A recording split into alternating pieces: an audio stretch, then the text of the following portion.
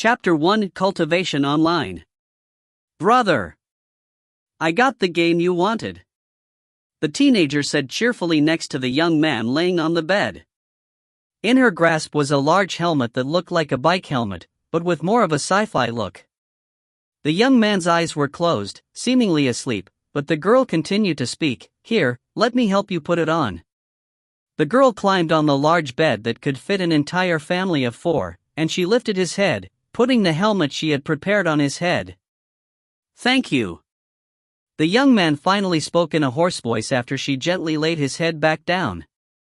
The girl smiled, tenderly caressing his hair so it wouldn't bother him.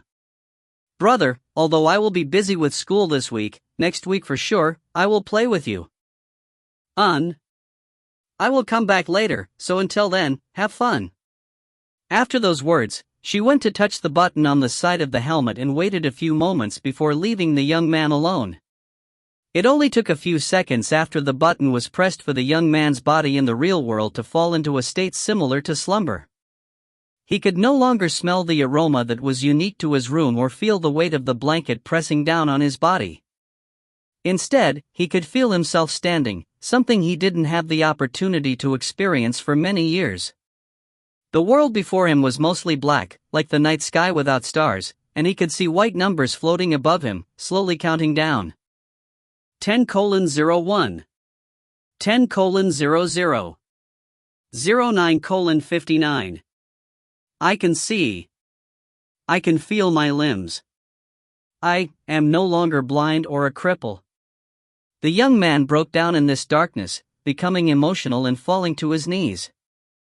He was born with an incurable illness that left him blind at the age of 7 and crippled at the age of 13. He is now 18 years old, and for the past 5 years he would lay in his bed, unable to do anything else besides just laying there. It was a gruesome and unimaginable life that one wouldn't even dare to imagine themselves in.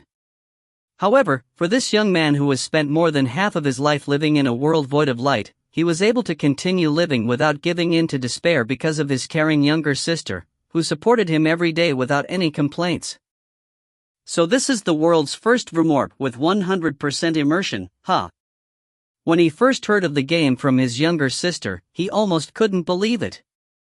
A game that operates inside the mind of the individual, allowing that person to live in another world without the need to move a single limb. Who would believe that such an incredible and advanced technology could exist? Not to mention that this high-tech technology was announced to be affordable enough for even the most common families to enjoy. It was unimaginable at first, but experiencing it firsthand, the young man can only believe it.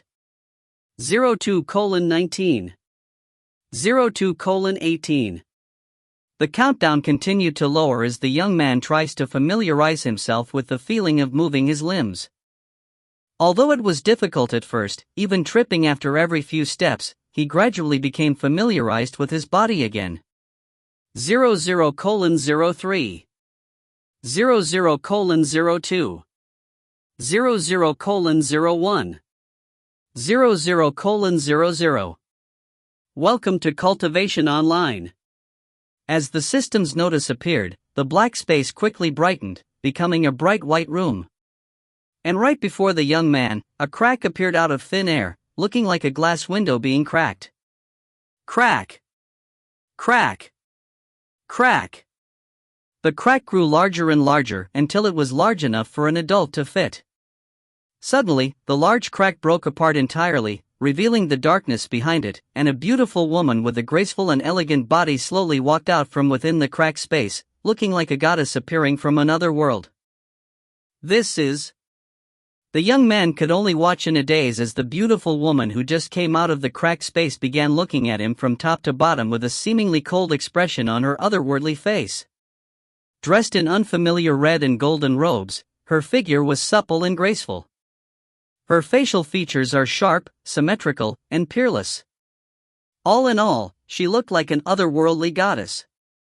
However, despite all of her perfect features, her gaze was anything but friendly.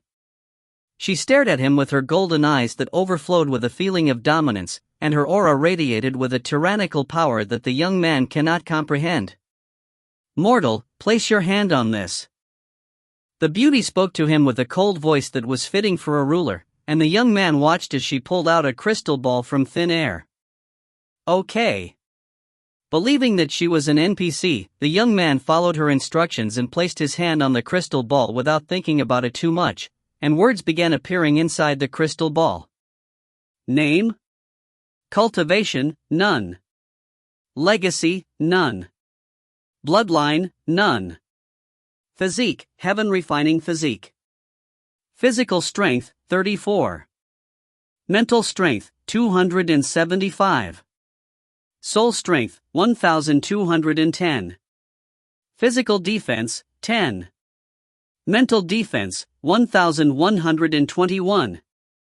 The beauty's expression suddenly changed upon seeing the information in the crystal ball, her clear eyes filled with disbelief. Heaven refining physique. Her hands trembled along with the crystal ball in her grasp. Not to mention his soul strength is at the rank of spirit warrior despite being only a mortal with no cultivation. No, that is nothing when compared to his physique. The beauty has never been this shocked before, even to the point of her body trembling. Is something wrong? The young man asked her upon seeing her silence and excited expression. She lifted her head to look at him, thinking to herself, I must rope him into joining my faction before the others find him. What is your name? She asked him with a serious expression. You can call me Yuan. Take this token and keep it with you until we meet next time.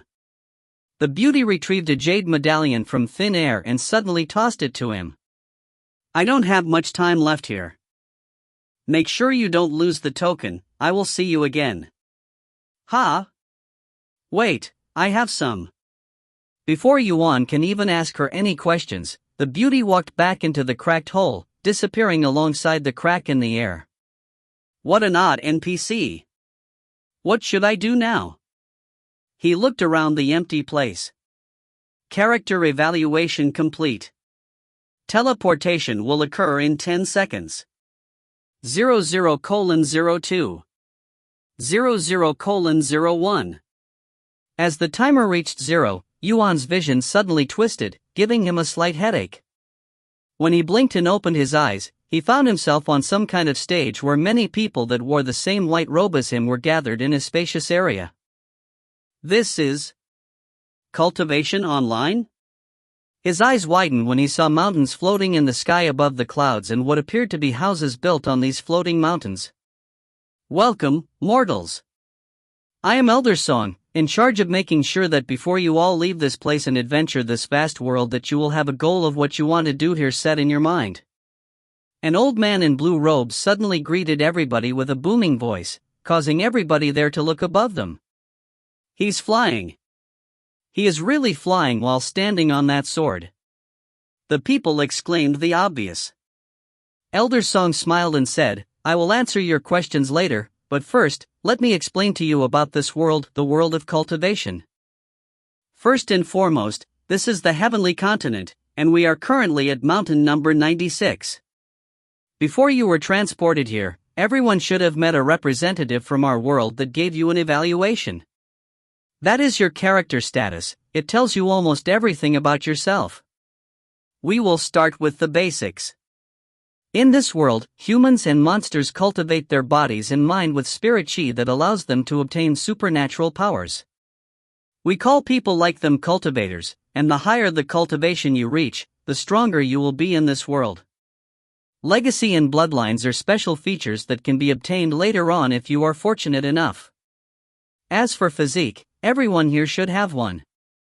Whether or not it is useless, this will tell you. Elder Song waved his long sleeves and thousands of talisman flew towards the people there. Activated with your thoughts, said Elder Song. The crowd followed his instruction, and loud exclamations resounded soon afterward. It says that I have an earth-ranked physique. What does that mean? Elder Song looked at the young man who just spoke and said to him, there is a 1 in 10,000 chances one is born with an earth-rank physique. Congratulations. You are what we call talented. Elder, how many ranks of physiques are there? The rank for physiques consists of mortal, earth, heaven, and divine. Elder, what does having a mortal rank physique mean, and what is the difference between the ranks? Elder Song remained silent for a moment, before speaking with a grin. Having a mortal physique means you are only ordinary, but having an earth physique means you are talented. The difference is obvious. You are naturally inferior to those who have a better physique than you. The more talented you are, the easier it will be for you as a cultivator. His words caused many faces to sink, especially those with a mortal physique. Can our physiques be changed? Someone suddenly asked. Physiques can be changed, but the process is a long and painful one, so most people just accept their fate. The people sighed in relief after hearing that their mortal physique can be changed. Does anyone here happen to have a divine rank physique?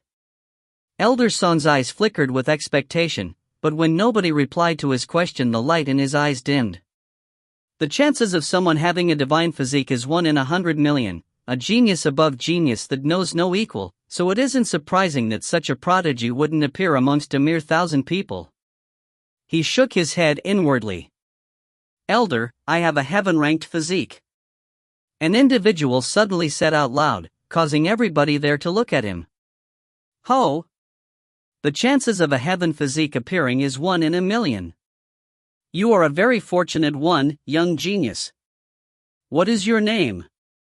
My name is Shen Ming, replied the handsome young man. Shen Ming? Isn't he the eldest son of Shen Li, the CEO of Royal Entertainment?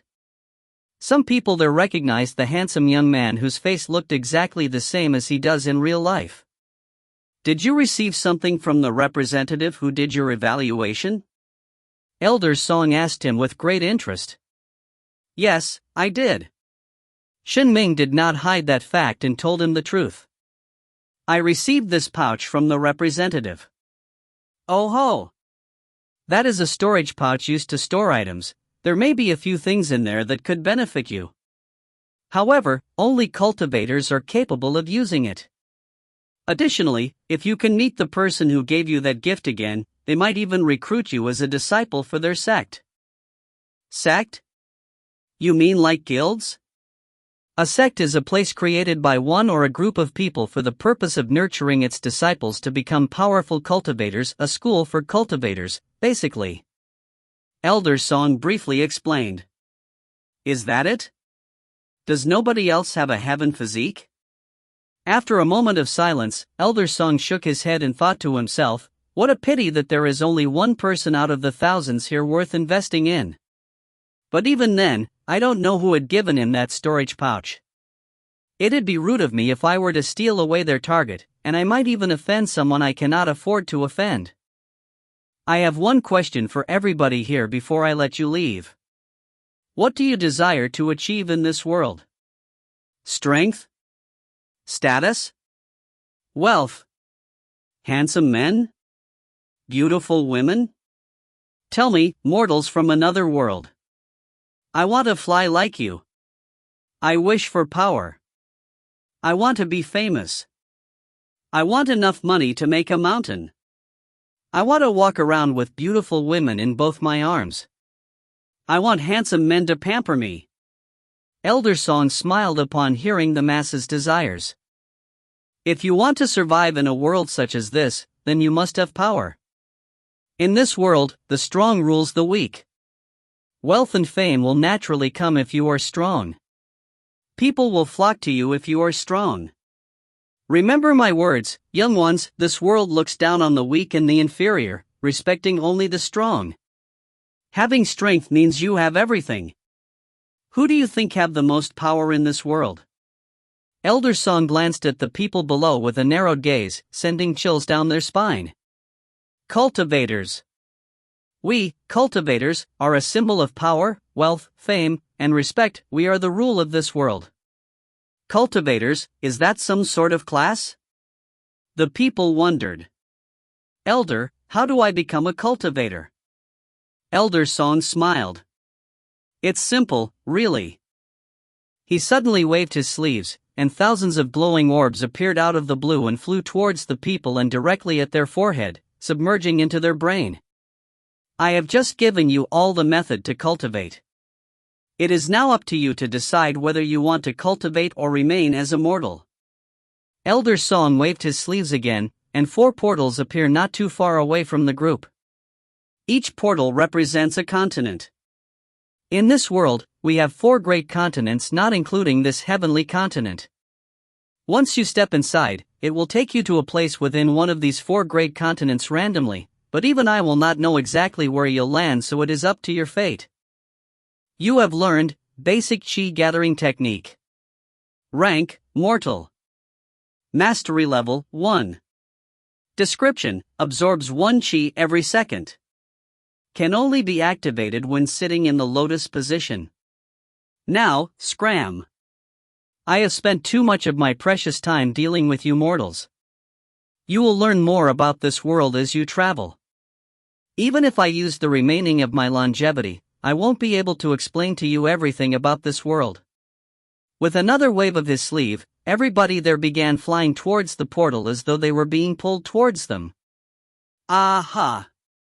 Shocked cries resounded, and those who entered the portal would soon appear in this vast and unknown world at random.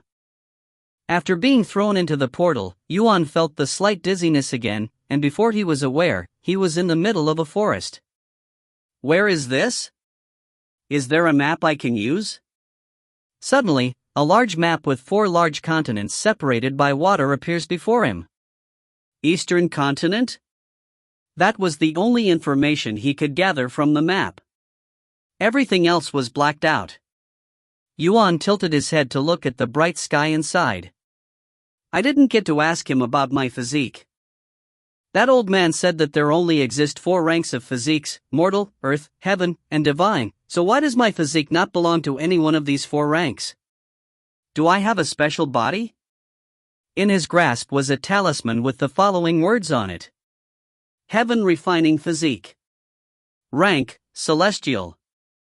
Chapter 2, Mysterious Little Girl. Character Status. Yuan activated the system command through his mind as he did with the talisman. Name, Yuan. Cultivation, none. Legacy, none. Bloodline, none. Physique, Heaven Refining Physique. Physical strength, 34. Mental strength, 275. Soul strength, 1210. Physical defense, 10. Mental defense, 1121. What do these stats do? He pondered and pondered, but alas, without a guide or someone to teach him, he was clueless. From what the creators of this game said, there will be no guides or manuals, leaving us, the players, to learn about this game for ourselves. There should be a leveling system in these types of games, but where is the experience bar? What is my level? This feels more like reality than playing a game. Yuan opened and closed his hands into a fist. Bang!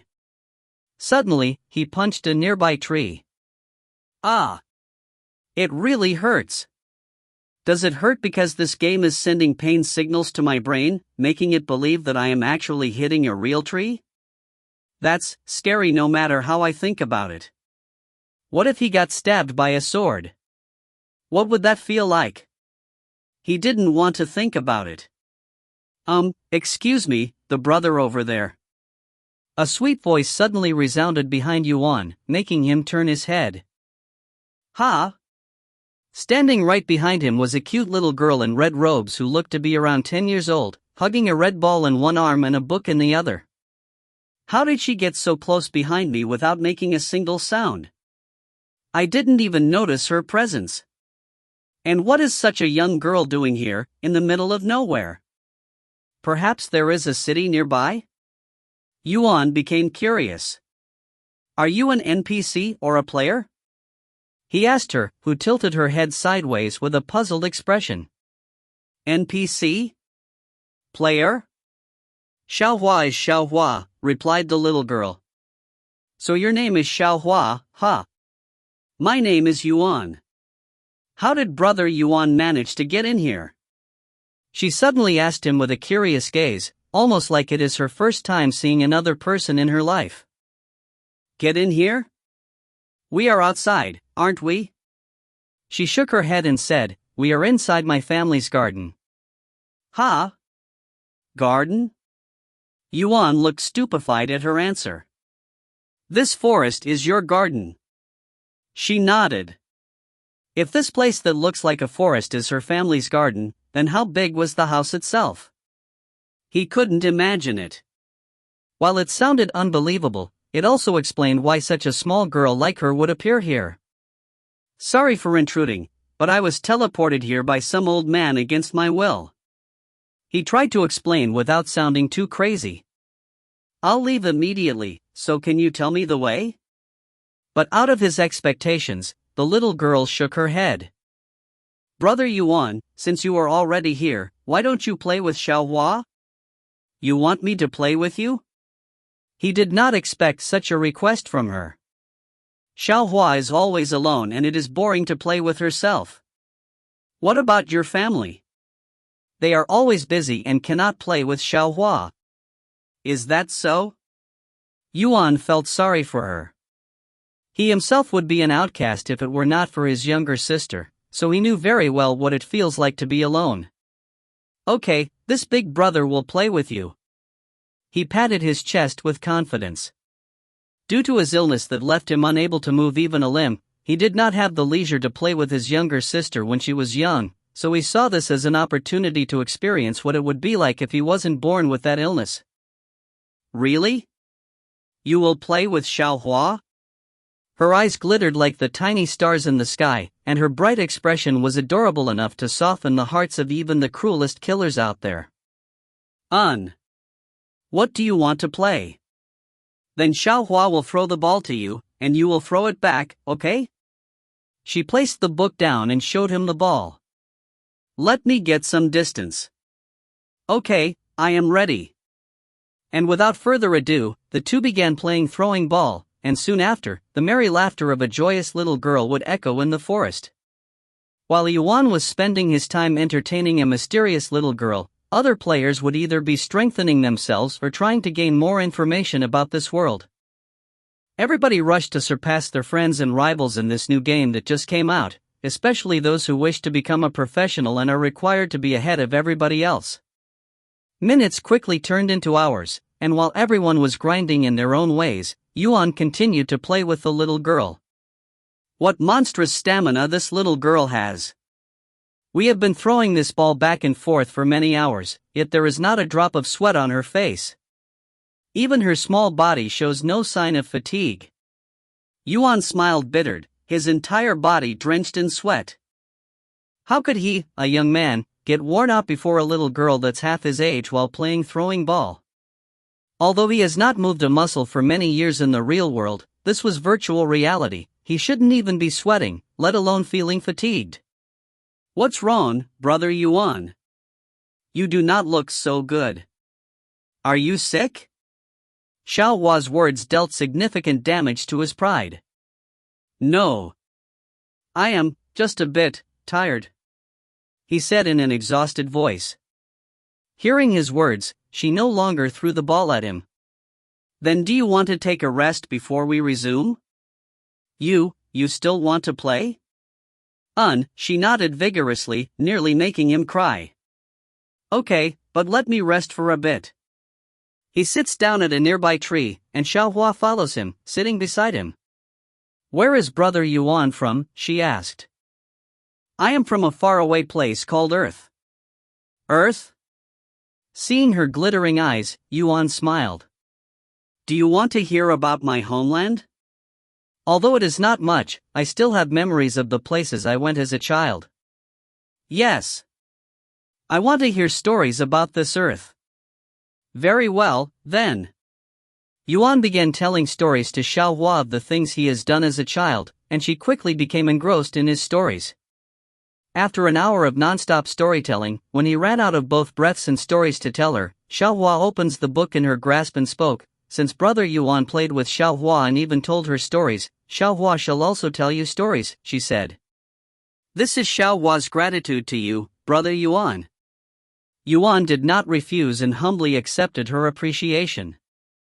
However, when she began reading the book in her hands, he was surprised to find out that he wasn't able to understand a single word coming out of her mouth. It sounded more like chanting than a story. But he didn't want to be rude to her, so he continued to listen. Soon, without being aware, he closed his eyes. After closing his eyes, he began feeling more relaxed and comfortable, almost as though he was experiencing some kind of hypnotization. The weird chanting from Xiaohua became less gibberish. He was beginning to comprehend her words, and information he never knew was being fed into his head. This continued for a whole hour before a sharp sound would suddenly wake Yuan from his meditative state. "You have learned heaven's secret art." Heaven's secret art. Xiaohua smiled gently upon hearing Yuan's mumble. And suddenly, above the sky for every player to witness, a grand system notice appears. Player Yuan has become the world's first player to have learned a divine rank skill. Congratulations! The announcement shocked every witness there, especially those players at the top. The game has not even been out for a day, yet someone has managed to obtain a divine rank skill already? Who was this player Yuan, and what did he do to obtain it? Chapter 3, Becoming a Cultivator. What's wrong, brother Yuan? Xiaohua asked him, who looked dazed while staring at the sky.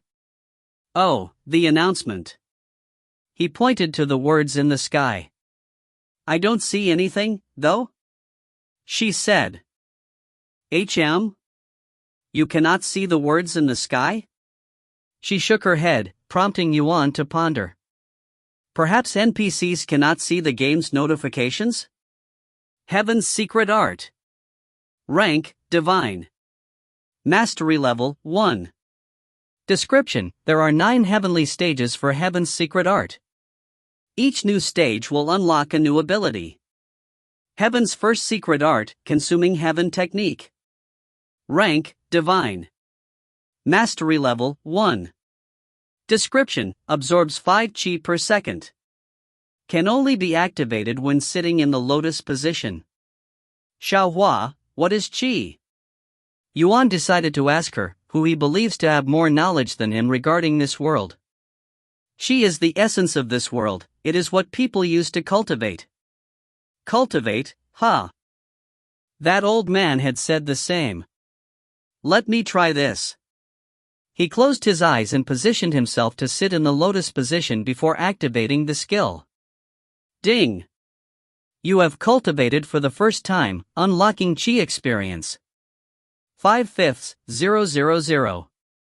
10/5, 000. 15/5, 000. His chi experience increased by 5 for every second he cultivated. Additionally, when he activated the Consuming Heaven technique, his breathing naturally became calm and rhythmic, and his entire body felt refreshed, almost as though it was breathing through every existing pore. Within just a few minutes, Yuan suddenly felt his entire body explode with a cool feeling, almost like he had been thrown into a pool of cool water on a hot day. You have succeeded in breaking through your mortal shackles, becoming a spirit apprentice. All stats plus 100. All I have to do is sit here and cultivate to grow stronger in this game? How boring. Yuan ignorantly thought to himself. But it does feel pleasant, almost like I am relaxing in a warm bath or something of sorts. Name, Yuan. Cultivation, first level spirit apprentice. Legacy, none. Bloodline, none. Physique, heaven refining physique. Physical strength, 134. Mental strength, 375. Soul strength, 1310. Physical defense, 110. Mental defense, 1221. Congratulations on becoming a cultivator, brother Yuan. Xiaohua said to him with a smile. It is all because of you, Xiaohua. You have my gratitude. Then let's continue to play. She stood up with the ball already in her hands, ready to be thrown. Yuan smiled bitterly, but he didn't refuse and continued to play with her.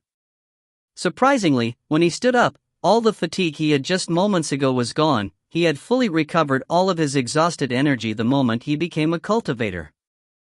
The two began playing again, but the speed the ball was being thrown seemed to be at a much faster pace than previously. Meanwhile, the world was in turmoil from the game's first world announcement. Rich and powerful companies in the real world began looking into this player named Yuan with hopes to find his real identity.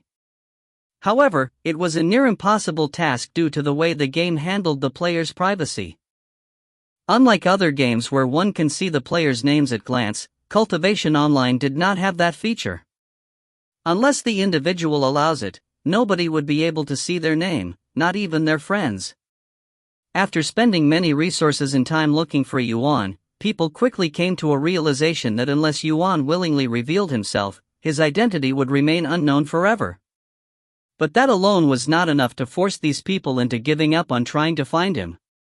The internet, game forums, even newspapers, people began offering real money for information on Yuan, even outright paying thousands for the person himself to reveal himself.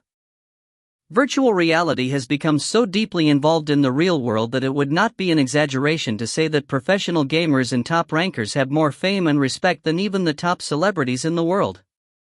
Some professional gamers, in fact, earn 7 digits every month just from S alone. In fact, even casual gamers can earn more money than people with normal jobs just by selling in-game items for real money. With so much an appeal, it would only be obvious for people to want to become a gamer where they can have fun and earn money instead of choosing work that involves labor. Furthermore, according to last year's gaming report, at least half of the world's population is a virtual gamer. After throwing the ball for a few hours without breaking a sweat, Yuan suddenly stops. "What's wrong? Are you feeling tired again?" Xiao Hua asked him. "My sister is calling for me, it is time for dinner," he said. "You are going to leave?" Her expression instantly turned gloomy upon hearing his words, feeling reluctant to let him leave. She was afraid that he wouldn't come back once he had left. "Don't leave Xiao Hua alone," she hurriedly said, almost breaking into tears. Yuan patted her head with a smile. "I will be back to play with you later, I promise." "You promise?" "If I break my promise, then I shall swallow 10,000 needles." He swore clearly in a loud voice. "Okay, then Xiao Hua will wait for brother Yuan here." She took a seat by the same tree and closed her eyes to rest. "Log off." Yuan's vision blurred, and the warmth in his limbs gradually disappeared. Darkness surrounded his view, and he could no longer see nor feel anything. "Brother, how was the game?" His sister's voice resounded beside him. "It was fun." He showed a gentle smile, but deep inside, he was reluctant to leave that bright and colorful world where his body was not useless. "What's for dinner today?" he asked her despite already knowing the answer. "Chicken soup." Yuan smiled bitterly. He has been eating nothing but soup for the last few years, after all. "Here, let me help you up." She took off the helmet on his head before lifting his head and adjusting his body to a sitting position. She began feeding him warm soup with a spoon soon later. "How is the temperature?" "Perfect." The room became quiet with Yuan drinking soup being the only sound that could be heard. After Yuan finished dinner that was only one large bowl of soup, she laid him back down on the bed. "I will be right back for your cleaning," she said. Moments later, she returns to the room with a towel, a bucket of warm water, and new clothes. "Excuse me, brother," she said before stripping him completely naked. "You row. What is it?" "I'm sorry." The room instantly turns silent. "What are you saying now?" "You are being weird, brother," she chuckled, breaking the silence. "I know, but I am MMM." His words were interrupted by a warm towel pressing down on his face. "You don't have to worry about me, brother. When you cure your illness one day, then you can pay me back." An indescribable feeling welled up in Yuan's heart. Will such a day ever come, he wondered inwardly. "Okay. You are all clean now, brother. Even your precious little thing." He teased Ro with a sheepish laugh. "Ah. You little." Don't play around with my body because I can't feel anything. Eh? What are you talking about? I definitely did not touch anything. You definitely did. Laughter filled the room. Thank you. Yuan suddenly said, I will repay you one day, this I promise. Putting his clothes on for him, Yuro smiled, I won't be humble when that time comes. Alright brother, we are done for tonight. I will be back in the morning. Ah, can you put the helmet back on before you leave? You want to continue playing? What about sleep? I don't think I can sleep tonight, and playing the game is already considered sleeping, you know? What am I going to do with you if you get addicted? Only tonight, okay? Brother Yuan, you're really back. Xiaohua instantly stood up with a happy expression upon seeing him appear out of nowhere like a ghost. I did make a promise to you, he patted her, who was poking her head at him with clear indications. What do you want to do now that the stars are already out? He then asked. Play games. She answered without hesitation. I figured. He nodded with a smile. Chapter 4, Hidden K's. Yuan continued to play with Xiaohua throughout the night without a care in the world. Meanwhile, other players were either trying to find the best way to strengthen themselves or were already in the process of grinding their strength. The players also grew addicted to their new profound strength, with the power to smash rocks with mere fists and skip meters into the distance. It gave them a sense of superiority, and it made them feel really good about themselves. However, for someone who was crippled and blind in the real world, Yuan wouldn't mind spending all of his time just playing with Xiaohua, who has many resemblances to his younger sister. The world under the night sky seemed still, with the only thing moving being two shadowy figures and a ball. Xiaohua, will you be fine with playing out here till so late? Won't your parents be worried if you don't return soon? Yuan asked her after noticing that she has been out here playing with him for nearly the entire day. It is okay. Xiaohua is always out here playing by herself, so they are used to it. His pity towards her increased with every passing moment he spent with her. Xiaohua, how about we take a rest from playing and let me tell you some more stories? Stories? Her eyes began flickering like the stars in the night sky upon hearing the magic word, and she instantly sat by the tree. Yuan followed and sat beside her. The stories I will be telling you today are fairy tales from my homeland. Fairy tales? Like mythology and legends? Well, not exactly. Fairy tales are more short stories made for entertainment rather than legends and such. They are pure fiction, so it's not real. What's the difference? You will know when you hear it.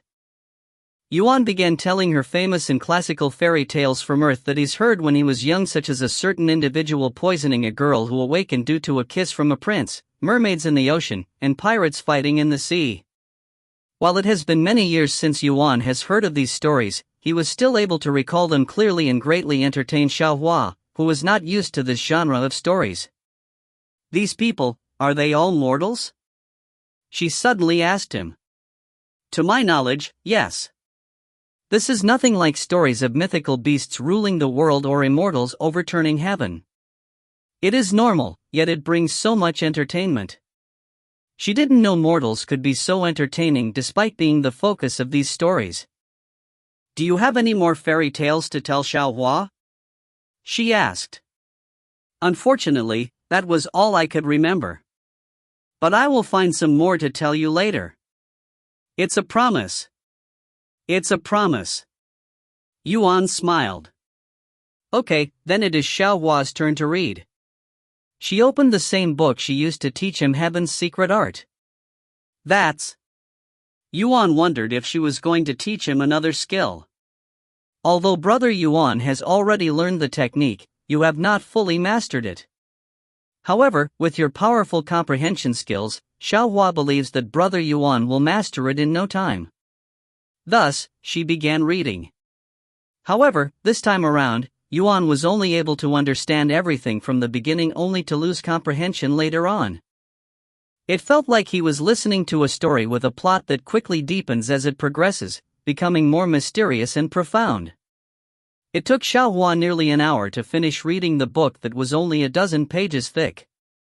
When she finished, she looked at Yuan to see the expression he was making. He was sitting still with his eyes closed, and on his face was a calm expression, looking as though he was in a trance. Brother Yuan is truly a genius.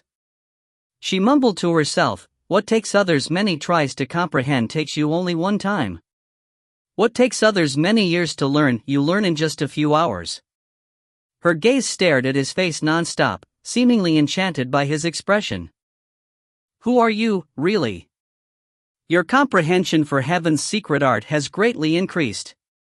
Heaven's secret art mastery level has been increased, 1-2.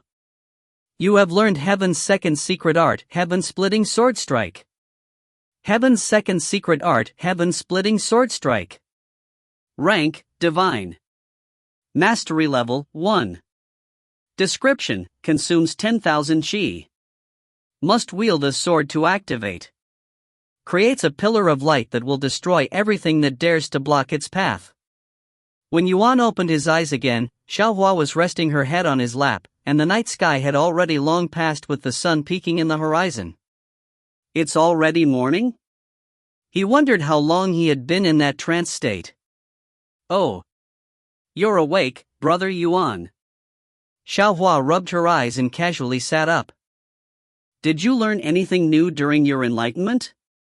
Enlightenment? Is that what that feeling was? I see.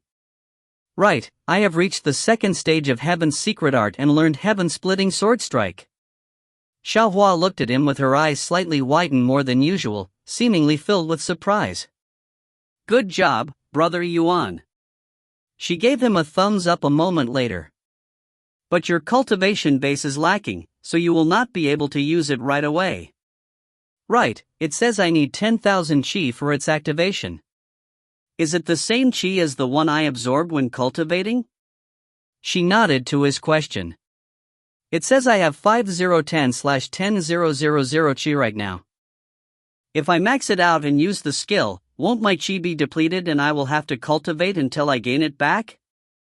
Your depleted Qi will naturally recover until it returns to its original state, so you will not have to cultivate every time you use a technique.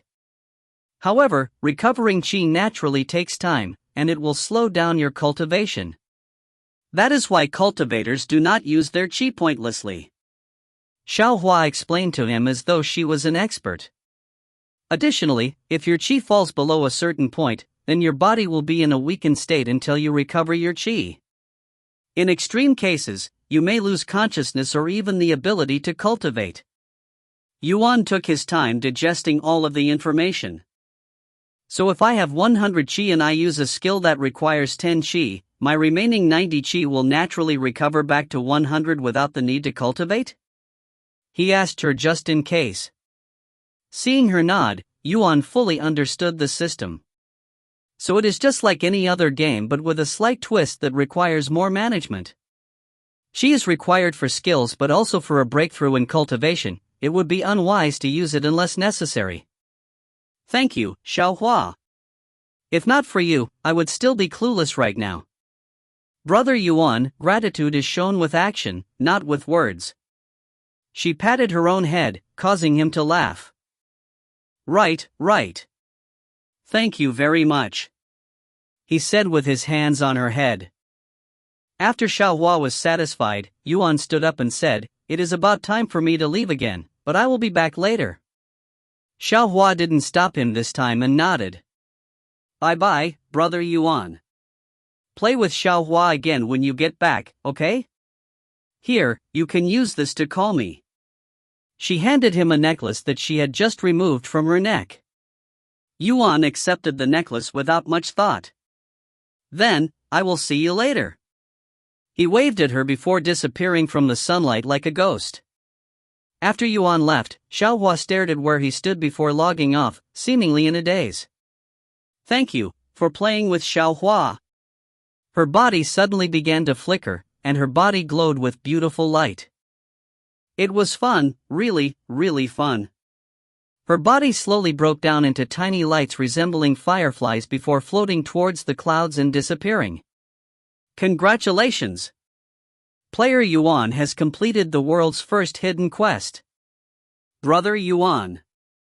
That night, a sweet and childish voice echoed across the starry sky. Chapter 5, Death Penalty. Good morning, brother. Morning. I have breakfast with me, she said, placing the bowl of soup on the adjustable table on the bed. Yuro, can I ask you for a favor? Yuan asked her as he's being fed like a patient in a hospital. What is it? I'd like to hear some fairy tales tonight. His words dumbfounded her, who wasn't expecting such a request. Why fairy tales? She asked in a worrying tone, afraid the illness might have finally messed up his mind. I made a friend in the game, and she happens to be a young NPC.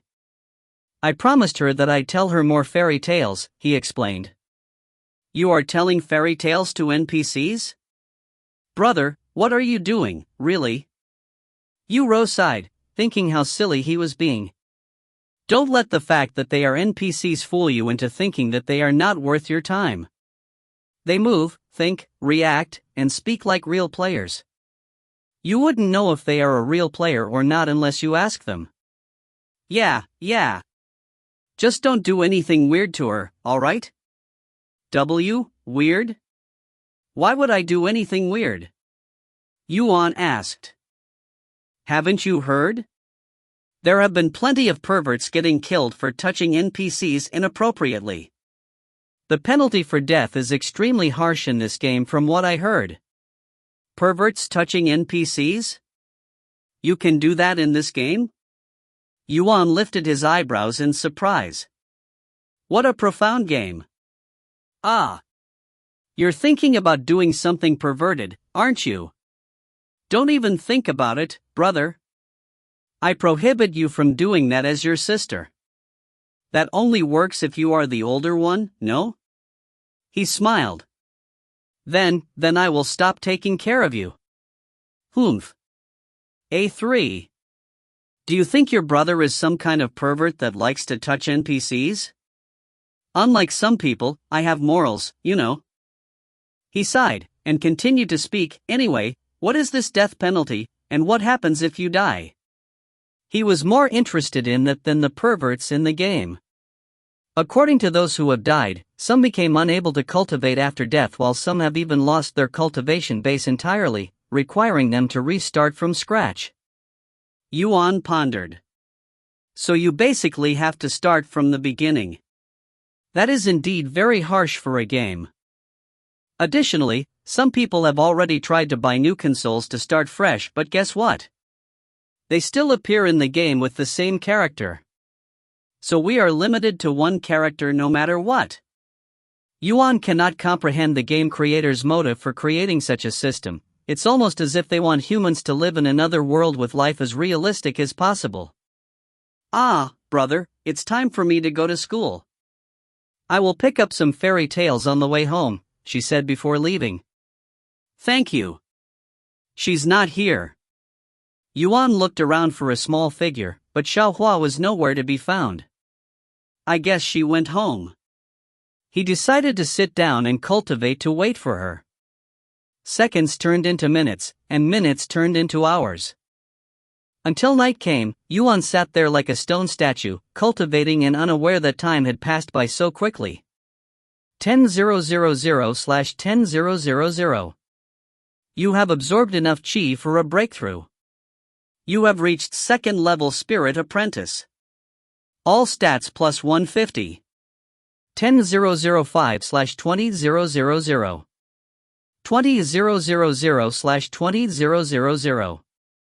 You have absorbed enough chi for a breakthrough. You have reached third level Spirit Apprentice. All stats plus 200. 20,005/40,000. 40,000/40,000. You have absorbed enough chi for a breakthrough. You have reached fourth level Spirit Apprentice. All stats plus 250. 80,000/80,000. You have absorbed enough chi for a breakthrough. You have reached 5th level Spirit Apprentice. All stats plus 300. 148 550/160 000. Yuan did not stop cultivating until it was time for him to eat dinner. We couldn't play today, but that's fine. At least I will have stories ready for the next time we meet. He stared at the night sky for a moment before logging off. After feeding Yuan and getting him cleaned, Yuro began reading fairy tales to him like a mother would tell stories to her child before bedtime, but her voice was still too immature to sound like a real mother. "How was my narration?" she asked him in a cheeky tone. "It sucked." "What fine? You can read it yourself next time." "Ah. I'm sorry, Yuro. I was only joking." Yuan hurriedly corrected himself. "Your voice was so heavenly that I thought you were a real fairy." Yuro blushed. It was embarrassing to read these childish stories out loud, you know, she said later. "I will remember this debt you owe me." Yes, I will even give you my life, so find me a few more fairy tales, okay? Yuro? He called out to her after receiving no answer. "Brother, please don't say things like that ever again," said Yuro with a serious expression on her face, her voice somewhat sorrowful. Yuan quickly realized that he had screwed up. "I'm sorry." He apologized right away. "As long as you understand." Yuro left his side to close the light. "Brother, it is getting late, you should go to sleep now." Good night." "Good night, brother." Inside her room, Yuro surfed the internet on her phone for some time before sleeping like always. This player Yuan is very mysterious and baffling. In just 2 days since the game's launch, he was able to become the first player to obtain a divine rank skill and finish a hidden quest. Is he even human? Despite not being able to play the game due to school and Yuan, she would still keep up with the newest information about the game so when the time comes for her to play, she wouldn't feel too lost. Meanwhile, my brother is fooling around with a young NPC. She smiled bitterly at that thought. Wow, his bounty has increased to 5 million already. Her eyes widened at the effort and money others were willing to put out just to find this one player. So much fame, how envious. She turned the phone off and closed her eyes. Brother too. Used to be flickering with lights under the spotlight. She sighed before slowly falling asleep. Chapter 6: Servants. How is the search going? Have you found any information on this player Yuan yet? A handsome young man sat on his bed with Cultivation Online's console, the helmet still on his head, his gaze at the middle-aged man standing by the door. Sorry, young master, but this player seems resolute in keeping his identity a secret. Not even our offer was able to lure him out, said the middle-aged man in a tired tone. He has gone without sleep for the past 2 days just to look for information on Yuan, but alas, the results came back in a box of disappointment filled with a whole lot of nothing.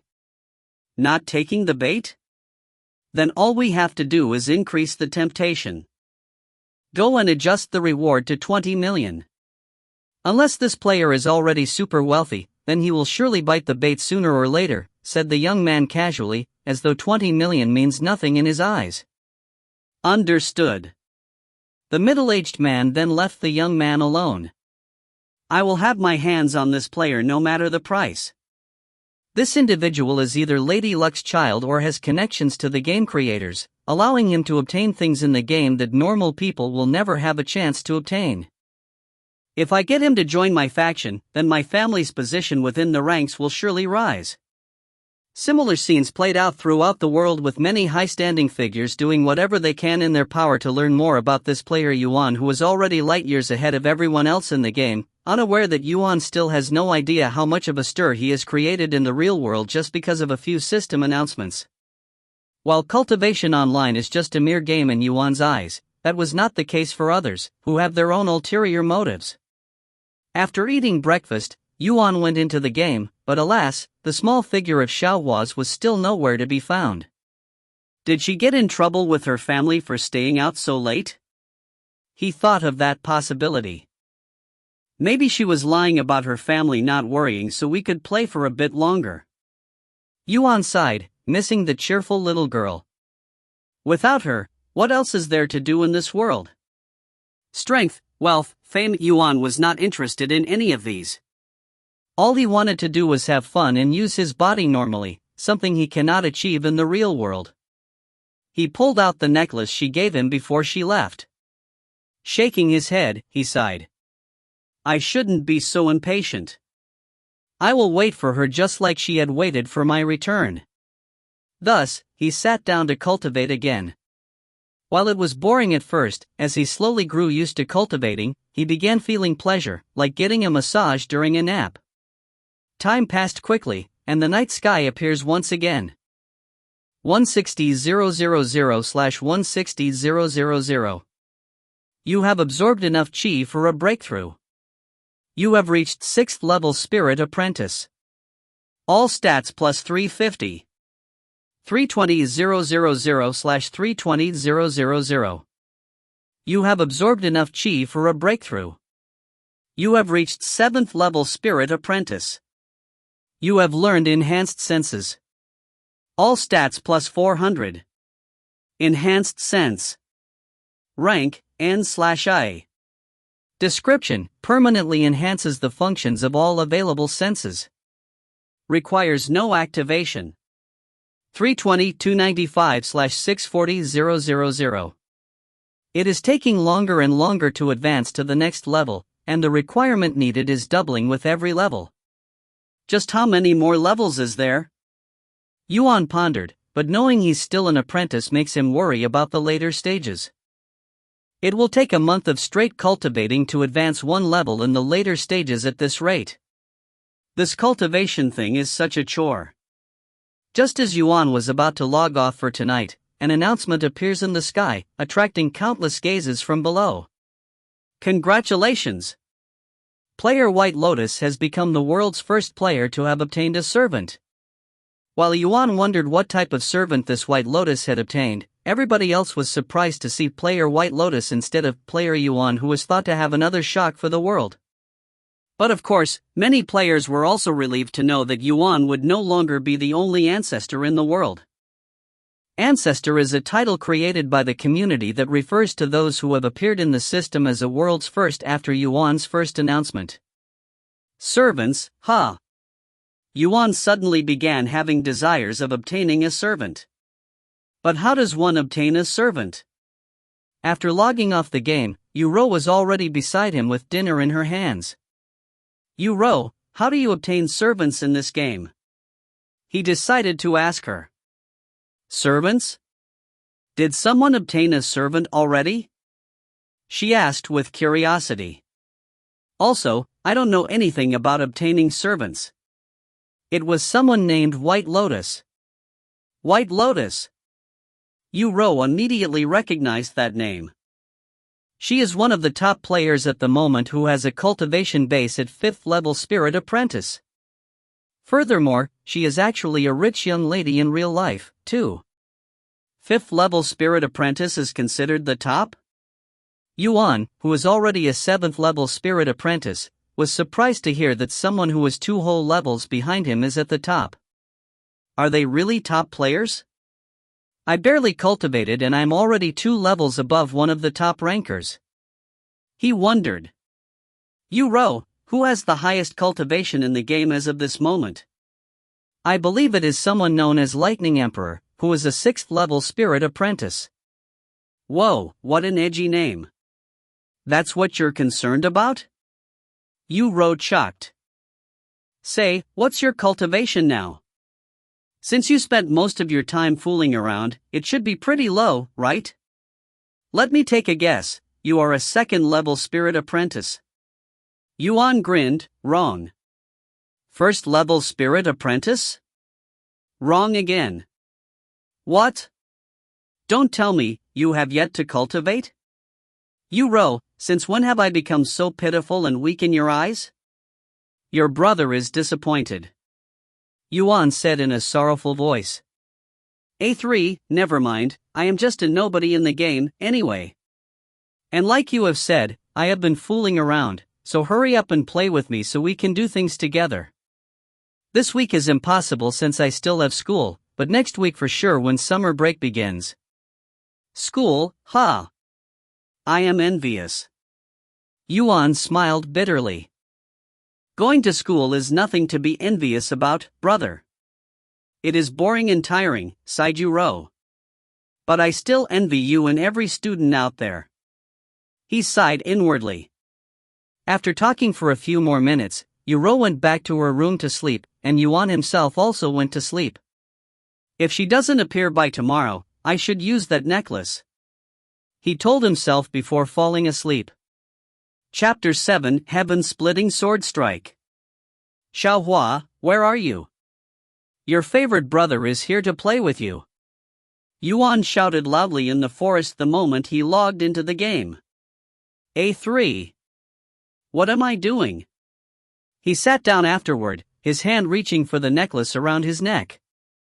Despite it seemingly made out of steel with a piece of jade attached, the necklace was as light as a feather, nearly weightless.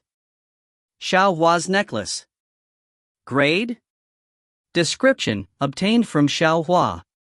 Even though she said to use this to call her, how do I use it? He played around with the necklace as he pondered. He tried poking it, caressing it, commanding it to open, even licking it, but alas, the necklace remained unchanged. After many minutes and many failures later, Yuan decided to stop trying to activate the necklace. Oh, Xiaohua. How can you give me something so complicated without explaining its functions? He sighed loudly. Suddenly, as though the heavens heard his sigh, the earth trembled. __. The sound of metal clashing resounded, followed by loud cursing. Eat my coiling sword strike, you bastard. Courting death. Boom. A loud explosion appeared in the distance, startling Yuan. What just happened? Why did the earth tremble the way it did just now? Did someone drop a bomb? Clang. The sound of metal clashing resounded again, and a gust of wind suddenly swept the place, nearly lifting Yuan into the air. Devil Mangli. If I don't kill you today, then I am not Zhan Shuegang. Ah ha ha ha. A mere half-step spirit grandmaster like you think you can kill me? Today will be the day you will realize your foolish existence in hell. Clang. Clang. Clang. Visible ripples filled with profound power swiftly swept the sky after every clash, sending chills down Yuan's spine every time it swept past him. It is actually two people fighting against each other that is causing this phenomenon? Yuan was shocked, to say the least. To fight in someone else's garden, how disrespectful. Soon, two figures could be seen fighting each other in the air from where Yuan stood. One with long red hair and one with long black hair. They were flying back and forth, throwing powerful sword strikes at each other that would create ripples upon being blocked by the other person. They are flying, just like that old man. Yuan recalled Elder Song, the old man who gave him and thousands of other players a brief explanation about this world while standing on a sword in the air. The fight in the air lasted for many minutes without either one gaining an advantage over the other. They seemed to be equally matched. However, as they were getting closer and closer to where Yuan stood, the destructive ripples created by their sword clashes also became painful to bear for him. Despite not being a part of the fight, Yuan could feel a dominating pressure making it difficult for him to breathe, and his body felt as though it was carrying a large rock. Die for me. 7 earthly sword strikes. Ah ha ha ha. Too weak. Way too weak. Bloody sword strike. A ripple far superior to the previous swept through the place until it could no longer be seen on the horizon. Cough. Yuan could no longer resist the pressure and coughed up a mouthful of blood. Damn. This is really uncomfortable. He wiped the blood from his mouth with his hand. I can even taste the iron-like taste of blood. Yuan was completely immersed at this moment. The pain in his body and the realistic features of this game temporarily made him forget that this was just a game. If they get any closer, I will definitely die from collateral damage. He began running away from the two, but the clashes between them were also getting stronger. 9 earthly sword strikes. Devil's blood. Boom! Trees fell and the clouds scattered from the impact, and Yuan was sent flying towards a tree, losing consciousness a moment later. Ha ha ha ha! Zhan Shuigang, what's wrong? Didn't you say that you will kill me today? One of the figures began laughing while pointing at the other person who was missing an arm. The prime disciple of the profound sword sect is only so, just like that junior sister of yours. Ha ha ha ha!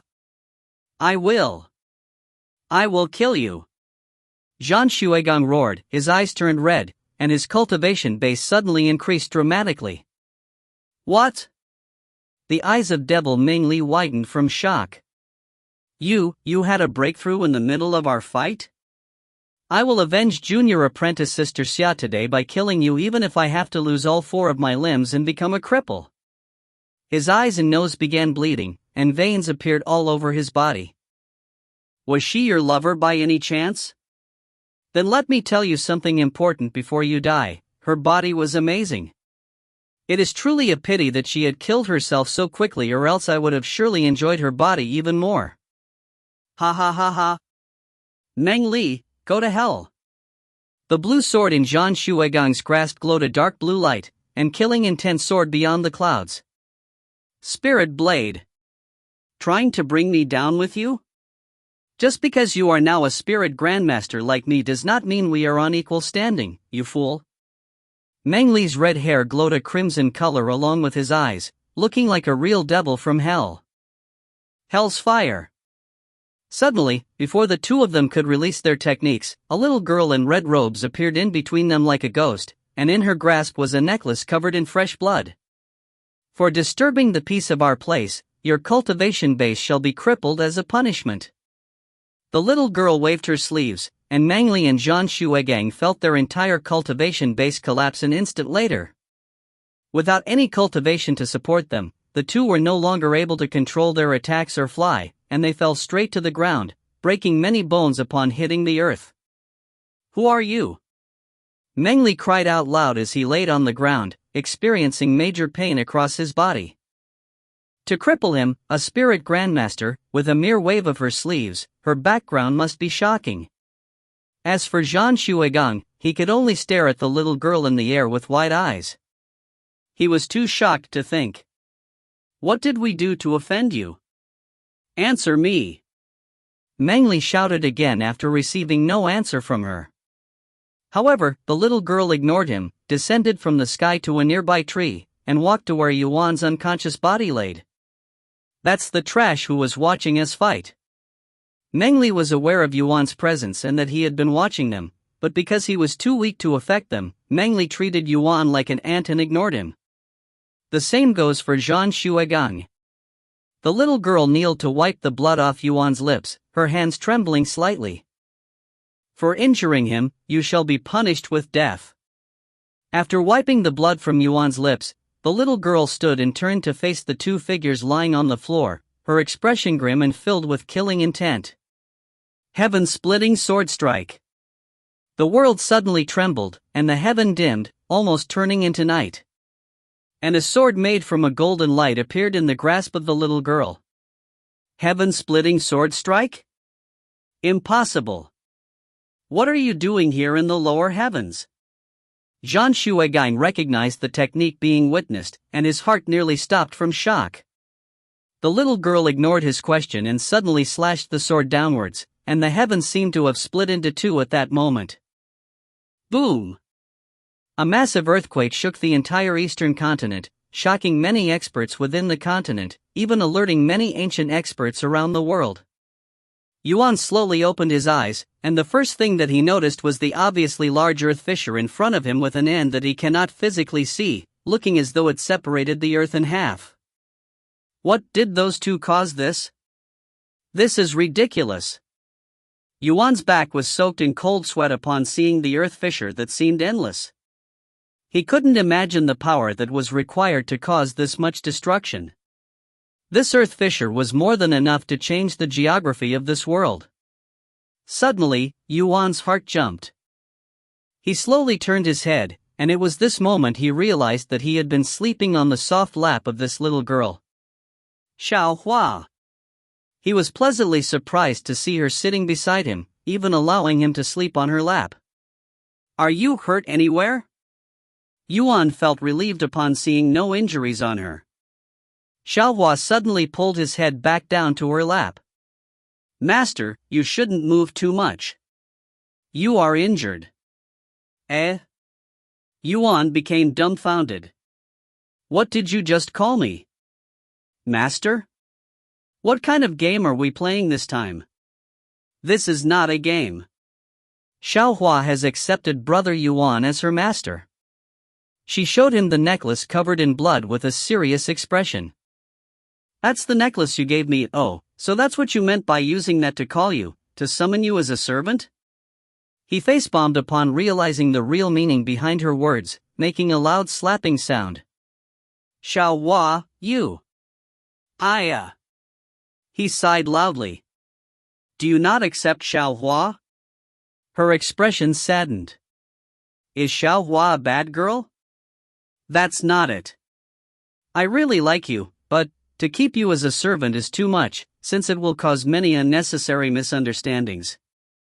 Misunderstands? Xiao Hua does not mind. But I do. Yuan replied inside his head. After a moment of silence, Yuan finally said to her, Brother Yuan. Ha? Xiao Hua looked at him with a puzzled expression on her face. As long as you call me Brother Yuan like normally, then there will be no misunderstandings. He explained to her. Then. Her eyes began sparkling. Brother Yuan. She suddenly hugged him, hiding the bashful smile on her face. You have accepted Xiao Hua as your servant. Name, Xiao Hua. Servant grade, divine. Master, Yuan. Cultivation, 3rd level Spirit King. Legacy, Supreme Heaven's Legacy. Bloodline, Divine Bloodline. Physique, Purple Mist Physique. Heaven's Secret Art. Rank, Divine. Mastery Level, 4. Heaven's First Secret Art, Consuming Heaven Technique. Rank, Divine. Mastery Level, 5. Heaven's Second Secret Art, Heaven Splitting Sword Strike. Rank, Divine. Mastery Level, 4. Heaven's Third Secret Art, Heavenly Domain. Rank, Divine. Mastery Level, 2. Heaven's Fourth Secret Art, Heaven Sealing Technique. Rank, Divine. Mastery Level, 1. Fly. Rank, Earth. Superior Senses. Rank, Heaven. Chi Manifestation. Rank, Earth. Purple Mist. Rank, Divine. Congratulations! Player Yuan has obtained the world's first divine grade servant. When the announcement appeared above the sky, countless cries of shock resounded around the world, and rumors of player Yuan being a cheater quickly began spreading like wildfire on this day. Chapter 8: An Overwhelming Advantage. What the hell? This player Yuan is clearly already at endgame while the rest of us are still picking herbs just to earn barely enough money for a common weapon. The game hasn't even been out for a week and he is already obtaining things that will probably take months, even years of grinding. Can he even be considered a player at this point anymore? He is ahead of the entire player base and not by a small margin. At this rate, couldn't he potentially rule over everybody at some point? This asshole must be cheating. There is no way he can obtain all these things so quickly. Even the current best players are nowhere near him, and I refuse to believe that some no-name can possibly be so far ahead of everyone else without cheating. That's right. He's clearly cheating. Where are the admins? What about the game creators? He needs to be punished. He either has balls that are hard as steel or he's completely nuts. To cheat so openly, does he think it wouldn't raise even a little bit of suspicion? Rumors of Yuan cheating in the game began spreading like wildfire across the internet. Cheaters nowadays, especially in popular games, are punished more severely than older times where cheating would only be frowned upon but nobody really tries anything major to stop them. Furthermore, if you are caught cheating, then there is a high possibility of receiving a fine that is more expensive than 10 years of rent for housing, and there are even many cases of cheaters being jailed for up to 4 years. With so many risks involved, only those who are rich and really don't care would be willing to cheat. However, even these types of people wouldn't cheat so openly. So in Yuan's case, people could only assume that he was completely nuts to be so obvious in the current most popular game in the world. Cheating, huh? What do you think, White Lotus? Do you also believe this Yuan to be a cheater? A handsome young man in purple robes kicked the decapitated wolf head by his feet to the side. In his grasp was a steel sword with a black handle, and blue lightning snakes would coil around the blade every so often that was dripping with fresh blood. Beside him stood 2 other people, both beautiful ladies. The beautiful young lady with elegant features by his side silently stared at the announcement in the sky. Whether he is cheating or not does not concern me, she said a moment later, her gaze switching from the announcement to the large black cat beside her. But I am interested in what a divine rank servant would look like. Her 2-tailed black cat is a normal monster without a grade, but it has great agility and powerful attacks. If compared to cultivators, then its power would be equivalent to a 4th-level spirit apprentice. This divine grade servant, with this, his influence within and outside the game is massive and can no longer be ignored, and his actions could very well greatly impact the world. What's this? Is the Lightning Emperor, ranked 3rd in the legacy ranking, feeling pressure from a no-name? The other beautiful lady laughed charmingly. Do you feel nothing regarding our situation, Fiery Queen? Lightning Emperor looked at her with a serious expression. This is not a joking matter. Forget about me, the entire legacy ranking may be thrown into disorder because of this Yuan. I'd be lying if I say I am not interested in this player, but the entire legacy ranking? That's an exaggeration. He's probably just another cheater. What if he turns out to be the real deal, someone with extreme luck and skills? What will you do then? The cheerful expression on Fiery Queen's face turned serious after his question. Then I will obviously do what I have to and recruit him. Ha! Do you think you are the only one with that thought? Forget about the Feng family who is currently ranked 1st. Every family within the legacy ranking is actively looking for him even as we speak. Che. I know that already. But it doesn't matter how many are looking for him. As long as I find him first, then he will be mine. Lightning Emperor only snorted at her words. Talking to you is a waste of breath. We're here, the skeleton graveyard. Lightning Emperor readied his sword, his awareness alert. In front of the current 3 top players was a large graveyard with many skeletons walking around awkwardly, like wooden puppets with stiff movements. Let's quickly finish this. I am feeling sick just from your presence, said Fiery Queen. You willingly followed us. Only because we happen to have accepted the same quest. Che. Let's go. They have already noticed us. Fiery Queen retrieved her weapon, which was a long whip. White Lotus followed, holding a normal-looking sword in front of her. Despite being top players, neither of them had any chance to obtain weapons with a grade, so they can only put up with these normal weapons with no grade. Lightning Element. Lightning Emperor caressed his sword, causing the lightning snakes to return, coiling around the blade as though it was dancing. Body Enhancement, Speed. Fiery Queen's supple body glowed blue, and her body could no longer feel any weight, feeling as though she has become as light as a feather. Su-hei. White Lotus said softly, and the black cat stood in front of her. Let's go. Lightning Emperor kicked his feet, flying towards the skeletons at a quick speed. Don't order me around. Fiery Queen also charged forward, followed by White Lotus and her servant. Xiao Yu. Yuan was shocked upon seeing her character status. Although he doesn't understand what they meant, they were obviously not ordinary. To have a companion this powerful so early on in the game. Isn't this technically cheating? Yuan was aware of the advantage he currently has over all the other players, but because he isn't playing for competitive reasons, he doesn't on planning to use this advantage. Say, Xiaohua. Compared to a spirit apprentice cultivator, how much stronger are you as a spirit king? He asked her so he could better comprehend the differences between them. Xiaohua looked at him weirdly for a moment before saying, 1,000, 10,000. Brother Yuan, they cannot be compared because the difference is too vast.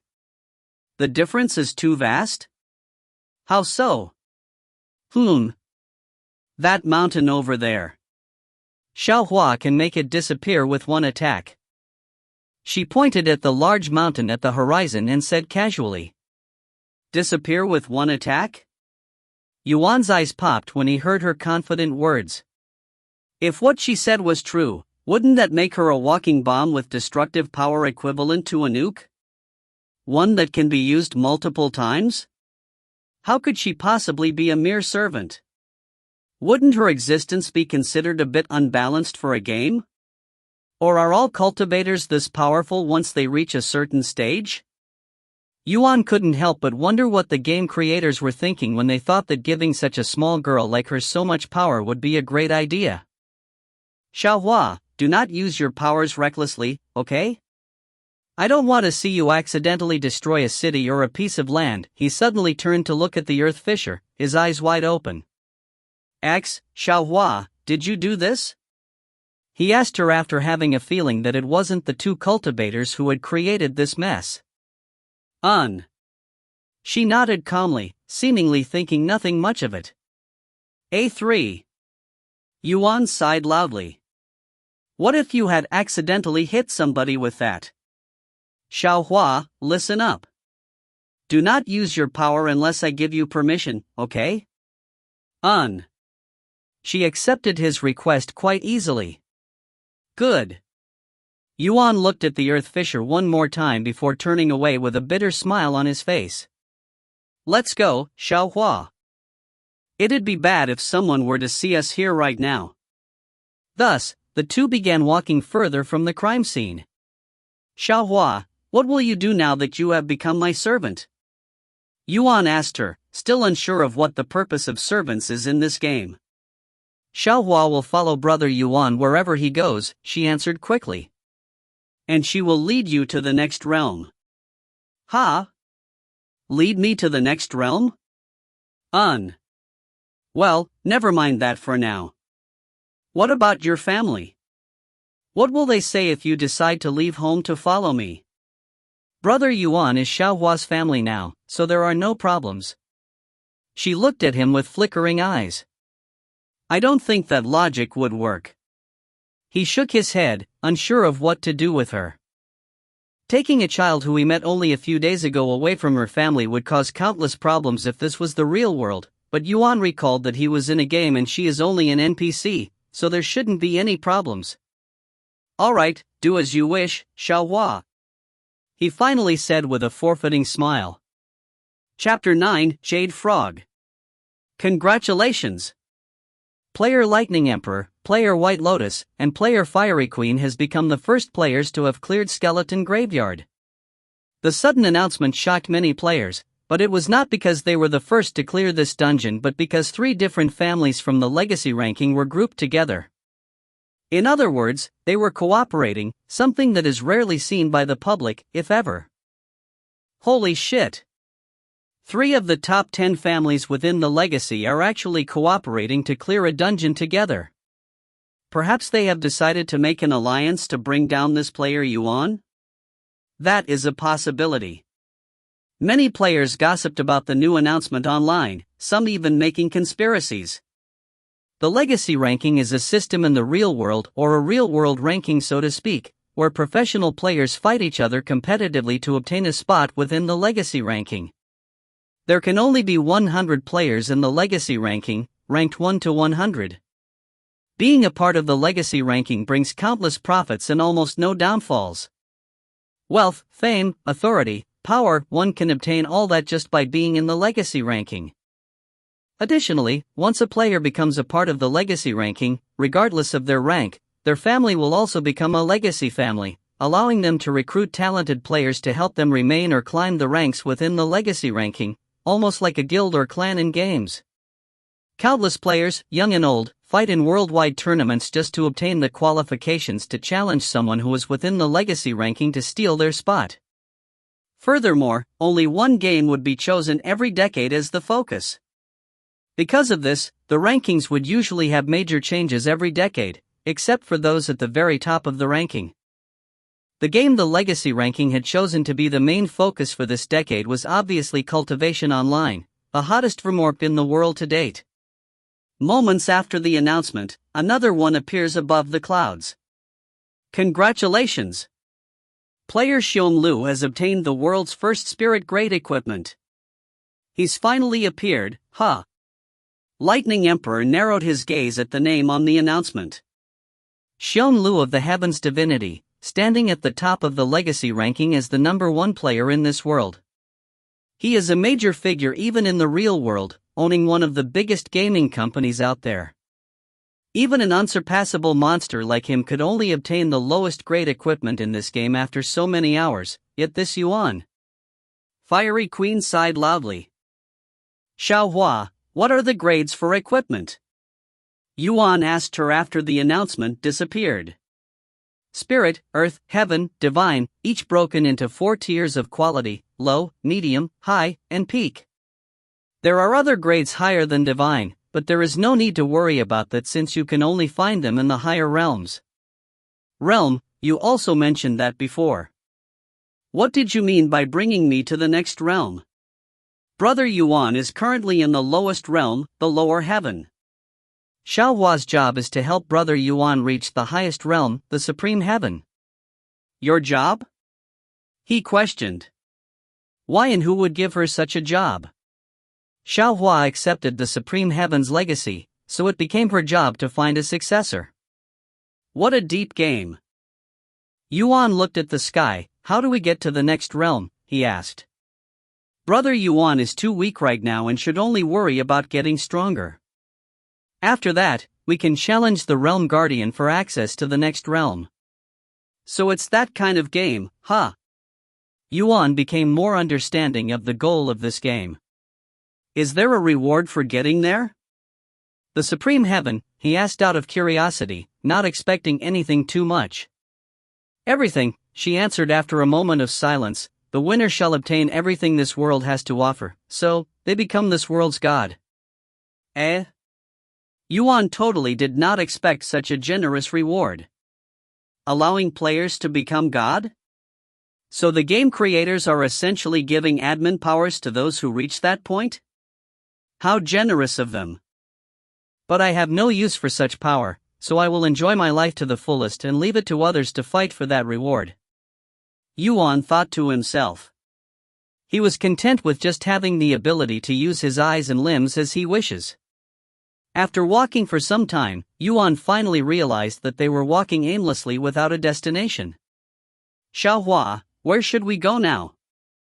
Or rather, what should we do? He asked her, who seemed to be the one leading this journey. Xiaohua looked at him with a nonchalant expression and said, help Brother Yuan get stronger. And how will we do that? Although he doesn't really desire strength, it wasn't something he would refuse either. That. Xiaohua suddenly pointed to the distance where there was an open field, and in this middle of this open field was a large figure at least 5 meters tall. That's a frog? Yuan quickly blinked a few times non-stop when he saw the massive frog with jade-like skin sitting in the middle with its eyes closed, seemingly sleeping. That is a jade frog. It has power equivalent to a 9th level spirit apprentice cultivator. 9th level spirit apprentice? I am only a 7th level spirit apprentice. Are you telling me to go kill myself?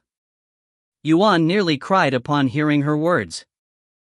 Although the jade frog is 2 levels above Brother Yuan's cultivation base, it shouldn't matter because Brother Yuan has cultivated the heaven-consuming technique, allowing him to be stronger than most cultivators at the same level. Is that really how it works? But I also don't know how to fight. It noticed us. Yuan suddenly pointed at the jade frog, its head turned towards their direction with killing intent radiating from its gaze. Whoosh! The jade frog suddenly leaped and appeared dozens of meters into the sky, almost as though it was trying to touch the clouds. Watch out!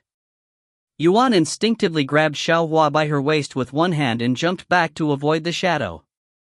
Seconds later, the jade frog lands it where they originally stood, creating a dent in the ground. That was close. Yuan wiped the invisible sweat from his forehead when he saw the hole on the ground. They could have been neat paste if he didn't dodge that. Brother Yuan, good luck. She gave him a thumbs up and casually walked to the side to watch, dumbfounding Yuan. Thinking that she was just an ant, the jade frog ignored her and kept its gaze on Yuan. You?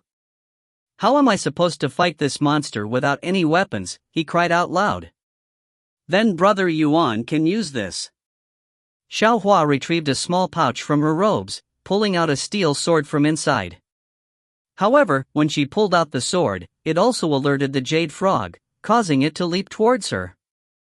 In the jade frog's eyes, Xiaohua, who has a weapon, was more of a threat than Yuan, who was empty-handed, so it ignored Yuan and went for her instead.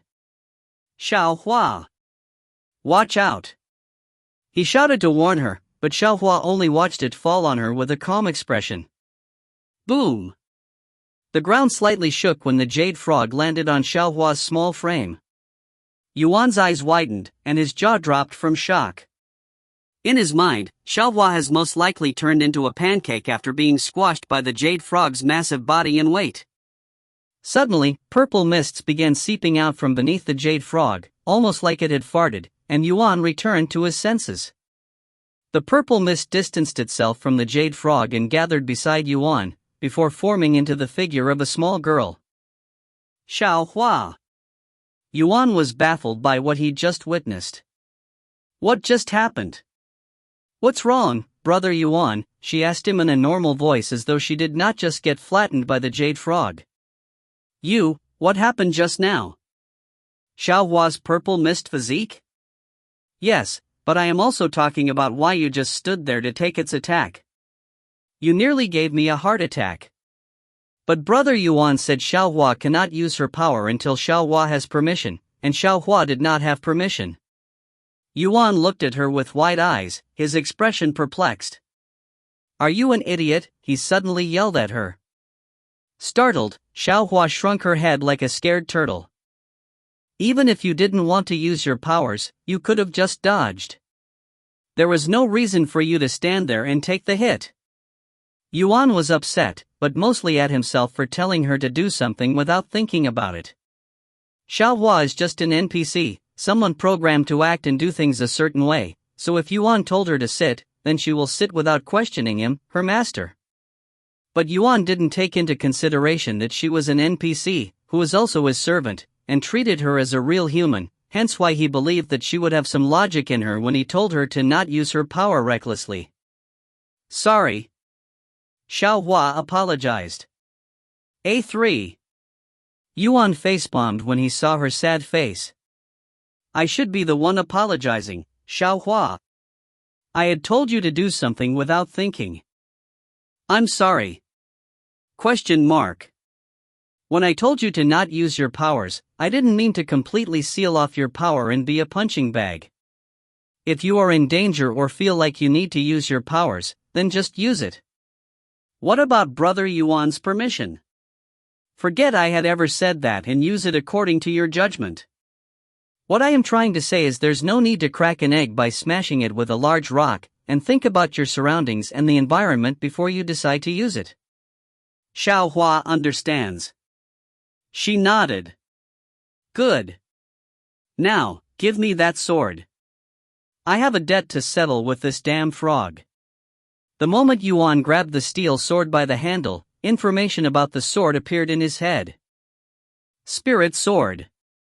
Grade, Spirit. Quality, Peak. Physical strength required, 900. Mental strength required, 500. Sharpness, 1000. Description: cuts metal like butter. Good sword. Yuan instantly took a liking to it after swinging it a few times in the air. Chapter 10: A Natural Prodigy.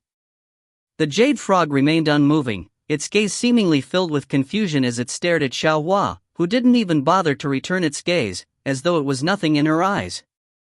How did this insignificant-looking little girl escape unscathed after being crushed by its massive weight, it wondered. Yuan walked forward in a calm manner, his gaze deeply focused on the jade frog. Although he has never been in a fight before, he felt oddly calm at this moment, as though it was only natural. I have never been in a fight before, let alone use a sword. I have spent the majority of my life in a bed, silently rotting away. However, as powerless I may be outside of this world, I can use my limbs and eyes to the fullest in this world. As long as I am here, I feel as though I can achieve anything, even defeating this giant frog. Yuan suddenly dashed towards the jade frog, alerting it. His speed was faster than even the fastest man on Earth, and he arrived in front of Jade Frog in the blink of an eye. Witness. Remember. Learn. Execute. The fight between the two cultivators flashed inside his head, and his hands moved accordingly. Slash. The sword in his grasp had easily sliced the skin of the jade frog, causing blood to gush out from its stomach. The jade frog screamed from the pain, and it jumped back to avoid him. Xiaohua's eyes widened when she witnessed the movements of Yuan's sword. Although it was stiff and seemed like the swing of an amateur, it was clearly a sword technique. Yuan did not chase after the jade frog and only looked at the sword in his grasp, and on his face was dissatisfaction. Che. I moved exactly as that guy did, but something about it did not feel right. Brother Yuan, you. Xiaohua could only be shocked. What she just witnessed was the technique of one of the two cultivators she had killed. Did he learn it just from watching them fight for a brief moment? For someone to learn and execute a technique only after watching it once and only for a few moments, Yuan could only be described as a prodigy. I executed the movements perfectly and it had hit the target, but there was something missing. Yuan pondered. Perhaps. She? As though he had received enlightenment, Yuan smiled, and his gaze returned to the jade frog. This time, I will slay you, he exclaimed with confidence, his sword pointing at the trembling jade frog. The jade frog was confused. The human looked incredibly weak and vulnerable just moments ago, yet the moment he grabbed the sword, everything about him changed. His weak aura became sharp like the sword, and his gaze showed dominance, even a hint of arrogance. What had happened to him that caused this change? Even Xiaohua was also a bit baffled by his change. It was as if he had gone from a mortal who knew nothing about the world to a profound swordmaster. Even the aura he emitted has changed entirely. Yuan dashed towards the jade frog while it was dazed, and his hands maneuvered the sword in his hands with the same movements but with more precision and speed. The sword in his hands suddenly glowed red. Bloody sword strike. Sha! The jade frog instinctively leaped back, but its movements were too slow when compared to Yuan's sword strike, and it split in half in midair, causing organs and blood to fly everywhere. You have learned bloody sword strike. Bloody sword strike. Rank, Earth. Mastery level, 1. Description, consumes 900 Qi. Must wield a sword to activate. A technique from the Blood Sect. Player Yuan has become the world's first player to have learned an Earth rank skill. Congratulations! Player Yuan has become the first player to have killed the elite boss, Jade Frog. 2 announcements appeared, back to back, for the world to see. After the Jade Frog died, Xiaohua ran up to Yuan and asked him, Brother Yuan, where did you learn that technique? The sharp aura around Yuan disappeared the moment he heard Xiaohua's voice. Oh, it was a skill used by that red-haired dude fighting in the sky, he said casually. Xiaohua silently looked at him with her eyes flickering with admiration. No wonder Brother Yuan comprehended the heaven's secret art in such a short time. She mumbled to herself. Anyway, I feel like I have gotten stronger from that fight just now. It also felt great to use my body in such a way. Yuan laughed. Perhaps I have a talent for fighting? Ha ha ha. Brother Yuan is a genius, no doubt. Xiaohua nodded with a serious face. Stop it, you're embarrassing me with your flattering. Xiaohua is not flattering. Brother Yuan's ability to comprehend things is otherworldly. Such talents are rarely seen even in the higher heavens, let alone this lower heaven. Yuan shook his head. I was able to beat that frog with ease only because of the powerful sword you gave me. Thank you, Xiaohua. He patted her head. Then when Brother Yuan becomes strong enough, Xiaohua will give Brother Yuan more powerful weapons, she said cheerfully. You have equipment stronger than this sword? What are you, a walking weapon shop? But Brother Yuan is too weak to wield any of them, so Xiaohua can only wait until he gets strong enough to wield them without exploding to death. Exploding to death? Yuan shivered upon hearing her cruel words. Surely you must be joking. Unlike normal weapons without a grade, spirit grade and above weapons are called spiritual weapons that have the ability to gain their own consciousness. If one tries to wield a spiritual weapon stronger than their own strength, then the conscious in the weapon may try to kill that person depending on its personality. Xiaohua explained to him. How dangerous, it's almost as if everything in this game will try to kill you if you are too weak. Yuan thought to himself. Weapons, monsters, even humans, it does not matter, if it is strong, then it will dominate the weak. That's why Brother Yuan has to become strong, so he will not be bullied by the strong. I will be fine as long as I have you, Xiaohua. Yuan tried to praise her, but she only turned solemn. Brother Yuan, Xiaohua is only strong in this lower heaven. In the higher heavens, Xiaohua is only an ant when compared to the real experts. She sighed. Only an ant? Yuan cannot imagine how powerful the cultivators in the higher heavens are when Xiaohua is already strong enough to destroy an entire mountain. Xiaohua suddenly walked away and towards where the dead jade frog laid. Where are you going? Yuan followed her. When monsters die, some of them will drop a monster core. Xiaohua shoved her entire arm into the jade frog's corpse without flinching and pulled out a small crystal a moment later. Monster cores are very important to cultivators because they can greatly assist them in cultivation with qi stored inside. Here you go, Brother Yuan. She handed Yuan the monster core. What about you? Don't you also need to grow stronger? He asked. The amount of qi inside this monster core is too little to have any effect on Xiaohua, so Brother Yuan should use it. Yuan nodded, and he threw the monster core into his mouth without hesitation. Taste like candy. He thought. Ah! Brother Yuan! Xiaohua shouted loudly, looking baffled and scared at the same time when she saw Yuan throw the monster core directly into his mouth. What's wrong? Yuan looked at her casually. Monster cores are not meant to be swallowed like that, she said urgently, hurry up and spit it out. When Yuan saw her panicking face, he also panicked. What will happen to him now that he ate one? Cold sweat soaked Yuan's back, but there was nothing he could do because the monster core had melted in his mouth the moment it touched his tongue and have already entered his stomach. I already swallowed it. Yuan spoke in a stiff tone.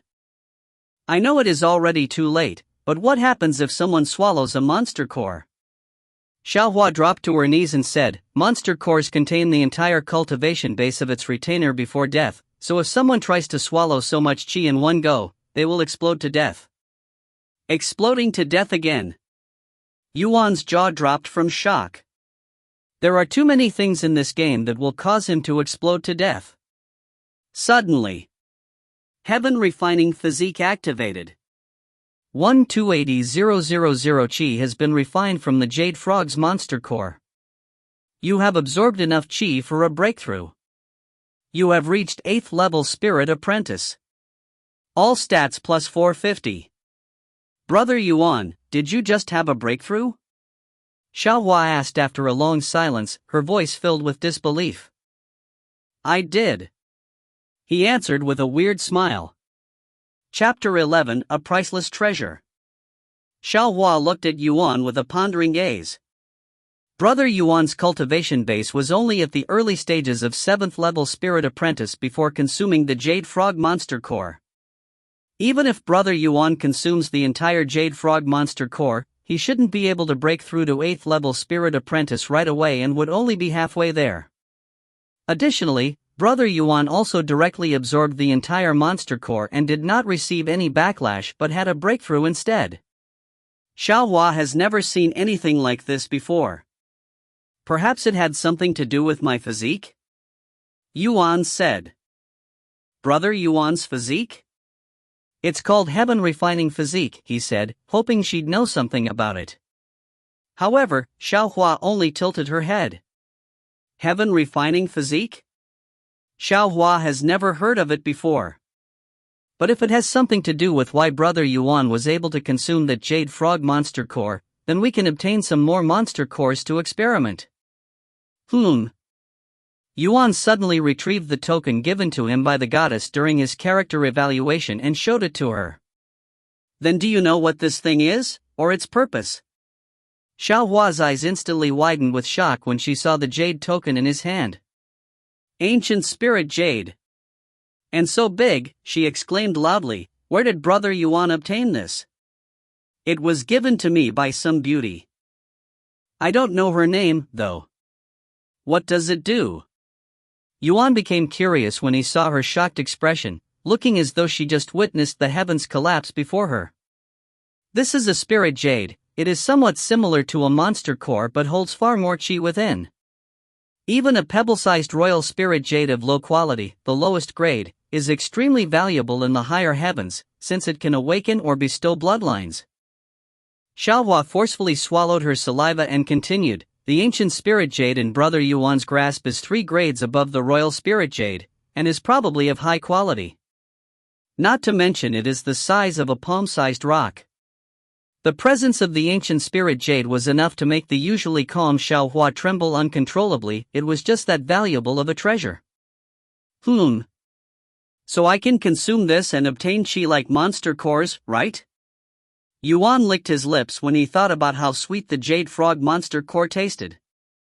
I wonder how much stronger I'll grow if I were to eat this. Xiaohua nearly received a heart attack when she heard his words and hastily grabbed his hands. You mustn't. If Brother Yuan consumes this, even if you have a unique physique, you will surely explode to death. Even a peak spirit emperor would not dare to imagine consuming it. Yuan chucked when he saw the anxious face she made. Relax, Xiaohua. I won't consume it. Such a valuable item, how could I consume it before I find that beauty to ask her why she gave me this spirit jade? For that person to have this ancient spirit jade, she must have a shocking background. Maybe someone from the supreme heaven? Xiaohua thought to herself. Xiaohua, here. Question mark. Xiaohua's soul nearly abandoned her body when Yuan suddenly threw the ancient spirit jade at her. Barely catching it, she looked at him with a baffled expression. Brother Yuan. It'd be wiser if you were to keep this ancient spirit jade for me until I become strong enough to protect it, he said. Xiaohua cannot hold something this valuable. She instantly refused while shaking her head, her hands already trembling from the invisible weight coming from the ancient spirit jade. Yuan frowned. If you don't want to hold it, then who will? I am aware of my weak existence in this vast world, so having me hold something like that will only bring endless trouble. If I could, I would just throw it away, but now that I know its value. You know what I mean, right? Xiaohua clenched her fist and nodded with a serious expression. Xiaohua vows to protect this ancient spirit jade even at the cost of her life. Wrong. Yuan said loudly. No matter how valuable that spirit jade is, it is only an object and will never be as valuable as your life. If it ever comes to losing your life or that spirit jade, then you will choose to lose the spirit jade. But No buts. This is an order. Yuan was adamant about his decision. In his eyes, there is nothing in this world that can be as valuable as Xiaohua's life. Xiaohua understands. She reluctantly nodded before storing the ancient spirit jade in her storage pouch. With the ancient spirit jade gone from her sight, the atmosphere was no longer as heavy and suffocating. I was unable to learn more about that beauty or why she gave me such a valuable treasure. How unfortunate. Yuan sighed inwardly. Where do we go to obtain more monster cores? Yuan asked her with the steel sword still in his grasp, his blood still heated from the battle with the jade frog. Any monster with a cultivation base of 7th level spirit apprentice and above will have a chance to drop a monster core, she said. Then what are we waiting for? Let's get hunting. Xiaohua began leading Yuan around to find monsters for him to fight. With her cultivation base, it was an easy job for her to locate monsters within a 1,000-meter radius. There's a middle-level monster 200 meters to the north.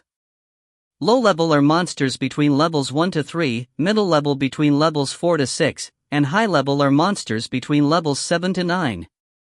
If it isn't at least at a 7th level, what point is there for us to hunt them if they don't drop monster cores? Brother Yuan, no matter how talented an individual is or how many heavenly techniques they have, without the experience to use them properly, they will still be regarded as someone weak. I cannot argue against that. Yuan nodded. Thus, the two began slaughtering every monster that crossed paths with them, or more precisely, every monster that was unfortunate enough to be in that area. Chapter 12, Heaven-Defying Physique. Player Fire Red, Player Poison Fiend, Player Mad Dog, and Player Get Creamed has become the first players to have cleared Burning Cave for the first time. Congratulations! An announcement hung above the clouds as Yuan elegantly danced around with the steel sword in his grasp, quickly decapitating the 4 silver wolves surrounding him. The wolf corpses plummeted to the ground, but Yuan did not stop his sword movements and continued to dance, slaying the 2 wolves that were trying to run. Xiaohua, who was watching him at a distance, clapped, like a spectator watching a street performance. Brother Yuan's growth is simply astonishing, like a sponge absorbing water, he easily comprehends everything from his own weakness to his strength. In just a few mere hours, his swordsmanship and chi manipulation has increased by leaps and bounds. Her gaze suddenly flickered with regret. If only Brother Yuan grew up in supreme heaven instead of this lower heaven where the chi lacks in both quality and quantity. After slaying the last silver wolf, Yuan retrieved all monster cores he had collected during this grind. Only 7 had dropped after killing dozens of monsters, Yuan cried inwardly at the small amount of monster core he has obtained after spending so much time and effort into slaying monsters. 7 monster cores is considered a pretty successful hunt. Xiaohua said to him upon seeing his disappointment. If used properly, 7 monster cores can last a month of cultivation. But in Brother Yuan's case, this wouldn't even last a minute for me, let alone 1 month. Yuan suddenly throws one into his mouth, and sure enough, it startled Xiaohua again. Heaven Refining Physique activated. 560,000 chi has been refined from the Silver Needle Wolf's monster core. You have absorbed enough chi for a breakthrough. You have reached 9th level Spirit Apprentice. All stats plus 500. 1519-395/3840000. Brother Yuan, you. Xiaohua looked at Yuan like he was a ghost, her gaze filled with shock and bewilderment. Taste like candy. Yuan licked his lips and said, although it did not have as much chi as the Jade Frog's monster core, it is still very beneficial towards my cultivation. Brother Yuan. Xiaohua called him, but she didn't know what to say after that. What's wrong? He looked at her with an innocent gaze, seemingly unaware of how amazing his ability is. When a cultivator absorbs the chi within a monster core, they can only absorb a limited amount of chi from the monster core depending on the quality of the monster core. However, even a high-grade monster core will only allow one to absorb at most 50% of its total chi before the rest dissipates back into the world. This is a rule set by heaven itself and cannot be defied. But, from Brother Yuan's situation, perhaps his heaven-refining physique can ignore this rule and defy the heavens? Xiaohua trembled at the thought that Yuan could possibly have a heaven-defying physique. Defying the heavens, huh? Yuan thought of his real body in real life. If only I had such an ability in my other life, too. He sighed inwardly. Suddenly, Xiaohua turned her head, and her gaze narrowed. Brother Yuan, there are people near us. HM? People? Are they players or NPCs? He wondered. Since this will be his first encounter with other people besides Xiaohua since he started playing this game, he wanted to see them. 3 people, 2 7th-level Spirit Apprentice and 1 8th-level Spirit Apprentice, and they are fighting a peak-level fiery lizard. I am interested, said Yuan. Let's go take a look. 3 young adults, 2 male, and 1 female stood a few meters away from a giant lizard with red scales that had black lines spread across like burn marks from a lightning strike. Their gaze flickered continuously with fear and nervousness, and underneath their clothes was a body covered in sweat. They have been fighting this fiery lizard for many minutes, yet none of them was able to break through this fiery lizard's defense. Shit! This thing's scale is as hard as steel. Senior Apprentice Brother Mo, we need to leave now before we exhaust our chi. Junior Apprentice Brother Wang is right. We cannot beat this beast with our current abilities. Let's leave before it's too late. The eldest among the 3 there, Mo Zhou, bit his lips as he stared at the fiery lizard before him. He has already exhausted all his techniques on this fiery lizard, yet there were only scratches on the surface of its scales. I refuse, he suddenly shouted. Senior Apprentice Brother Mo. The other 2 became anxious when they saw the stubbornness on his face. You 2 can leave, but I will stay here until either one of us dies. My life depends on this fiery lizard's monster core. Mo Zhou bit his lips until it bled, but he continued to look at the fiery lizard with narrowed eyes filled with determination.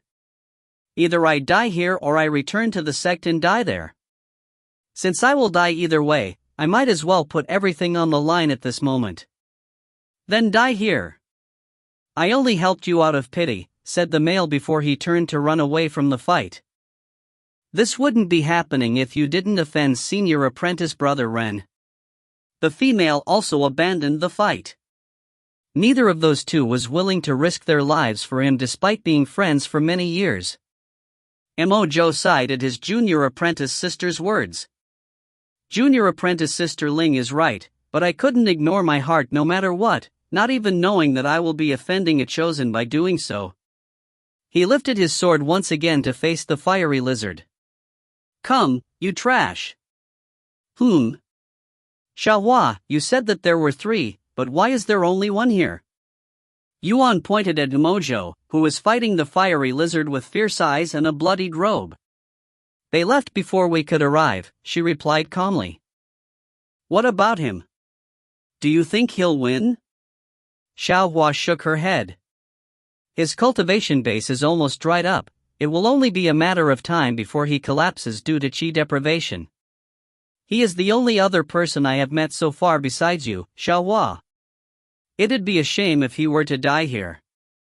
Yuan suddenly jumped into the fight with his sword raised. Bloody sword strike. The spirit sword easily penetrated the unsuspected fiery lizard's steel-like scales and directly pierced its heart, instantly killing it with 1 strike. Are you okay? Yuan looked at the dazed Mo Zhou, who was staring at him like a dumb chicken, his mouth wide open and all. Chapter 13, Flying Sword SEC. This. Mo Zhou stuttered like a baby who just started speaking. He has never seen anyone penetrate the scales of a fiery lizard known for its nearly impenetrable defense with a single sword strike, let alone with such ease. Yuan suddenly extended his hand for Mo Zhou, who had fallen to the ground from shock. So? Why did you continue to fight that thing despite the obvious conclusion? He asked as he pulled Mojo off the ground. Mojo's expression stiffened upon hearing his question. I will die if I fail to obtain a fiery lizard monster core, so I might as well die trying. He sighed in a sorrowful tone. Why would you die if you cannot obtain one? Yuan became interested in his situation. Taking another deep sigh, Mojo said, because I had offended a chosen from my sect. Chosen? What's that? Mojo looked at him with a weird expression. How can anyone not know what a chosen means? A chosen is someone who is favored by the mighty heaven. They are all born with great talents and are respected by everyone. Favored by the heavens, huh? Yuan nodded. So you mean to tell me that you are going to die because you had offended this one guy? What did you do, kill his parents in front of him? Mojo shook his head violently at his words. No way. All I did was court senior apprentice sister Xing, but because senior apprentice brother Ren also fancies her, my actions angered him. Are they dating? No. Yuan face-bombed, making a loud slapping sound. He wants to kill you because you went ahead and confessed your love to the Xing girl? What kind of unreasonable man is this senior apprentice brother Ren of yours? Mojo became dumbfounded by his words. But, this type of situation happens all the time, he thought to himself. Yuan glanced at the fiery lizard corpse. You need that, right? He asked while pointing. Yes. Take it. Mojo looked at him with a face full of surprise. This fiery lizard monster core is no doubt a valuable treasure that even the sect elders would covet, yet this young man was willing to give it to him, who he just met, just like that? Really? Mojo mumbled in a doubtful tone. But it was you who killed it. Then I'll just take it for myself. Yuan turned to walk towards the corpse. Seeing his actions, Mojo quickly panicked. Wait. No, please let me have it. I, Mojo of the Flying Sword sect, will be forever in your debt. Brother Yuan is really kind. If it were anybody else, they would have definitely kept it for themselves.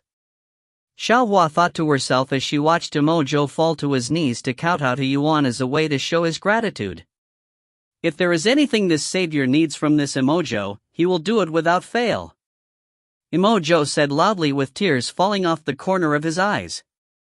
Having never been in such a situation, Yuan didn't know how to react to Mojo's actions. No need to be so humble. If I can exchange a mere monster core for someone's life, of course, I will do it without hesitation, he said. Thank you. Thank you very much. Mojo stayed kowtowing. Not only did you already save me once from the fiery lizard, you are also giving me this fiery lizard monster core. In such a short time, you have already saved my life twice. Please, accept this as my gratitude. It is awkward seeing a grown man such as yourself in this position while crying. Hurry and stand up already. It took a moment, but Mojo eventually calmed down. I haven't gotten your name yet. You can call me Yuan. Then, fellow Taoist Yuan, once again, I am Mojo, an outer disciple of the Flying Sword sect. Mojo stretched his hands for a handshake. Flying Sword sect? What's a sect, again? Yuan asked, forgetting that he'd already heard of such a word when he first arrived in this world. Mojo instantly became dazed at his question. Brother Yuan, a sect is an organization dedicated to the practices of cultivation, where people go to study cultivation. Xiaohua explained to him. So in other words, a school for cultivators? Yuan looked at Mojo, and a profound light flashed in his eyes. Hey, Mojo, can you give me a tour around your Flying Sword sect? I have never been to a sect before, you see. Mojo trembled, waking up from his daze. So you really are a rogue cultivator? He mumbled in a voice of disbelief. Rogue cultivator? Yuan looked at Xiaohua with a question mark floating on the top of his head. They are independent cultivators that do not belong to any sect. Oh, I understand. But why do you look so shocked? He turned to look at Mo Zhou. I can tell that Taoist Yuan is a 9th level spirit apprentice, but he was able to slay that fiery lizard that even 3rd level spirit warriors would have trouble, and you even killed it with such ease. What he is trying to say is Brother Yuan, who does not have the support of sects, shouldn't be this powerful, Xiaohua intervened. She looked at the dumbfounded Mo Zhou and said, Brother Yuan is special. Don't compare him with these geniuses. Even these so-called chosen are nothing in front of Brother Yuan. Ah, you are making me blush with such a bashful statement. Yuan sighed in a low voice, his face slightly red. No, as arrogant as it may have sounded, I believe it, that Taoist Yuan is no doubt a genius. Mo Zhou said with a serious expression. As for visiting my flying sword sect, I will have to get permission from my sect elder before I can say for sure. Really? Then what are we waiting for? Yuan said cheerfully. He didn't expect that he'd have the chance to go to school in a video game, something he did not have the luxury of doing in the real world due to the limitations on his body. Ah! Give me a second to retrieve the monster core. Mo Zhou said hastily, nearly forgetting about it. Chapter 14, Thousand Swords Formation. Bloody Sword Strike. A red arc of light swept through the forest and directly beheaded the 3 meters tall ape without alerting it. Your comprehension with Bloody Sword Strike has reached a new level. Bloody Sword Strike Mastery Level 1, 2. Bloody Sword Strike. Rank, Earth. Mastery Level 2. Description, consumes 90,000 Qi. Must wield a sword to activate. A technique from the Blood Sect. When Yuan noticed how the Qi consumption had increased 100-folds with a single mastery level increase, his jaw dropped from shock. Wouldn't his heaven-splitting sword strike require 1 million Qi to activate at mastery level 2 at this rate? Fellow Taoist Yuan is really incomprehensible. Mo Zhou trembled in shock as he watched Yuan slay high-level monsters with ease, and all in a single strike. Even that high-level spirit apprentice bull ape was slain in a single strike. Ever since they met and decided to visit the Flying Sword Sect, Yuan would hunt down every monster in their path, collecting a few more monster cores. 11 so far, huh? Yuan counted the number of monster cores he had obtained, and the bundle of glistening monster cores in Yuan's grasp dumbfounded Mo Zhou to the core, who thought he was in an auction house. So many monster cores! Mo Zhou exclaimed loudly. Monster cores are all valuable resources that greatly assist cultivators with their cultivation, and they are greatly desired by cultivators from all levels. And because they can only be acquired through high-level monsters, they are considered rare and hard to obtain. But now in front of his eyes, there are a dozen of them all gathered on one man's palm. You consider this many? It won't even fill the gap between my teeth if I eat them all. Yuan sighed. What? Mo Zhou couldn't comprehend the meaning behind his words, but he had a premonition that he would regret it if he knew, so he decided to ignore it. We have been running into a lot of high-level monsters, haven't we? That was already the 6th one. Mo Zhou pondered as another high-level monster falls to the ground with its head detached from its neck. You really like beheading things. It's efficient and easy, after all. Yuan smiled casually, TCH. No monster core from this one. Easy, huh? Mo Zhou inwardly compared Yuan with the chosen in his sect. Would they be able to say such bold words so casually? Would they also be able to behead high-level monsters with such ease? Most likely not. A thought suddenly appeared in Mo Zhou's head. Since he is a rogue cultivator, there is a chance I can rope him into joining our Flying Sword Sect. If the Flying Sword Sect accepted a genius like him into their ranks, they will surely be overjoyed. Hell, they may even consider him a candidate as a future sect leader. Say, Taoist Yuan, have you ever considered joining a sect? He decided to ask him. Yuan thought about it for a moment and shook his head. I did not know of the existence of these so-called sects until today, so no, I have never thought about it. Then, would you be interested in joining my flying sword sect? I am sure the sect will welcome you with wide arms. While Yuan pondered, Xiaohua decided to open her mouth and speak. Brother Yuan, there is no need for you to join a sect, it will only hinder your growth. Xiaohua believes that Brother Yuan will grow stronger much faster when together with Xiaohua as a rogue cultivator. Emojo's mouth dropped when he heard Xiaohua's words. Because she has been silent, he didn't really pay much attention to her. He wondered about their relationship. If I ever join a sect, it'd only be for fun, said Yuan. However, it is still too early for me to join any sect, so I will have to refuse that offer for now. Is that so? While Emojo was dispirited due to Yuan refusing his offer, he understood that there was still hope for him to join the Flying Sword sect in the future. Then, if you ever feel like joining a sect, please come to my Flying Sword sect. I'll keep that in mind.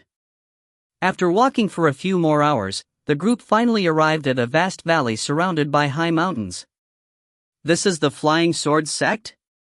Yuan was mesmerized by the scene of the 1,000 swords hovering in the air above the valley, looking as though there was a roof made of swords covering the place. That's the 1,000 swords formation, it is a heaven-ranked battle formation. If activated, they will all attack at once, like a rain of arrows. Though, it has been over 100 years since it was last activated. Emojo wanted to leave a deep impression on Yuan with the sect's power, hoping it would increase the chances of him join the sect. Emojo's words and the magnificent scene indeed left a deep impression within Yuan, who has never seen anything like this before. As for Xiaohua, she only glanced at it for a second before looking away. Please wait here for a moment while I go ask for permission to give you a tour around as a guest. Yuan nodded and waited outside for him.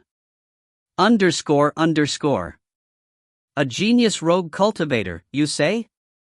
An old man sat in his exquisite wooden chair, his gaze as the young man standing before him. That's right, Elder Jiang. He managed to slay a high-level fiery lizard with a single sword strike, even piercing its steel-like scales known for its impenetrable defense. Emojo shared his experience with Yuan to the old man before him. The old man was Elder Jiang, a sect elder of the Flying Sword sect, who was also in charge of the administration for the sect. If this young man is really as good as you praised him to be, then I'd like to meet him myself. Elder Jiang stood up and walked towards the door. What are you waiting for? Let's go. Yes. Emojo led Elder Jiang outside the sect where Yuan and Xiaohua waited patiently. Fellow Taoist Yuan. Thank you for waiting, Ninth level spirit apprentice, how old are you, young man? Elder Jiang could tell Yuan's cultivation base with a single glance. You seem to be around Emojo's age, not bad for a rogue cultivator who cultivated without any proper guidance. He nodded with approval. You are. This is Elder Jiang, he is in charge of the sect's administrations for the outer court disciples. Emojo introduced Elder Jiang to Yuan. I see. Nice to meet you, Elder Jiang. Elder Jiang gently brushed his white beard and said, I will get straight to the point. Do you want to join my Flying Sword sect as a disciple? The sect provides countless benefits and resources to its disciples to help them grow. If you join, then your cultivation base will definitely rise faster than before. Perhaps you may even qualify to become an inner court disciple one day. Inner court disciple?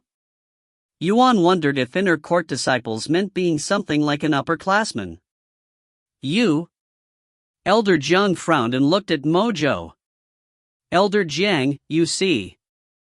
Taoist Yuan has actually never been aware of the existence of sects until today, hence why he wanted to visit our Flying Sword sect. Mojo explained to him with a bitter smile. What? How is that even possible? Elder Jiang doubted his words, but even an idiot could come up with a better excuse. Elder Jiang looked at Yuan again, and he sighed. Whatever. I do not care about your circumstances.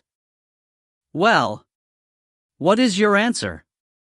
I will accept you as an outer court disciple right this moment if you so wish. Emojo saw the chance and urged Yuan. Taoist Yuan, you are really lucky. Under normal circumstances, one would have to pass the entrance exam before they get admitted into the sect as a disciple. However, Elder Jiang here has the authority to accept you into the sect without any of that hassle. This is a once-in-a-lifetime chance that anyone would be willing to die for, he said with excitement. Yuan turned silent for a moment. However, despite the enticing offer, Yuan still shook his head. Although I appreciate the gracious offer, I will have to decline. Why? Emojo exclaimed. How could anybody let such a chance go to waste? This could be his ticket to becoming an inner court disciple of a great sect such as the Flying Sword sect, a chance every outer court disciple like Emojo would die for. Like I have already said, I am not yet ready to join any factions. I am currently waiting for someone, and until she arrives, I will not make any big decisions, said Yuan. Xiaohua glanced at Yuan when he mentioned that he was waiting for someone. Who could this person be? Very well. Elder Jiang said with his eyes closed, if that is your decision then so be it. However, do not come back one day and ask for my generosity again as you have already lost it once. Emojo sighed. All of his efforts were wasted in such a short amount of time. Perhaps the reason Elder Jiang did not put any real effort into pursuing Yuan was that he still doesn't fully trust his words, that Yuan was a prodigy that even inner court disciples may not be able to match. About the tour, am I still allowed to see your sect? Yuan asked with a sly expression. He still wanted to see the inside even after all that he said. Emojo looked at Elder Jiang with the corner of his eyes, waiting for his answer. Elder Jiang coldly snorted and said, let him see what he's missed out. He walked away afterward. Yuan was speechless. Refusing Elder Jiang's offer must have offended him. Emojo sighed again and said with an apologetic expression, don't worry about it too much, Taoist Yuan. It was my fault to begin with. If I hadn't spoken so highly of you in front of Elder Jiang with the intention of recruiting you, then this would have never have happened. Yuan shook it off and said, I don't mind it. He's just a grumpy old man, after all. Gee, grumpy old man. Taoist Yuan, please don't ever let him hear you say that in front of him or else he will definitely kill you. Emojo, with a terrified expression, turned to see whether or not Elder Jiang had heard Yuan. When he couldn't see Elder Jiang's figure, Emojo sighed in relief. Forget about him and let's hurry and go inside. I have been itching to see the inside since the sight of the 1,000 sword formations. Yuan said in an urging tone. Emojo smiled bitterly and said, all right, follow me. He turned around and led the two inside, where disciples could be seen bustling around. Wow, they all carry swords with them. Yuan's eyes flickered with excitement. He couldn't be more excited at this moment. In his eyes, this place was just begging for him to explore. Chapter 15, The Stone Tablets. That building over there is the cafeteria for outer court disciples like me. The inner court disciples eat at a separate building. Emojo explained as he guided Yuan around the Flying Sword sect. Yuan nodded his head in excitement. Do you see that open area over there? That is where disciples go for lectures from sect elders once a week. That tall building is where disciples train to sharpen their sword techniques, said Emojo as he pointed to the pagoda that was in the distance. What a unique shape for a building. Yuan silently admired the elegant tower. Do you think I can go inside for a closer look? He then asked Emojo, who quickly shook his head in an apologetic manner.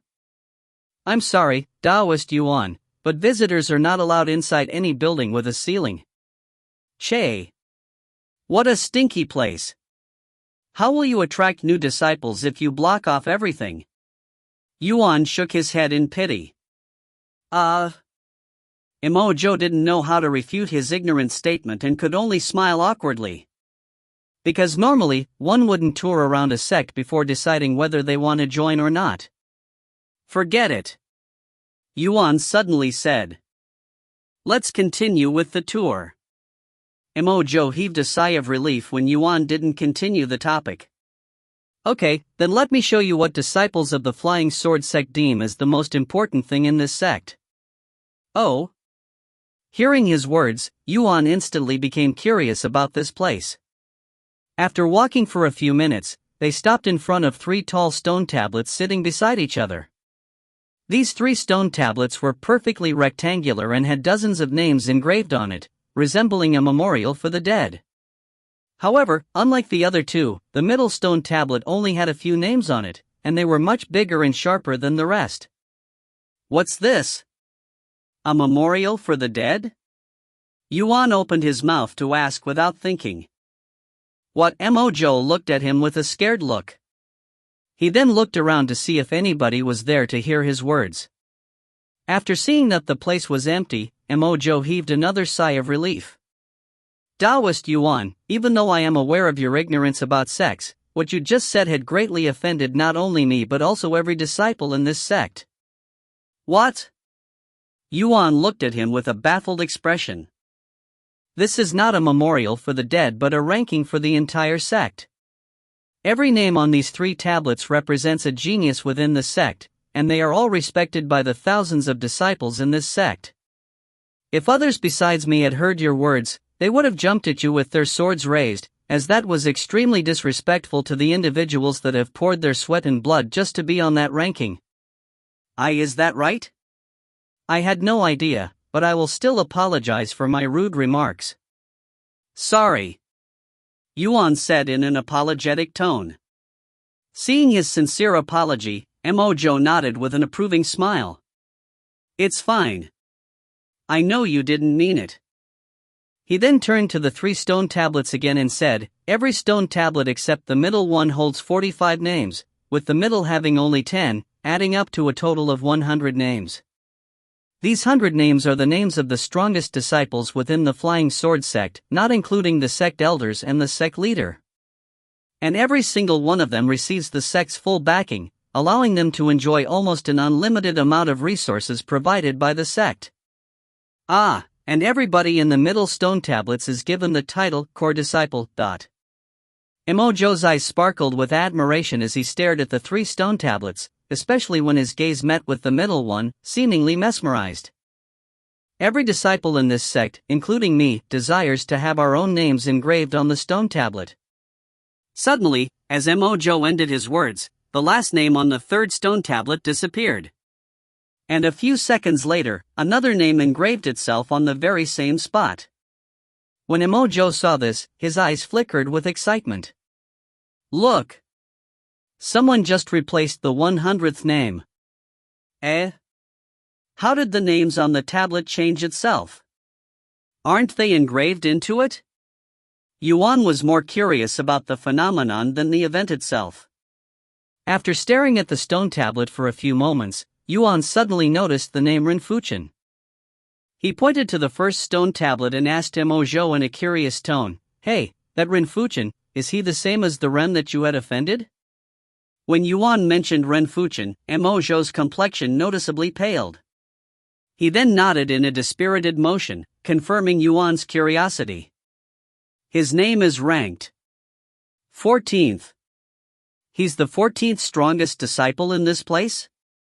Mojo nodded again, but even slower this time. What about the girl you were courting?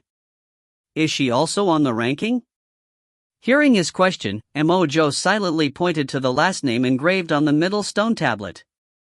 Xing'e rank 10th. Yuan then turned to look at Mojo with a surprised look.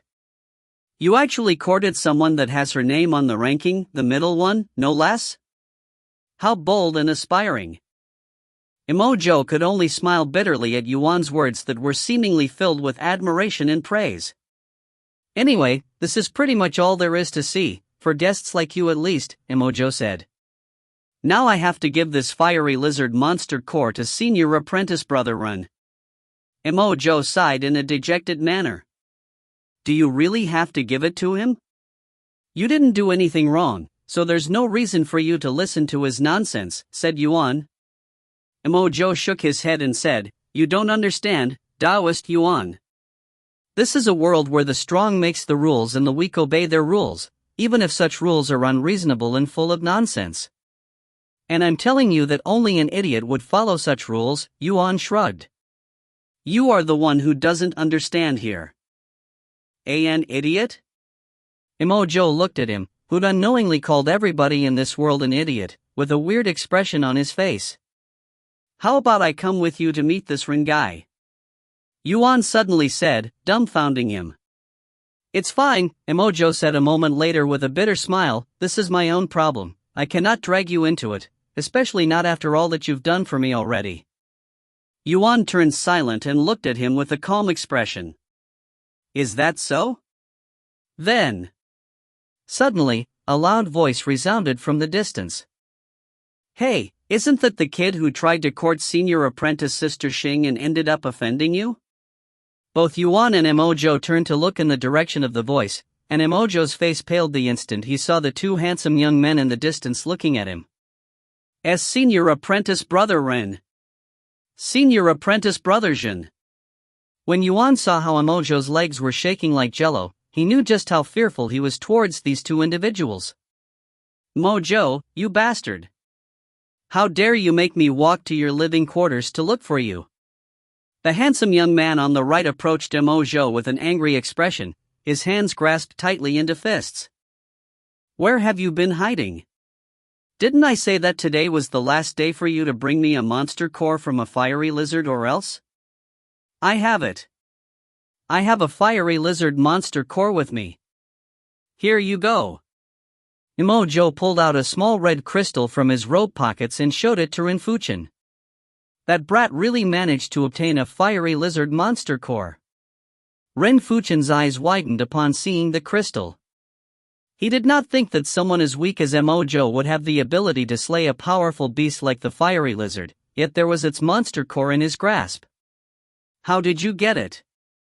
Don't tell me you bought it? It doesn't matter how I obtained it. I have gotten what you asked, so leave me alone from now on.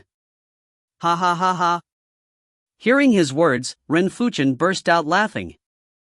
You really are an idiot. You really think that I'd leave you alone just because you somehow managed to obtain the monster core? That was only an excuse for me to beat you up. What? At this point, Emojo's heart was filled with bitterness. You promised that you'd forget about me courting senior apprentice Sister Xing if I give you the fiery lizard monster core. Of course, I will honor my words and forget about your disgraceful act of courting senior apprentice Sister Xing. However, after you give me the fiery lizard, it will no longer be about that.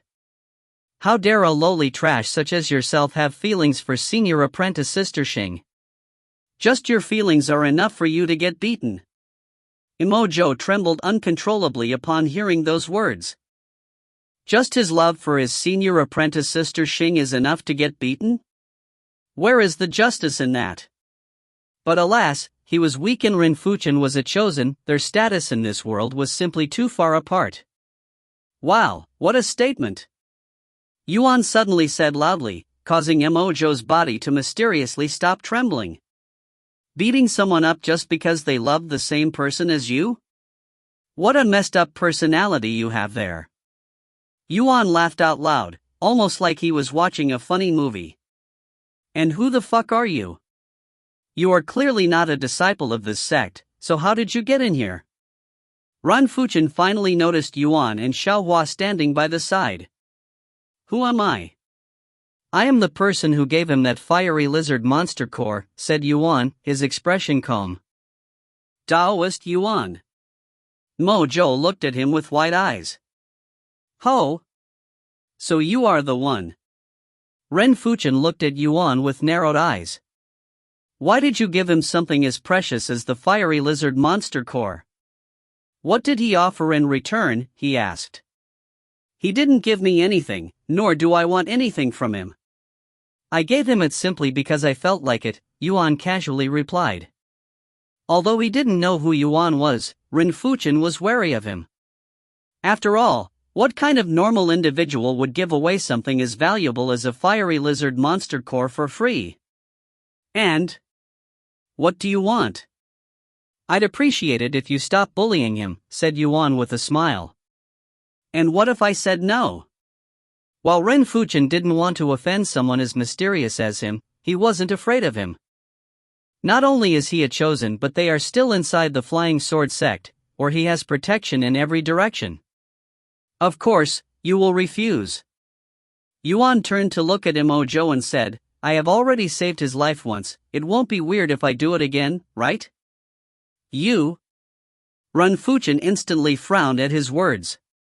Taoist Yuan. As for Imojo, he looked at Yuan with tears in his eyes, his gaze filled with admiration, and his heart filled with gratitude.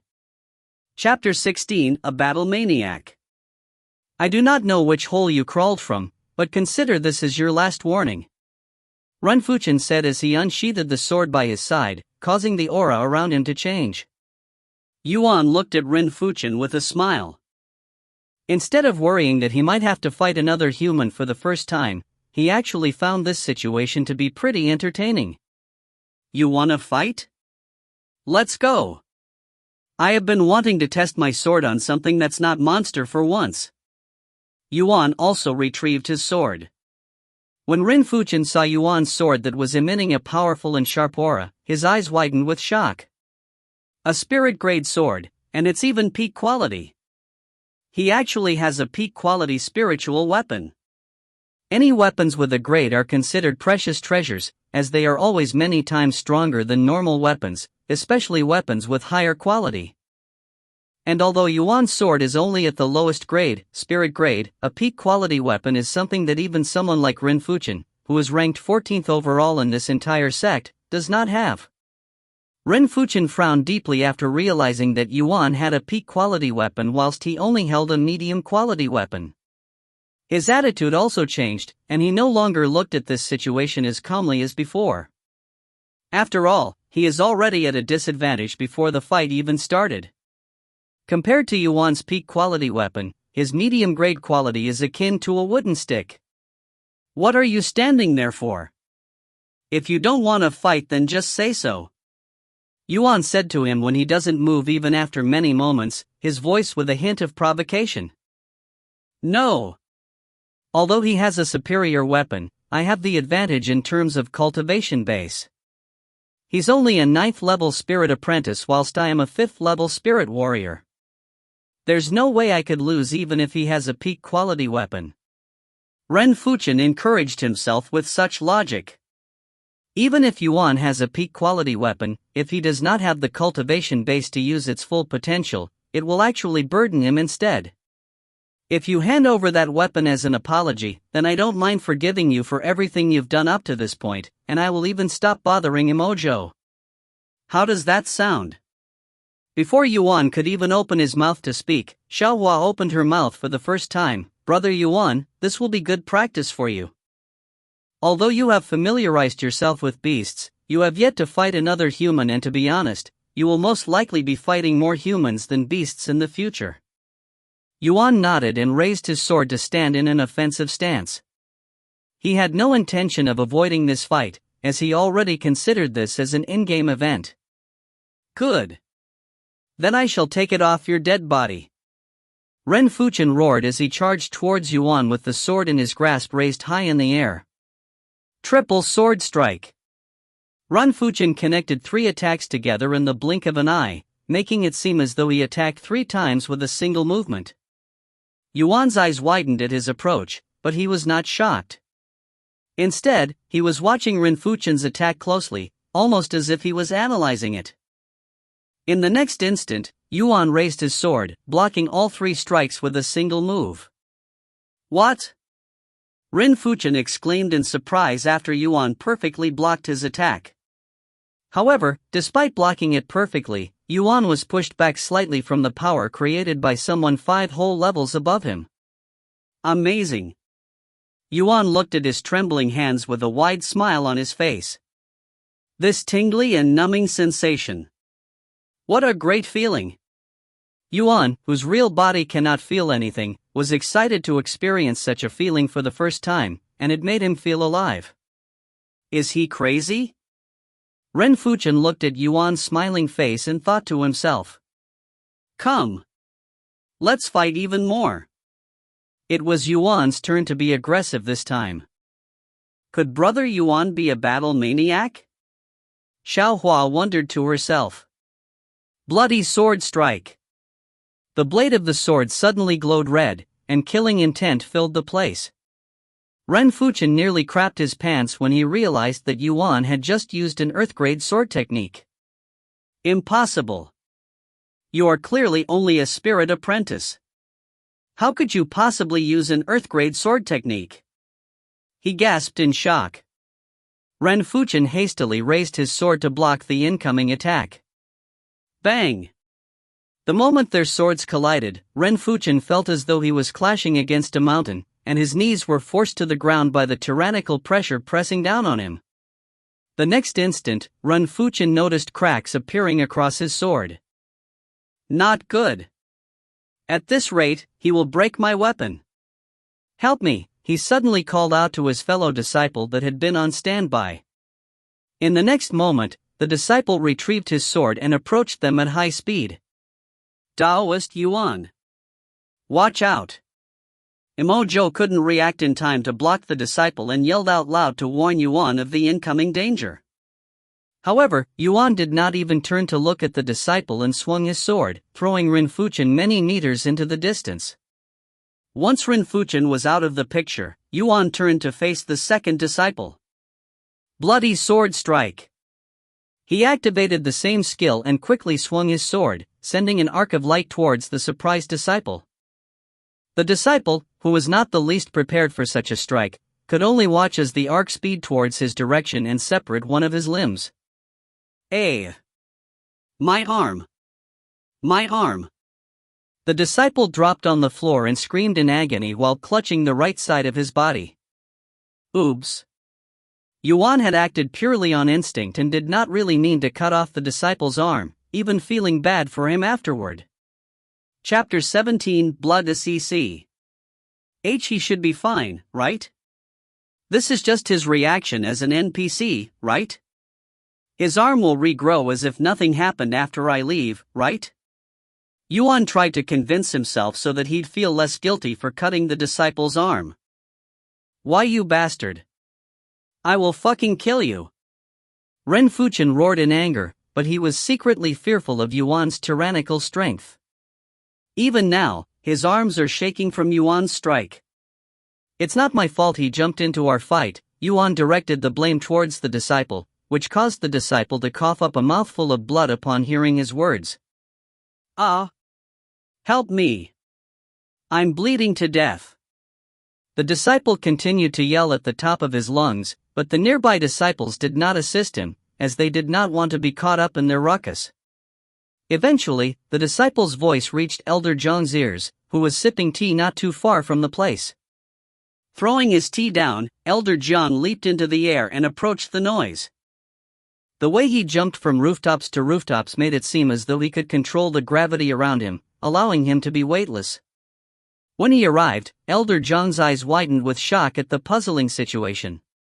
He then quickly reacted by stopping the blood from spurting out of the disciple's arm. Once he fixed the problem by placing some sort of seal around the disciple's arm, Elder Zhang wiped the sweat from his forehead and turned to face Emojo. What the hell is going on here, Emojo? He directed his anger towards Emojo, who was trying his best not to piss his pants from listening to the disciple's agonizing screams. This. They confronted us with hostility, and in order to protect me, Taoist Yuan sparred with senior apprentice brother Ren. When senior apprentice brother was on the verge of losing, senior apprentice brother Huang tried to backstab Taoist Yuan, which resulted in this situation. Taoist Yuan? That child? Elder Jiang turned to look at Yuan, who was trying to hide the bloody sword in his hand behind his back while awkwardly smiling at him. This child, who was only a 9th level spirit apprentice, defeated not only Huang Ding but also Ren Fuchen, one of the top inner court disciples. Elder Jiang couldn't believe his ears. Although cultivators achieving victory against people with a higher cultivation base is not that uncommon, such a large skip in level is unheard of. It doesn't matter who is right or wrong here right now, but is this how you repay my generosity for letting you inside as a guest? I don't care what background you came from, prepare to face the consequences for attacking a disciple of the Flying Sword sect. Elder Jiang began approaching Yuan, who felt something amiss here. They are clearly the ones in the wrong for confronting him, and he even defended one of their disciples from getting bullied, yet he's going to be punished? Sure, he did slice the disciple's arm off, but that was an accident that could have been prevented if he didn't jump in the middle of their match. It doesn't matter who is right or wrong? Although I do not belong here, don't I have the right to be safe as a guest in your house? One of your students provoked me into fighting him, but you don't care about that. Your own students are being bullied by their fellow students in plain sight, yet nobody even bothered to prevent it. If this is how you act as a teacher of this place, then I don't think you should be a teacher. Yuan said what was on his mind without saving any face for Elder Jiang. How dare you? Who are you to lecture me? Elder Jiang's eyes turned red from anger, clearly provoked by Yuan's words.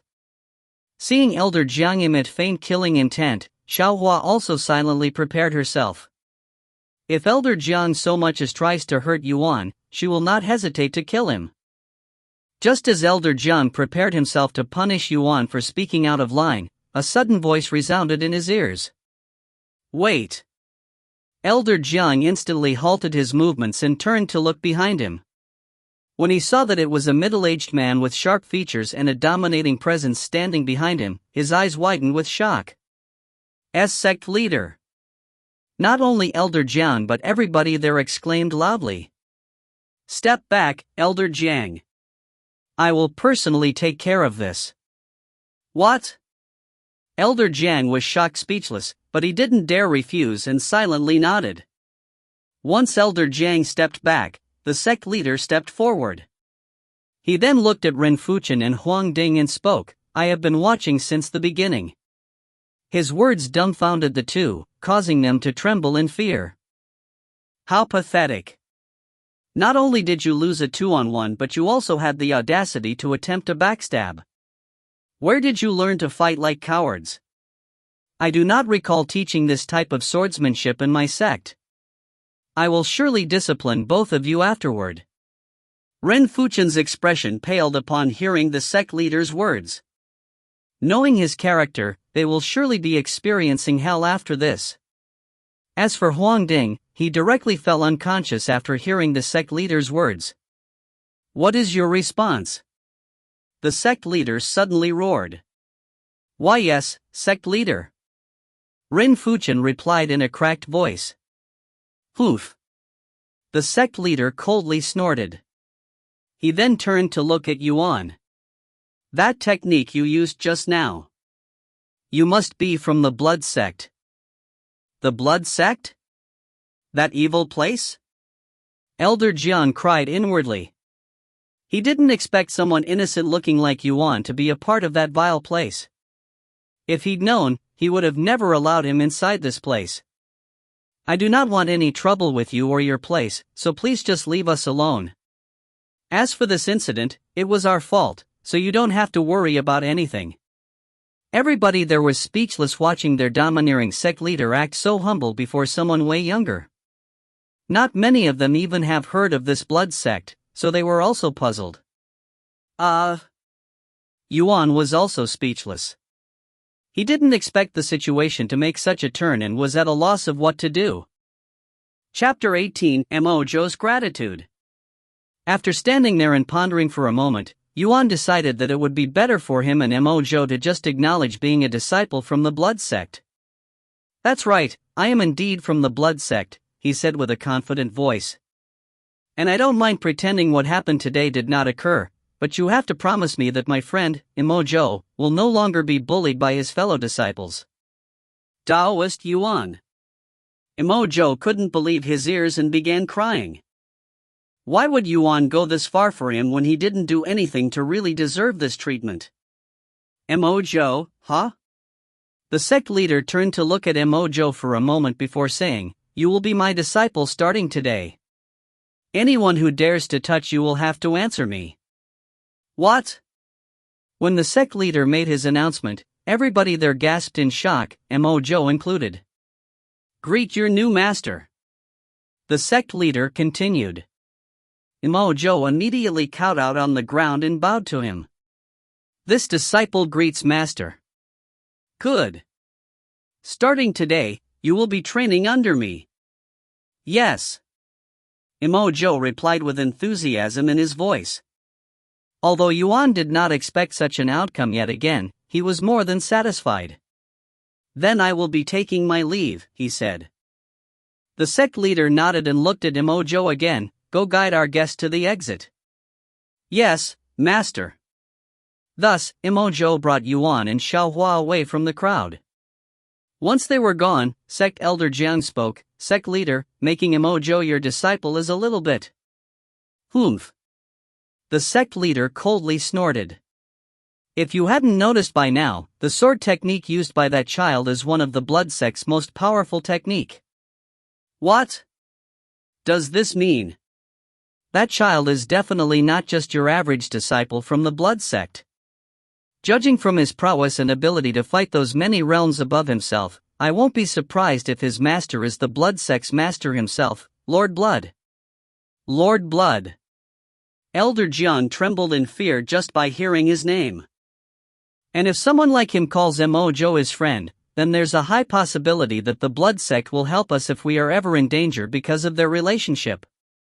If that's the case, then I won't hesitate to make him my disciple, even if it will make many disciples unhappy. Elder Jiang stared at him with a gaze filled with admiration. To think that the sect leader would be thinking so far ahead just to keep his sect safe. It's no wonder why he's the sect leader. Sect leader is sharp and wise. To think I doubted your decision even for a moment. Please, forgive me. If you want to be forgiven, then take care of the rest of this mess," the sect leader said before walking away. The news of Mojo, a mere outer court disciple, suddenly becoming the sect leader's disciple came out of the blue and shocked every disciple within the Flying Sword sect, especially those already at the top. What? How could a nobody like Mojo be chosen as the sect leader's disciple when the rest of us have been working our asses off just for that spot? The heavens are unjust. This world is unfair. No doubt many people began to despise Mojo because of his luck and bullshit, but alas, with the sect leader behind his back, who would dare to touch him now? Outside the Flying Sword sect, Mojo dropped to his knees and kowtowed to Yuan, who was slightly taken back by his behavior. "What are you doing?" Yuan tried to lift him off the floor. "Taoist, no. Brother Yuan. Everything you have done for me, I do not know if I will ever be able to repay you, but I will do my best as the sect leader's disciple and will one day return this debt." Yuan smiled and casually waved his hands. "Don't worry about it. Like I'd already said many times, I am not doing this because I want any reward. No. This is not a reward. I am doing this because I want to, just like you," he quickly responded. Yuan could tell that Mojo will not change his mind no matter what he says at this point, so he only shook his head inwardly and accepted the outcome. "Fine, do whatever you want." "I will. And good luck with that girl you fancy, I'm rooting for you." "All right." Mojo began blushing. "Then, I'll be leaving. I have already caused too much trouble in your place." Yuan began walking away. "Take care, brother Yuan." Mojo waved at him from the Flying Sword sect. A few moments later, after Yuan left the Flying Sword sect, messages appeared before his eyes. "Congratulations! You have unlocked the bond system. Mojo has been added to your bond. Mojo's bond level has increased to acquaintance. Mojo's bond level has increased to friend. Mojo's bond level has increased to brotherhood. Congratulations! Your bond level with Mojo has reached brotherhood. You have gained the following effect from Mojo's bond level: Mojo's gratitude. Emojo's gratitude increases sword mastery by 25% and sword damage by 10%.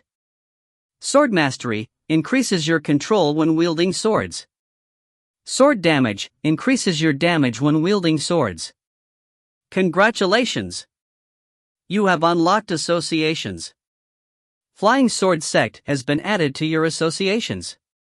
Because of the drama you've caused there, your relationship with Flying Sword Sect has decreased drastically. Because of your bond level with Emojo, prime disciple of Flying Sword Sect, your relationship with Flying Sword Sect has increased greatly. Congratulations! You have unlocked fame. Due to your actions at Flying Sword Sect, your fame has increased by 10. Fame increases as you make a name for yourself. Yuan nearly received a headache from the number of notifications being spammed. Where should we go now? Yuan asked Xiaohua as they left the area. Xiaohua pondered as their figures entered the forest. Chapter 19, Spirit Warrior. As they traveled further away from the Flying Sword Sect, Xiaohua thought to herself, it's only been a few days since Brother Yuan became a cultivator, yet he is already powerful enough to hold his own against spirit warriors, even though he's only a 9th level spirit apprentice. This kind of growth is unheard of and is terrifying, to say the least. His experience with the sword is also increasing at a frightening rate, almost like he's the reincarnation of a sword emperor.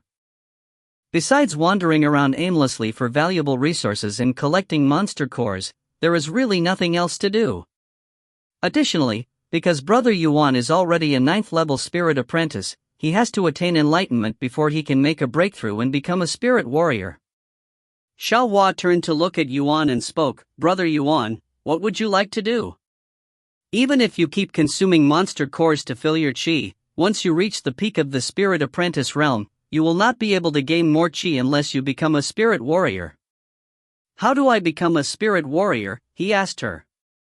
To become a spirit warrior, you must comprehend the enlightenment that will come naturally once you reach the peak of the spirit apprentice realm. However, whether you will really gain enlightenment or not will depend on your fate and talent. What do you mean by that? Yuan expressed puzzlement. Although most people are born with the capability to cultivate, their max potential is predetermined before birth. For example, whilst Brother Yuan may be able to reach the peak of the spirit apprentice realm with ease, you might not gain enlightenment that is required to break through to the spirit warrior realm, thus forever remaining a spirit apprentice. That being said, albeit valuable and hard to find, there are plenty of treasures out there that can help one exceed their limit and rewrite their fate. Although she did not say it, Xiaohua actually has a few of these treasures on her, so even if Yuan is destined to remain as a spirit apprentice forever, she can help him escape such a fate. Yuan looked at his chi experience as he listened to Xiaohua speak. 1519-395/3840000. If I consume 3 more monster cores, it should be more than enough to max out the chi experience. Yuan thought to himself. Suddenly, without thinking too much about it and excited to experience this enlightenment, Yuan retrieved 3 monster cores and threw them into his mouth all at once. Heaven Refining Physique activated. 500 chi has been refined from the Blood Apes monster core. 415 chi has been refined from the Vampire Wolf's monster core. 650 chi has been refined from the Scaled Boar's monster core. 3846000/3846000. You have absorbed enough chi for a breakthrough. Because your chi experience is already full, you will not be able to receive any more chi until you reach the next realm. The notifications disappeared for a few seconds before returning. You have met the requirements for a breakthrough. You have reached 1st level Spirit Warrior. Your enhanced senses has developed into advanced senses. You have learned enhanced strength. All stats plus 1000. Advanced senses. Rank, mortal. Description, sharply enhances the functions of all available senses permanently. Requires no activation. Enhanced strength. Rank, N/I. Description, greatly enhances your strength and stamina. Once Yuan has reached the spirit warrior realm, he could feel a large amount of profound energy expanding in this body. It made him feel as though his body had increased in size despite having no changes made to his actual body. Xiaohua stared at Yuan with eyes as wide as two round eggs, her cute and round face filled with shock and disbelief. "BB brother Yuan. Why you?" She couldn't believe what she just witnessed. Although the spirit warrior realm is nothing special in her eyes and could be easily disregarded, Yuan had actually managed to become a spirit warrior without any enlightenment. Such an achievement was unprecedented even in the higher heavens. "Brother Yuan, what did you just do?" she asked him in a trembling voice. But I didn't do anything? Just like before, I had enough chi for a breakthrough, and before I could even react, I had already become a spirit warrior. Yuan responded, sounding somewhat disappointed that he did not get to experience this enlightenment. Unbelievable. Xiaohua still couldn't believe it. Just what kind of cultivating prodigy is Yuan? Hell, calling him a prodigy is still an understatement considering what he'd just accomplished. While Xiaohua was dumbfounded by his achievements, Yuan looked at his current stats. Cultivation, first level spirit warrior. Legacy, none. Bloodline, none. Physique, heaven refining physique. Physical strength, 3,734. Mental strength, 3,975. Soul strength, 4,910. Physical defense, 3,710. Mental defense, 4,821. Chi experience, 3846,000/38,460,000. 38 million? I need 38 million chi for the next level? This is ridiculous. Yuan felt slightly dizzy after seeing the long numbers and sudden spike in the chi required for the next level. I might as well eat the rest of the monster cores right now. Yuan retrieved all of his remaining monster cores and tossed it into his mouth. However, what happened next dumbfounded him greatly. Heaven refining physique activated. Because you have consumed a monster core that is not suitable for your cultivation base, the overall absorbed chi will be reduced by 90%. 88,000 chi has been refined from the Blood Apes monster core. 82,500 chi has been refined from the Vampire Wolf's monster core. 7,500 chi has been refined from the Scaled Boar's monster core. 85,000 chi has been refined from the Vampire Wolf's monster core. 65,000 chi has been refined from the Hairy Serpent's monster core. 66,700 chi has been refined. 54,650 chi has been refined. Chi experience, for 500,000/38,460,000. WW what the hell? Why am I barely getting any chi from the monster cores now? Xiaohua's voice responded to his puzzlement a few moments later, because Brother Yuan is now a spirit warrior, any monster core that is not from a spirit warrior beast will no longer be as effective.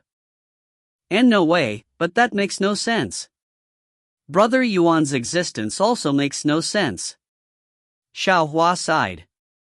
After calming down and thinking about it for a moment, Yuan realized that such a system was actually quite logical and fair, as it would prevent those with power that far exceeded this area's level range from taking advantage of the weak too much and force them to hunt stronger monsters. Well, this is a good time to take a break from cultivation, since I am starting to get tired of all this hunting, mentally. He thought to himself. Xiaohua, can you lead us to the nearest city? We can talk about our plans after we take a break. Xiaohua nodded and said, the nearest city is 10 kilometers away. 10 kilometers, let's run there. Having never felt this energetic before, Yuan suggested running there. Okay. Xiaohua easily agreed. Thus, the two began running towards the nearest city. Chapter 20, Spirit City. After half an hour of running, Yuan and Xiaohua could finally see the city walls. You have discovered Spirit City.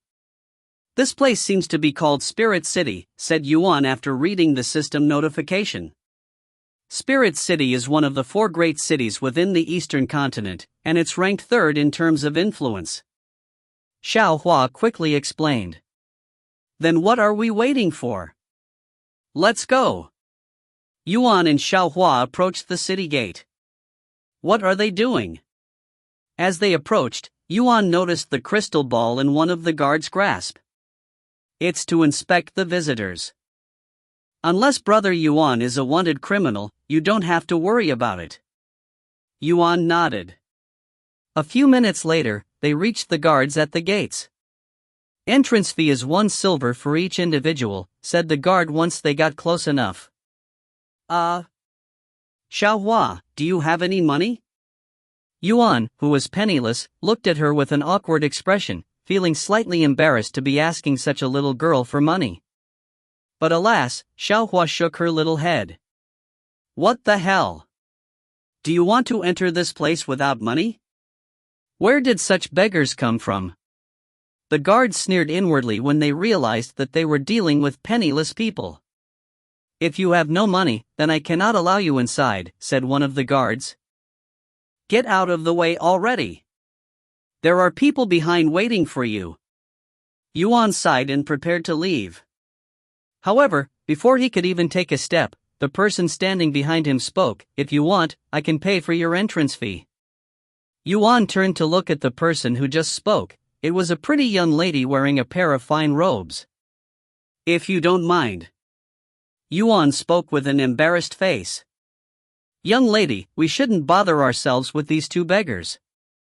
The old man standing beside the young lady suddenly mumbled into her ears, unaware that his words were heard by Yuan, who has enhanced senses. However, Yuan decided to ignore the old man's disrespectful remarks. As the young lady of the Xian family, how could I ignore people in need of help? And it's just 2 silvers. The young lady shook her head at the old man, looking disappointed by his words. Excuse me, this will account for their entrance fee, too. The young lady then handed 4 pieces of silver coins to the guards. After a quick glance, the guard nodded and retrieved the crystal ball. Place your hands on it, said the guard. Yuan placed his hands on the globe. A few seconds later, it glowed a green light. You may pass. The guard then turned to Xiao Hua, who also passed with a green light. A few moments later, once they have passed the inspection and entered the city, Yuan bowed to the pretty young lady. Thank you. Although it's not much, please accept this as my gratitude. Yuan pulled out a monster core and placed it in front of the young lady, who immediately covered her mouth in surprise. B Blood Ape Monster Core. This is simply too much for 2 mere silvers. I cannot accept this. The young lady quickly refused. Most blood apes are around the 8th level spirit apprentice realm, and their monster cores would usually fetch at least 100 gold coins in the marketplace. If she accepted this monster core, it would make her feel guilty for taking advantage of Yuan.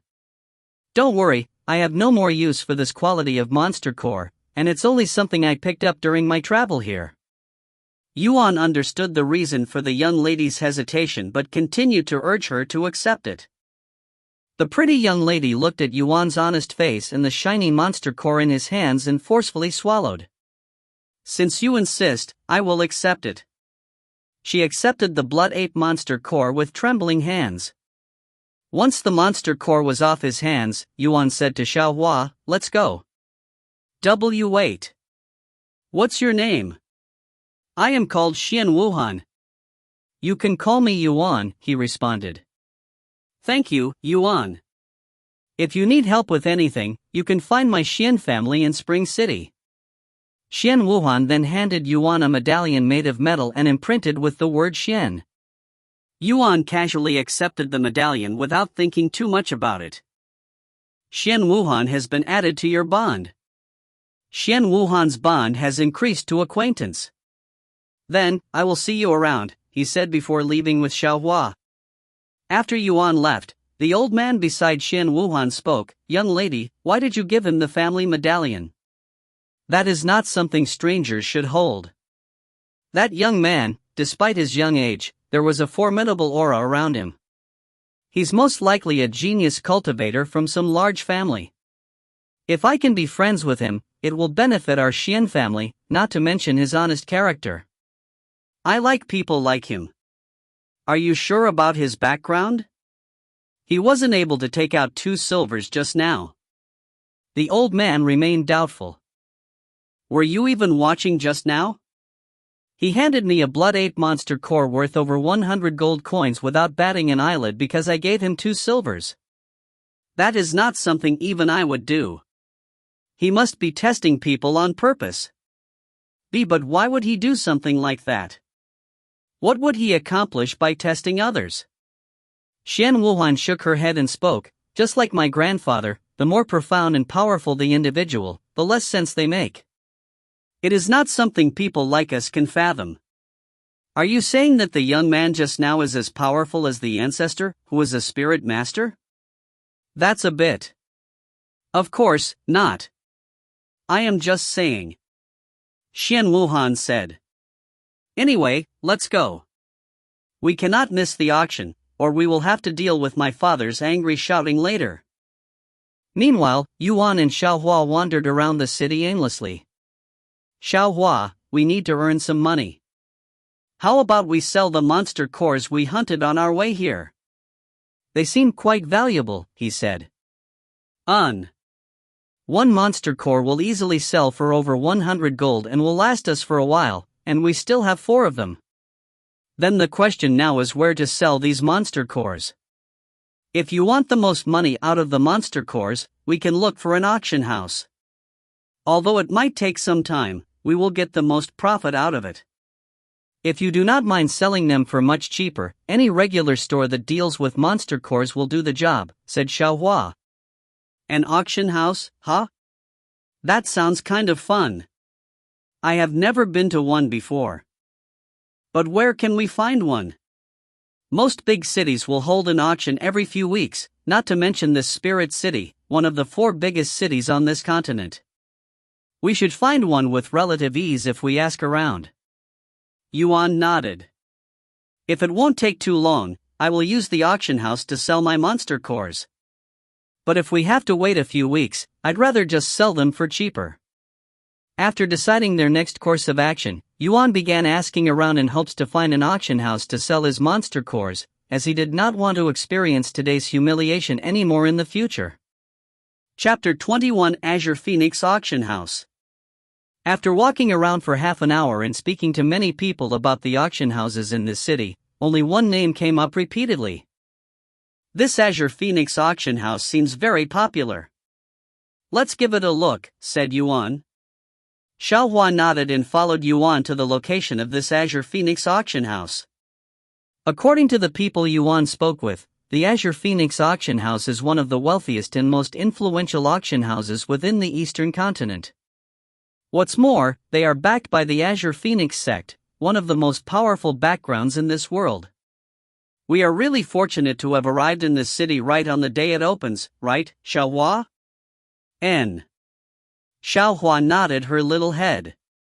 The Azure Phoenix auction house only opens once every 3 years because they have to stock up valuable treasures, and coincidentally, they came at the exact day it would open. After walking around the spirit city that occupies miles of land for many minutes, Yuan and Xiaohua have finally arrived at the Azure Phoenix auction house's entrance. Wow, this large place is the auction house? Yuan couldn't help but become amazed by the luxurious building before him that took up an entire street. Excuse me, is this the Azure Phoenix auction house? Yuan asked one of the people there just in case. Once he confirmed that they were at the right place, Yuan approached one of 2 pretty young ladies standing silently by the entrance, assuming she was one of the workers here. Hello, do you work here? He asked. I do, she replied with a gentle voice. Great. I came here today because I would like to sell something here. The young lady looked at Yuan with a weird face after hearing his words. I'm sorry, but we stopped accepting things for the auction a month ago, she said a moment later. What? Yuan stood there with a dumbfounded look. The young lady chuckled and spoke, "Is this your first time at an auction house?" "Yes." "Then let this sister teach you something about them. If you wish to sell something using auction houses, you must let them know ahead of time so they can put it on a list to let the guests know. People won't go to auction houses if they don't know what will be sold, you know? They have to prepare, too." "I see, that makes sense." Yuan sighed, feeling disappointed and slightly frustrated. "Looks like I will have to sell these monster cores elsewhere." "Spirit Apprentice Realm monster cores?" The young lady noticed the monster cores in Yuan's hands and shook her head inwardly. Even if Yuan was in time to sell his monster cores, the Azure Phoenix auction house wouldn't accept something so insignificant. In fact, even if he brought Spirit Warrior Realm monster cores, the Azure Phoenix auction house wouldn't even give it a glance. The young lady did not want to disappoint Yuan anymore, who was clearly ignorant of many things, so she remained quiet.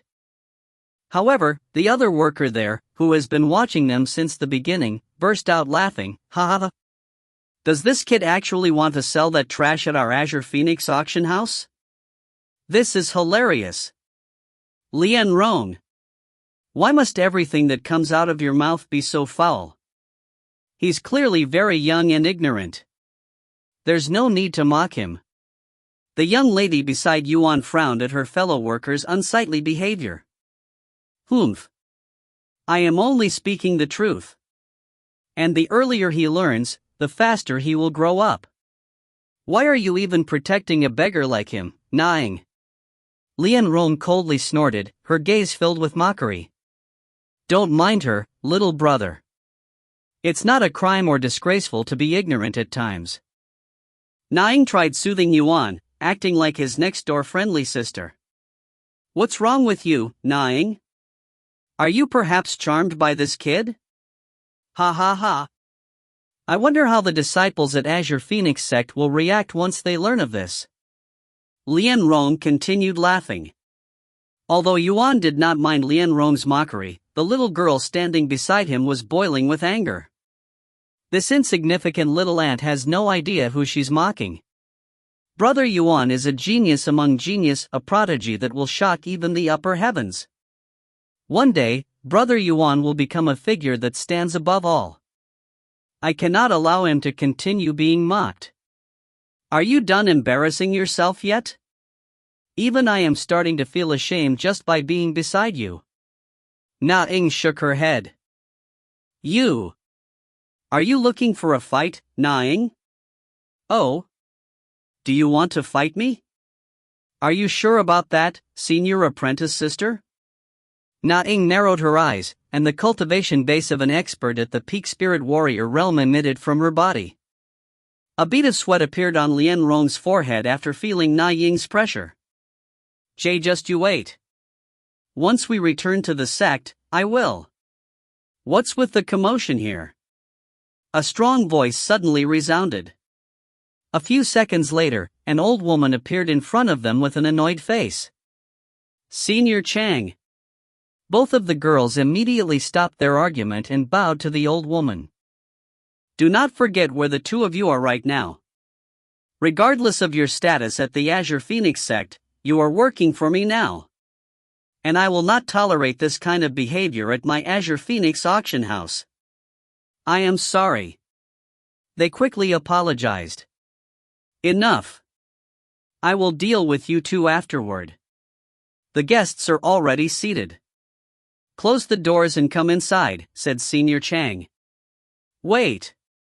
Just as Senior Chang turned around, a cute but overbearing voice stopped her steps. Ek Xiaohua? Yuan looked at her with wide eyes. What are you doing? He whispered in her ears. Don't worry, brother Yuan. Xiaohua will deal with this, she responded with a smile on her face. Who the hell is this little girl?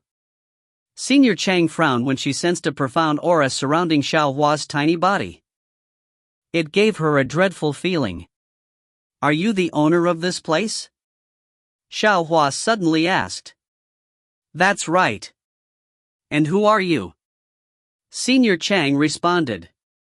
However, Xiaohua did not immediately respond and pulled out her storage pouch. Then, right before their eyes, Xiaohua pulled out a blue dagger from the pouch. The instant the dagger was revealed to the world, an unfathomable presence suddenly appeared and enveloped the place. This presence. Senior Chang stumbled backward and nearly fell on her, but when she saw the dagger and sensed its aura. This dagger is a heaven-grade weapon at the peak quality, Heavenly Frost Dagger, said Xiaohua, and she continued in a calm manner, who I am is not important right now. What is important, though, is that I had planned to sell this dagger at your Azure Phoenix auction house. However, because one of your workers mocked Brother Yuan and angered me, I am now having second thoughts. After a moment of silence, Senior Chang's stiff body began trembling. Who dared to offend you? I will kill that bastard for you. Senior Chang's attitude took a sudden turn, shocking both Lian Rong and Naing, who has never seen her this agitated before, acting as though someone had just killed her son. Even Yuan couldn't help but look at Xiaohua with wide eyes. Since when did they come here to sell that dagger? And why does she feel so different right now? That girl over there. Xiaohua wasted no time pointing her small fingers. Senior Chang turned to look at Lian Rong, who was as pale as a ghost right now, looking like all of her blood had just been drained out of her body. What have you done, Lian Rong? Senior Chang roared at her with a furious expression. I. Unable to respond and filled with despair, the young lady named Lian Rong fell to her knees, even pissing her pants due to fear. Naing covered her mouth from shock as she witnessed this unexpected turn of events. What's going to happen now? Chapter 22 VIP Room. Senior Chang, this is what had happened. Naing began explaining to her the events that took place right before she'd arrived. You foolish thing. Senior Chang was speechless. To think that Lian Rong, someone usually with keen eyes and great intelligence, to misjudge a hidden expert due to her arrogance. There is nobody you can blame but yourself for being so arrogant and failing to recognize him to Tai. She shook her head. Please. Senior Chang. You can't kill me. I am an inner disciple from the Azure Phoenix sect. Lian Rong began begging for her life. I am not the one who will decide whether you live or die today. You are begging the wrong person. After hearing Senior Chang's words, Lian Rong immediately ran to Yuan and kowtowed before him, and she begged him with a face filled with tears and snot. Please, young master. This lowly one has failed to recognize someone as prestigious as you. Yuan was speechless. This is the first time he'd seen a young lady begging for him to spare her life. Young man, although she has wronged, I would also like to request for your forgiveness. After all, she is an inner disciple of the Azure Phoenix sect. If you kill her, they will surely. Yuan suddenly raised his hand and stopped her sentence. Wait a moment. I never said anything about killing her. You were the one who spoke such words. Do not try to act as though I was the one who wants her dead. I understand.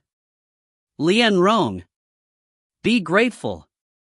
This young man has decided to spare your life. Thank you, benefactor. Lian Rong cried. Yuan couldn't but help find these people's behavior weird and unnecessarily exaggerated. Why must she be executed for mocking him? If he was to kill anyone that has offended him, who knows how many people will die? I hope this won't become a trend amongst NPCs. Yuan silently prayed. Now that everything has been settled, are you willing to sell your heaven-grade dagger at our auction house? I promise you that you will not regret it. 80, no. You will receive 90% of the revenue, and we will only take 10%.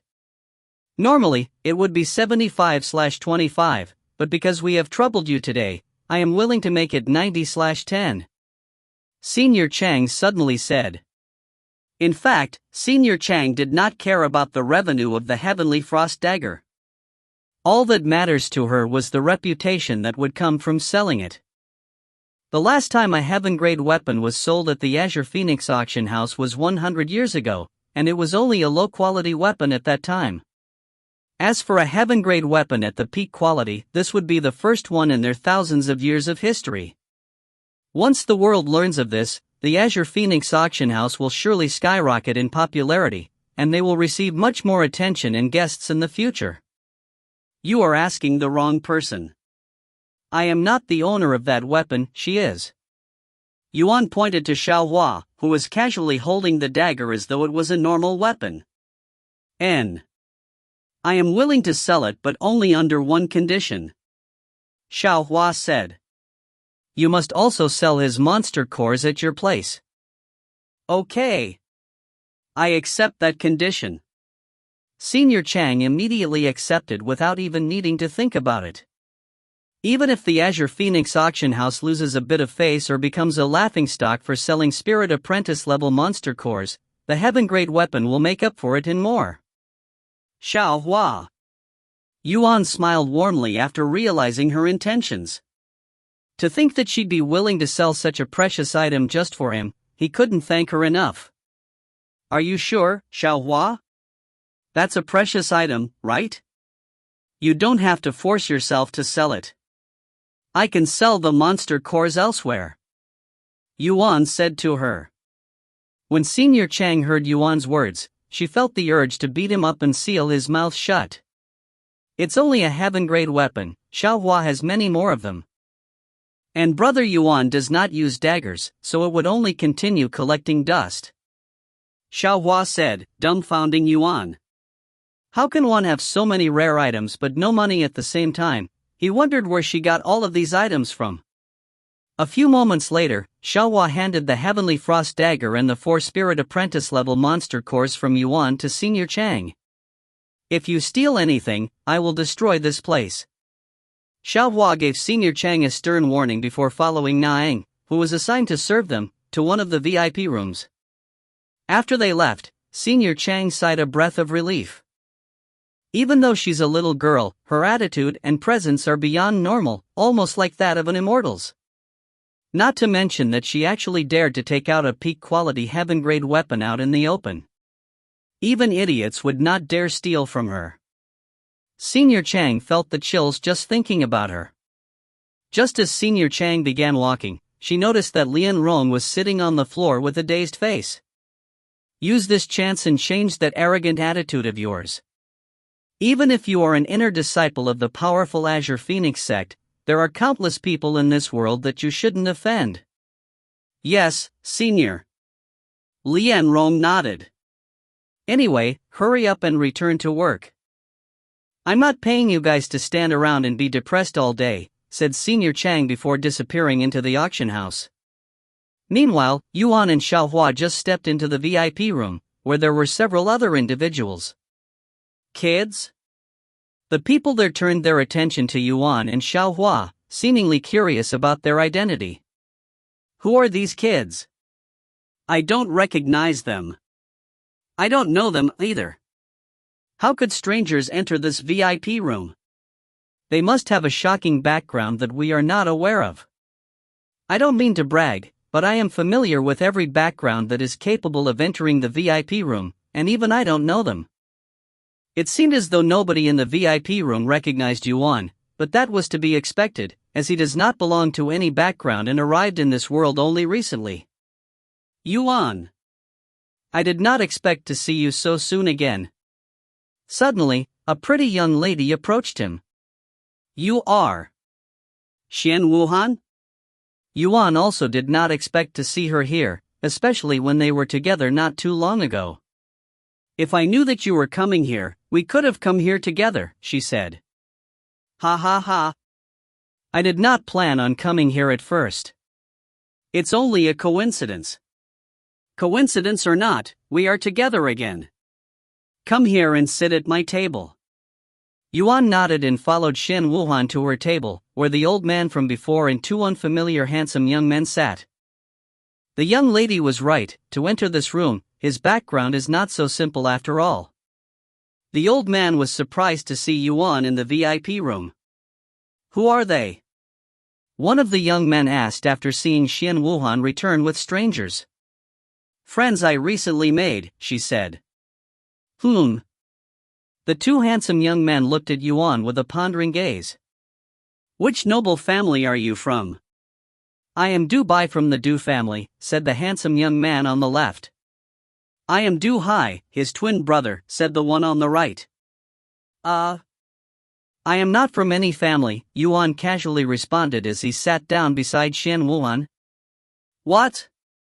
They all looked at him with a surprised expression. Then you must be a disciple of a powerful sect. Which sect do you belong to? I am also not a part of any sect. I'm a rogue cultivator, he said. Once Yuan said those words, the entire room went silent, as everyone in the room was paying attention to him, trying to figure out his identity. Of a rogue cultivator, you say? Ha ha ha, what a good joke. A few moments later, the entire room burst with laughter. There's no way some rogue cultivator would have the privilege to enter this VIP room. Ha ha ha. He must really want to keep his background hidden. Too bad, that only makes me more intrigued. It was Yuan's turn to be speechless. He did not understand why they were laughing at him or why they couldn't believe his words. But regardless of the reason, since they don't believe him, there was nothing he could do. And it's not as though he cared whether they believed him or not. Just ignore them, Yuan, Xian Wuhan said to him. And just as she said those words, the lights in the room suddenly dimmed. The auction is finally starting, said Xian Wuhan as she pointed to the large stage that was right below their VIP room. Chapter 23, Beginning of the Auction. Hello, esteemed guests. Welcome to the Azure Phoenix Auction House. I will be your main host today, Xing Cheng. A beautiful young lady appeared on the stage with a dazzling smile and a cheerful attitude, brightening the atmosphere despite the dimmed lights. Before we begin, allow me to remind you of the rules for this auction house. First of all, once you have made a bid on an item, it will be final and you cannot reclaim the offer. Rule number 2, you are not allowed to pressure others with your background. This is an auction house, not the streets. After one warning, we will ask you to leave. And lastly, if you bid on an item and cannot afford it in the end, we will take whatever you have on hand until it's enough to pay the debt. If the debt is not paid, we will hold you until someone pays the debt. After announcing the rules, Ching clapped her hands. A moment later, another beautiful lady appeared on the stage while pushing a cart covered by a thick cloth. Then without further ado, let me reveal the first item for today's auction, an earth-grade medium-quality chestplate made of silver metal, allowing it to have nearly no weight while retaining high defenses. As long as this armor is on your body, all damage dealt by those below the Spirit Master realm will be reduced in half. As Ching announced the item, her assistant removed the cover on the cart and revealed the silver armor under it. 50% damage reduction as long as their cultivation is below the Spirit Master level? How powerful! Yuan gazed at the armor with wide eyes. If he had such equipment, it would greatly increase his survivability in this world. Xiaohua noticed his desire for the armor in Yuan's eyes and spoke, Brother Yuan, although it may sound powerful, it'll only work if your opponent is below the Spirit Master level. With your talent, you'll be fighting Spirit Masters in no time. What's more, with Xiaohua here, nobody will be able to hurt you, even if they are a Spirit Grandmaster. Yuan chuckled at her confident face and nodded. Meanwhile, the Du brothers sitting on the other side of his table were glaring at the silver armor with drooling eyes. This is a must-have item. As long as we have this, we will be near invincible within the inner court. They laughed loudly. Relying on treasures too much will affect your cultivation, Du Bai, Du Hai. Xian Wuhan reminded them after seeing their excited expressions. However, as though they did not hear her, the Du brothers continued to stare at the armor. The starting price for the armor will be 100,000 gold. Xing Cheng announced. 100,000 gold. Yuan could feel his heart skip a beat after hearing the price, and it was just the starting price. It's no wonder why they refused to accept his monster cores that would only sell for a measly 100 gold. 110,000 gold. The Du brother immediately bid. 115,000 gold. 118,000 gold. 120,000 gold. 130,000 gold. The price went up by thousands with each call, and within minutes, it raised to 280,000 gold. 280,000 gold. Even if there are players here, I doubt they'll have enough money to buy it. Yuan thought to himself. 280,000 gold going once, going twice, and sold. Yes. We got it. The Du brothers hugged each other with joy after winning the bid. Their family must be filthy rich. Yuan thought as he watched them celebrate. We will keep the item for now. After the auction ends, the winners may retrieve the item after paying the debt, said Qing Qing as she called for another assistant to go onto the stage. The next item will be a spirit-grade martial technique, Fire Lotus Palm Strike. The ability packs devastating power and will also burn everything it touches. The starting price will be 10,000 gold. A single spirit-grade skill costs over 10,000 gold? Yuan was shocked. Since all of his skills were either self-taught or taught by Xiaohua, they were all free. He simply cannot imagine paying for an earth-grade skill, much less a skill at the divine grade. How much would a divine grade skill normally cost? Yuan decided to ask Xian Wuhan. Xian Wuhan looked at him with wide eyes. Divine grade? You cannot buy that kind of technique even with all of the money in this world. Ha ha ha, she laughed afterward. Yuan's jaw dropped to the ground after hearing her words. Cannot be bought with money? To think Xiaohua would be so generous that she'd give out something like that for free. He suddenly felt the urge to wrap his arms around her and embrace her tightly. A few minutes later, the Fire Lotus Palm Strike was bought by an old man in the VIP room for 48,000 gold.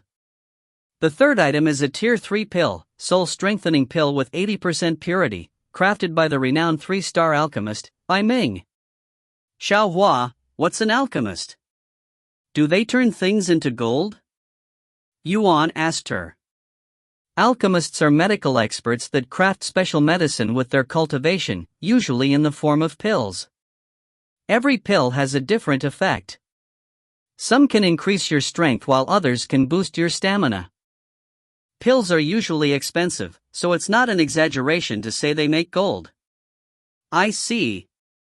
Yuan nodded as though he understood something. Soul strengthening pill, it has a mind-calming effect, allowing you to achieve greater results during cultivation. I want this. Xian Wuhan gripped her hands into a fist. Senior Bai personally crafted 15 soul strengthening pill for today's auction, enough to fill 3 pill bottles, and we will be selling them separately. For the first bottle that contains 5 soul strengthening pills, the starting price will be 5,000 gold. Yuan's eyes nearly popped out of its sockets after hearing the price. Mother of Fortune, 1,000 gold for one tiny pill? If I want to earn money quickly, it seems like becoming an alchemist is the only way. Yuan's interest in alchemy was piqued. He thought that if one day he has a chance to learn alchemy, he would definitely give it a try.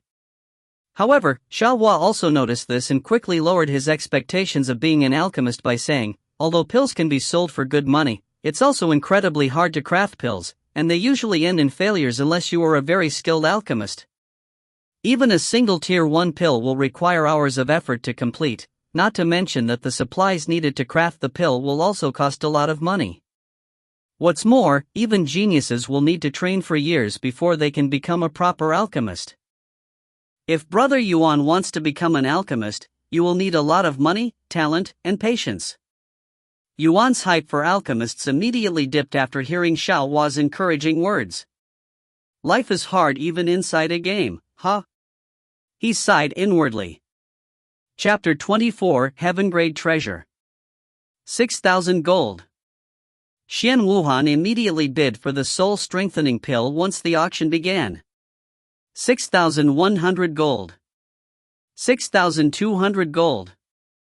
A few minutes later, Xian Wuhan managed to secure the soul strengthening pill for 7,500 gold. Yes. Now I will be able to break through to the third level spirit warrior realm. She made a victorious fist. However, Xian Wuhan was not satisfied with just a single bottle, so she proceeded to bid on the other 2 bottles. After a few more minutes, 2 more bottles of soul strengthening pills were handed to Xian Wuhan, and she ended up paying 25,000 gold for all 3 bottles. Hey, Yuan. Xian Wuhan suddenly called for him. What's the matter? He turned to look at her. Xian Wuhan smiled and opened one of the pill bottles to retrieve a soul strengthening pill. Here you go. It's not much, but I hope we can be friends for years to come, she said while handing it to him. Yuan accepted the pill with slightly widened eyes. Thank you, he said with a smile on his face. When Yuan held the soul strengthening pill in his hands, the system automatically analyzed it for him. Soul strengthening pill, Tier 3, purity, 82%. Effects, permanently increases soul strength by 1,000. Description, a spiritual pill concocted by Bai Ming. Limit, 3. It increases my soul strength permanently. And by 1,000. Yuan exclaimed. Xiaohua then spoke, most pills have a limitation on how many you can consume before it no longer benefits your body. These soul strengthening pills can only be eaten 3 times before it stops benefiting your body. With that being said, even if it won't improve your body, it still has other benefits such as calming your mind during cultivation, hence why she bought so many of them. I see. Yuan nodded. Hey, why don't you give us one of those pills too, Lady Xian? Aren't we also friends? The Du brothers asked her after seeing her give one to Yuan. If you wanted some, why didn't you even try to buy it? Xian Wuhan asked them. That's because you were very eager to have them, so we didn't fight for them with you, said Du Hai with a cheeky smile. Are you saying that I only won because you allowed me to win? Xian Wuhan narrowed her eyes at him. Du Hai's cheeky smile quickly became an apologetic one and said, that wasn't my intention. Then forget it. After Xian Wuhan turned her eyes away from him, Du Hai looked at Yuan with narrowed eyes, almost like he blamed Yuan for being responsible for the situation. Sometime later, after 10 more items were auctioned, Yuan's monster course finally made its appearance. For our next item, we have a few monster cores. Qing sounded less confident and somewhat embarrassed by her own words. Monster cores? Could it belong to a beast that was at the spirit master level? The people were slightly surprised by the appearance of monster cores, as they are rarely sold in auction houses. They are spirit apprentice level monster cores, said Qing with a weird tone. Spirit apprentice monster cores? Did the auction house mess up? How could they sell such trash here? There must have been a mistake. I cannot imagine the Azure Phoenix auction house purposefully selling trash. The Azure Phoenix auction house does not make mistakes. Although I don't know the reason, these monster cores were approved by Senior Chang herself, said Qing, and she continued, the starting price for all 4 of these monster cores will be 500 spirit stones. However, nobody made a bid even after many minutes. It was an unprecedented event for the Azure Phoenix auction house. Just take those trash away from our sites. Are you mocking us with them? Nobody wants it. Dubai shouted loudly. That's right. What kind of joke is this? Even if you are the Azure Phoenix auction house, there is a limit. Following Dubai, other guests also began complaining. To sell something worth so little in this high-end auction house with treasures worth tens of thousands of gold was akin to selling street meat in a luxurious restaurant. The guests were feeling as though they were being mocked by the auction house. What should I do? Senior Chang told me to sell these even if we have to lose face. Qing cried inwardly. Meanwhile, in the VIP room, Yuan was slightly trembling from anger. Even though the complaints were directed at the auction house and Qing, he felt as though they were all directed at him, who wanted to sell these monster cores. Xian Wuhan noticed the irritated expression on Yuan's face and wondered if the monster cores belonged to him. After all, he gave her one of them at the city's entrance. It's just a few hundred golds. If these monster cores really belong to him, it'll definitely benefit our relationship, and he might even owe me for giving him face. It might also be another one of his tests. Thus, Xian Wuhan spoke the next moment, I will bid 600 gold for these monster cores. Lady Xian, why would you bid for the monster cores? They are just trash. Don't waste your money on them. If you want, I can give you some at the Spirit Warrior level for free as a gift. Du Hai said to her. Shut up. Do I need your permission if I want to buy something? I just happen to need these monster cores, so I am buying them, she coldly snorted. Yuan looked at her with wide eyes. Not only did she give me a soul-strengthening pill worth hundreds of gold, but she's also buying my monster cores. I will definitely thank her properly in the future. He thought to himself with a warm smile on his face. Would you like to pay for the monster cores now? An assistant from the auction house asked Xian Wuhan after she easily won the bid due to a lack of competitors. Xian Wuhan retrieved 600 gold and handed it to the assistant. I want it now, she said. Understood. The assistant accepted the money and returned a few minutes later with the monster cores. Meanwhile, on the stage, a new item was already being auctioned. For the next item, we have this piece of crystal that is of unknown origin. Although we cannot tell you the purpose of its existence, it has a large amount of qi flowing within like a monster core. In fact, if it was a monster core, it would be comparable to one at the Spirit Grandmaster level. Xing Qing showed them the cobble-sized piece of crystal to the guests. Comparable to a Spirit Grandmaster monster core. The people were shocked, as monsters at the Spirit Grandmaster level were exceedingly rare and terrifying, and they have the power to wipe out a large city like this Spirit City with ease. In fact, the last time a Spirit Grandmaster monster appeared in this world was 1,000 years ago, killing millions of people and nearly destroying the world if not for the Spirit Grandmasters that sacrificed their own lives to kill it. When Xiaohua saw the cobble-sized crystal, her eyes slightly widened. Brother Yuan, that's a spirit crystal. Xiaohua's voice suddenly resounded in his head. Spirit crystal? Like the ancient spirit jade I have? He asked. No, it's not real spirit jade. Real spirit jade, even at the lowest quality, would have more qi. And even though it's not comparable to spirit jade, it'll still provide a big boost to your cultivation. It can also be used as a currency in the upper realms. I wonder how much qi I would get from consuming it, he pondered. Brother Yuan, you should bid for it. Xiaohua suddenly said. What? But I don't have any money. We may have no money now, but we will have plenty once we sell the Heavenly Frost Dagger. It'll be more than enough to buy something like this spirit crystal, and the people here seem to be unaware of its true value. Yuan pondered for a moment and asked, Are you sure? It's still your money. Even if Xiaohua allowed him to use the money from selling the Heavenly Frost Dagger, Yuan was not shameless enough to accept it. In fact, if he accepts it despite everything that she's already given him, it'll make him feel guilty instead. Buy it, Brother Yuan. Xiaohua nodded with a resolute face. Okay, if you say so. I must get this piece of crystal that is overflowing with qi. If I can cultivate the qi inside, I might even break through and become a spirit master in no time. Xian Wuhan's eyes glittered with excitement. There's no way something that contains so much qi is not a treasure.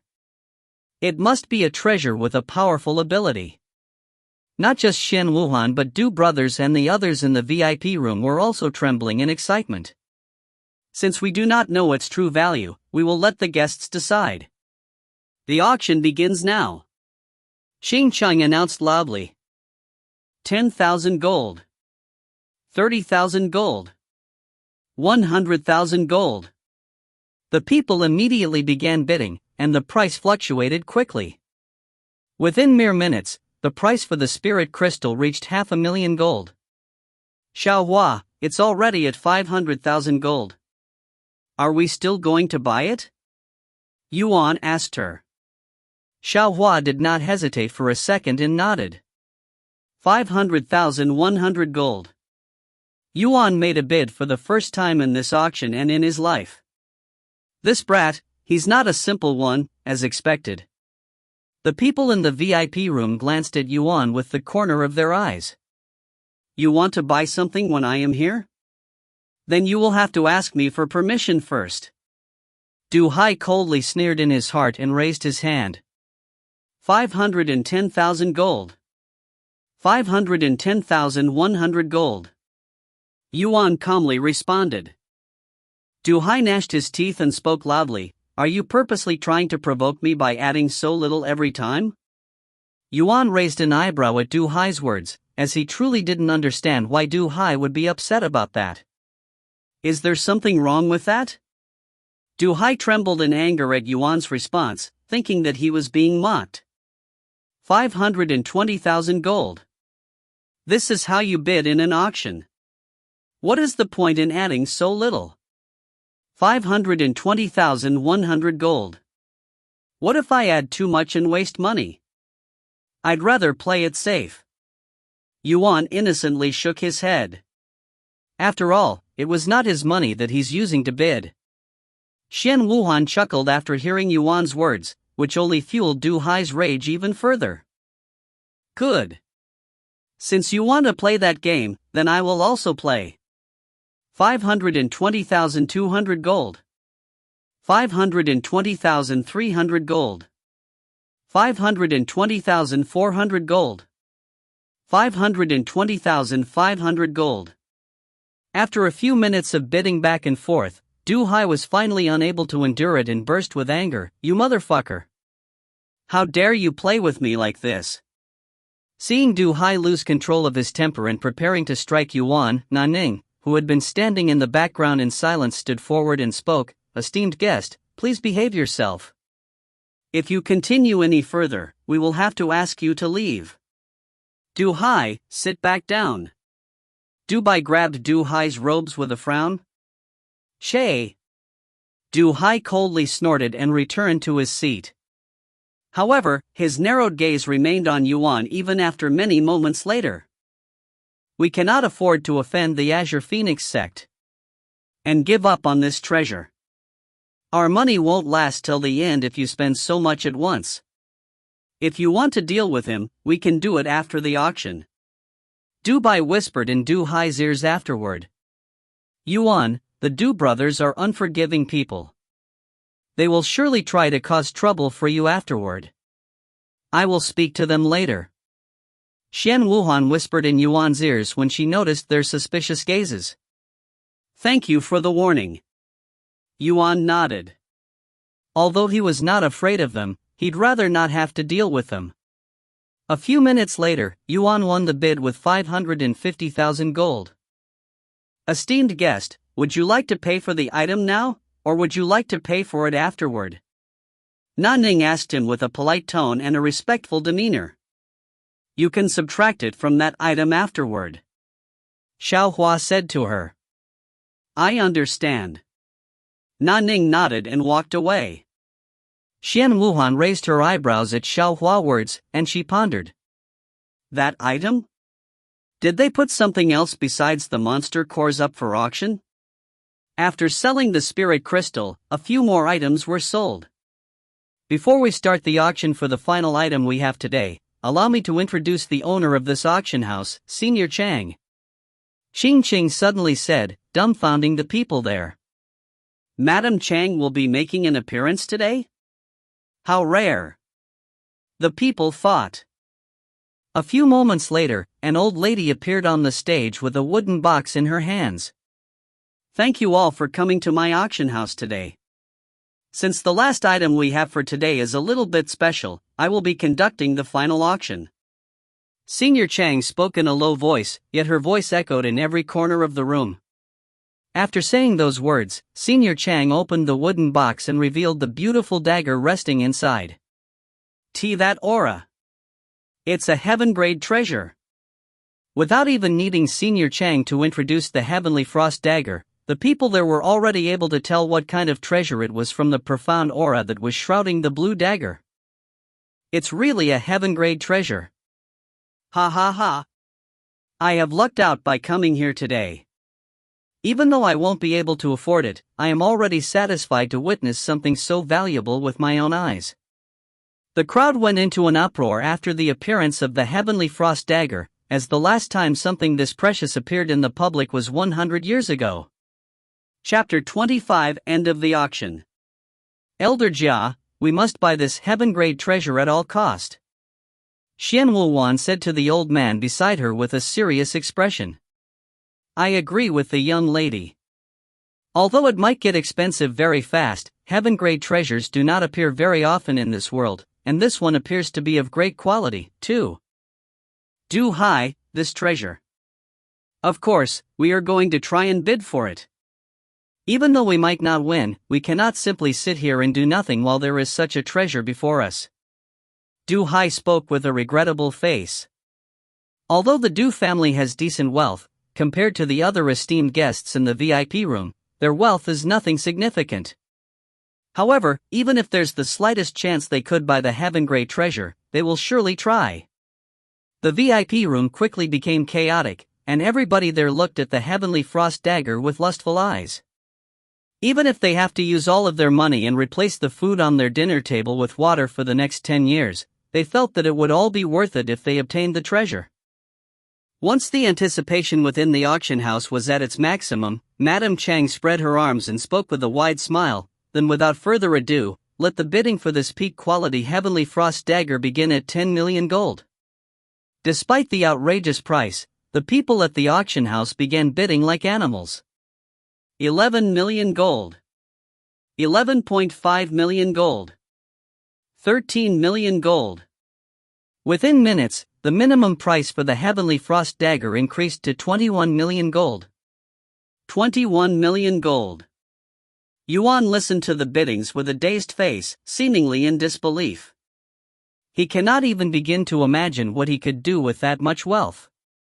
25 million gold. Xian Wuhuan suddenly shouted. The sudden high bid by Xian Wuhuan slowed the bidding pace briefly, but after a few moments, it returned to normal. When the bidding reached 30 million gold, the pace finally slowed down permanently, as only very few individuals there could afford to bring out so much money. 30.5 million. Of course, Xian Wuhuan, whose family belonged to the business circle, was one of these rich individuals. 31 million. 31.5 million. After a few more minutes of bidding from the same three people, a new voice suddenly resounded. 40 million gold. The voice was profoundly calm, causing everybody in the VIP room to turn to look at the person who just spoke. However, that person had not been in the VIP room since the beginning, and the people there wondered when this person arrived. That's Qi Jiguang from Heaven and Earth Palace. What's he doing in this place? Someone there exclaimed after realizing his identity. What?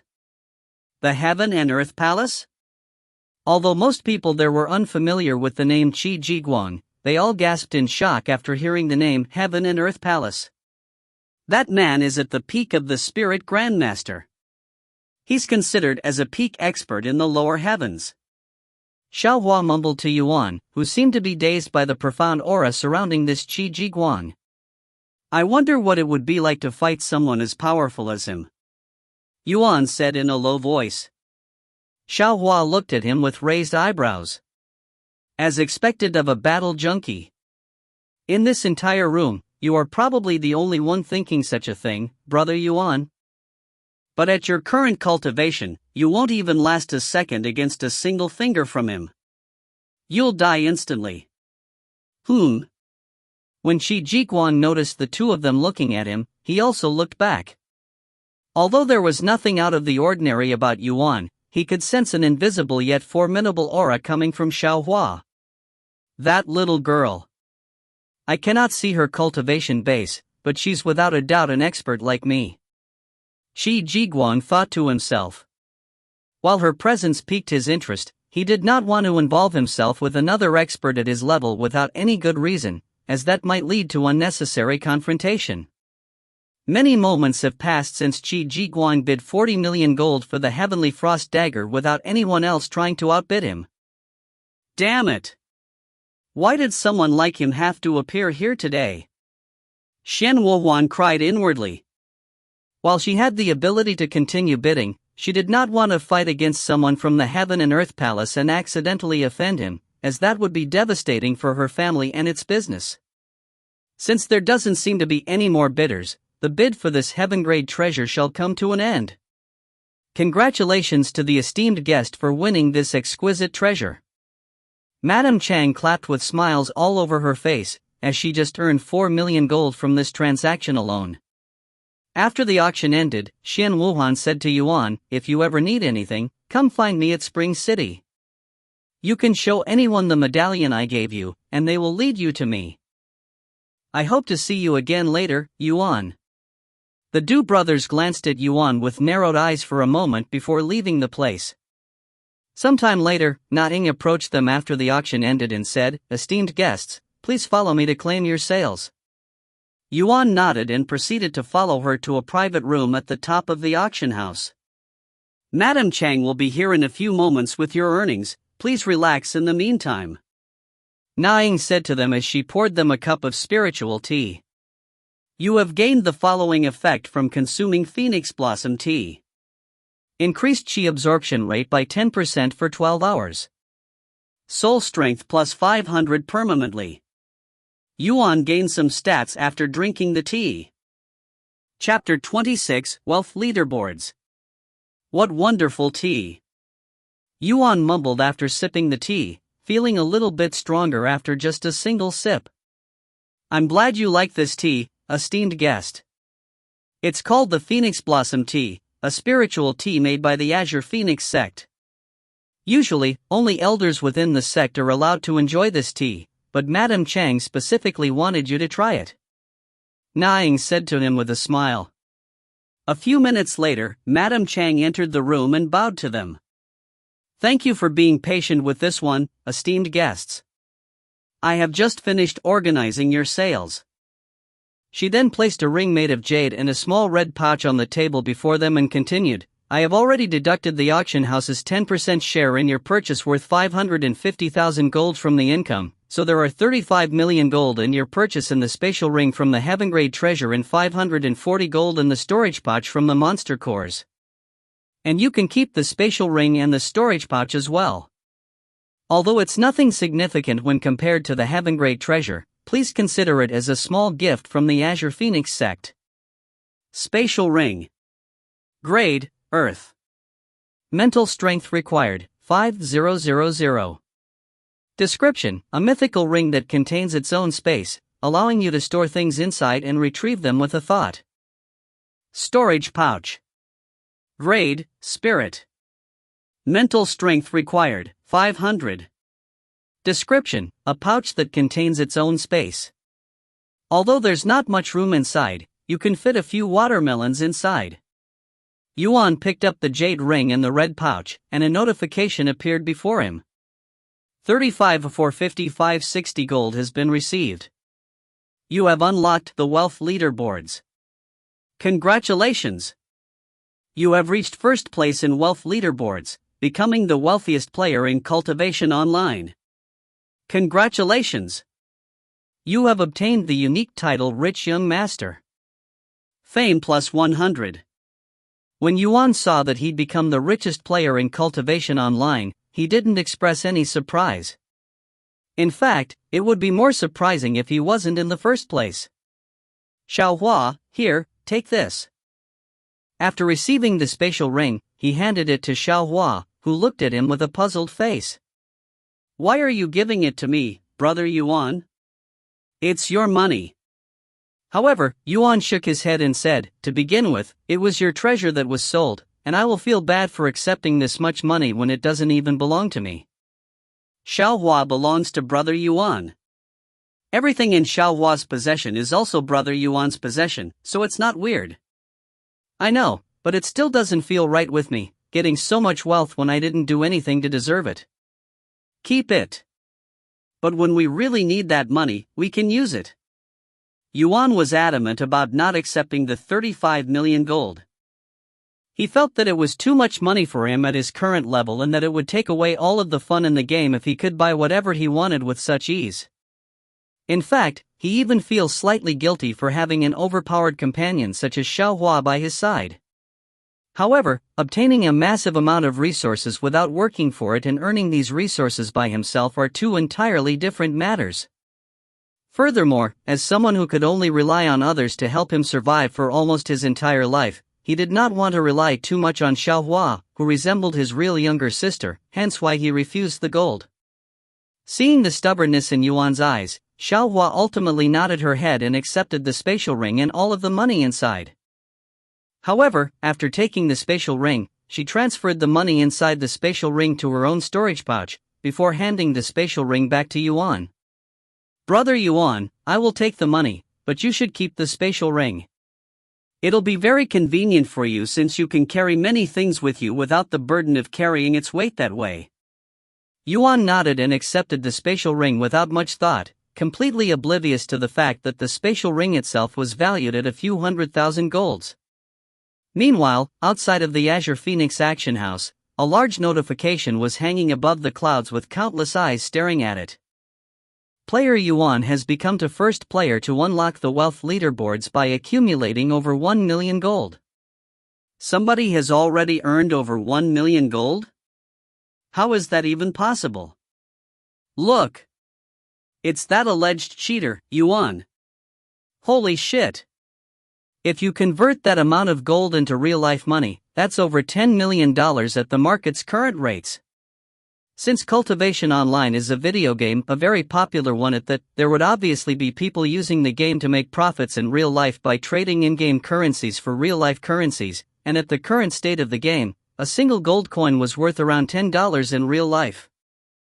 This type of business is usually called real-world trading, RWT for short, and is against the terms of service for most online games out there. However, despite being against the terms of services, there are many people who would rather go out of their way to use such services to strengthen themselves in-game than to waste time and effort to earn them fairly. Furthermore, this type of business is not limited to only in-game gold, as people buy in-game treasures and resources with real money, too. With all that being said, RWT is not against Cultivation Online's terms of services, as such terms never existed in the first place, so there are already many players using their real-life money to buy Cultivation Online gold and vice versa. If Yuan were to convert all of his in-game gold to real-life currency, he'd have over $350 million right now. But of course, Yuan is oblivious to such a business market, thus such thoughts never crossed his mind. If you ever need to sell anything to our Azure Phoenix auction house, please come by again. Madam Chang handed them a badge with the auction house's name on it. You have obtained Azure Phoenix Auction House Diamond Pass. As long as you have that pass, you can enter any auction house in this world that is owned by the Azure Phoenix sect. Thank you. After accepting the pass, Yuan and Xiaohua left the auction house. Chapter 27, Stuffing His Face with Food. Once Yuan and Xiaohua left the auction house, they wandered around the city aimlessly. What should we do now, Xiaohua? Now that we have enough money, maybe we should better gear ourselves for the future. However, Xiaohua merely tilted her head in a puzzled manner and spoke, but Xiaohua has plenty of treasures you can use. Yuan showed a bittersweet smile and said, while that is true, I cannot rely on you for everything. I want to work hard and earn my own equipment, too. Xiaohua remained puzzled, and she asked, Xiaohua has noticed this for a bit now, but why does Brother Yuan want to work so hard? If it were someone else in your shoes, they would surely take advantage of the situation and not do so much work.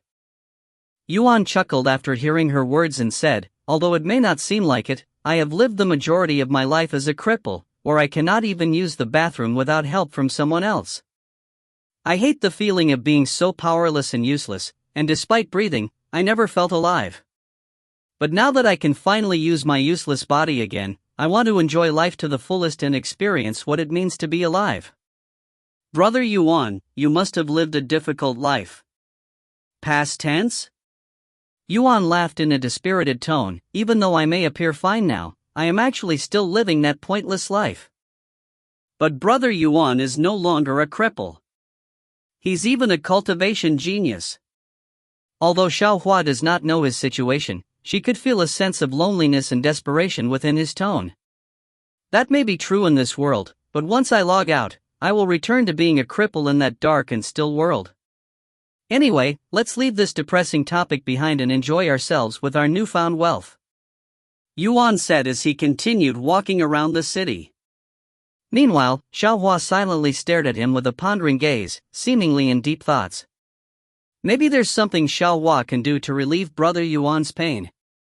She thought to herself. Sometime later, they arrived at what appears to be an equipment shop. Welcome to the Dragon Armory. The middle-aged man behind the counter said to them after noticing their presence. We have all sorts of spirit-grade weapons and armor. If you are looking for something specific, just let me know. I will, Yuan said as he began looking around. Bone sword. Grade, spirit. Quality, medium. Physical strength required, 300. Mental strength required, 600. Sharpness, 300. Description: a sword made from the bones from a spiritual skeleton. Price, 30,000 gold. Fiery lizard scale armor. Grade, spirit. Quality, high. Physical strength required, 500. Mental strength required, 250. Physical defense, 5000.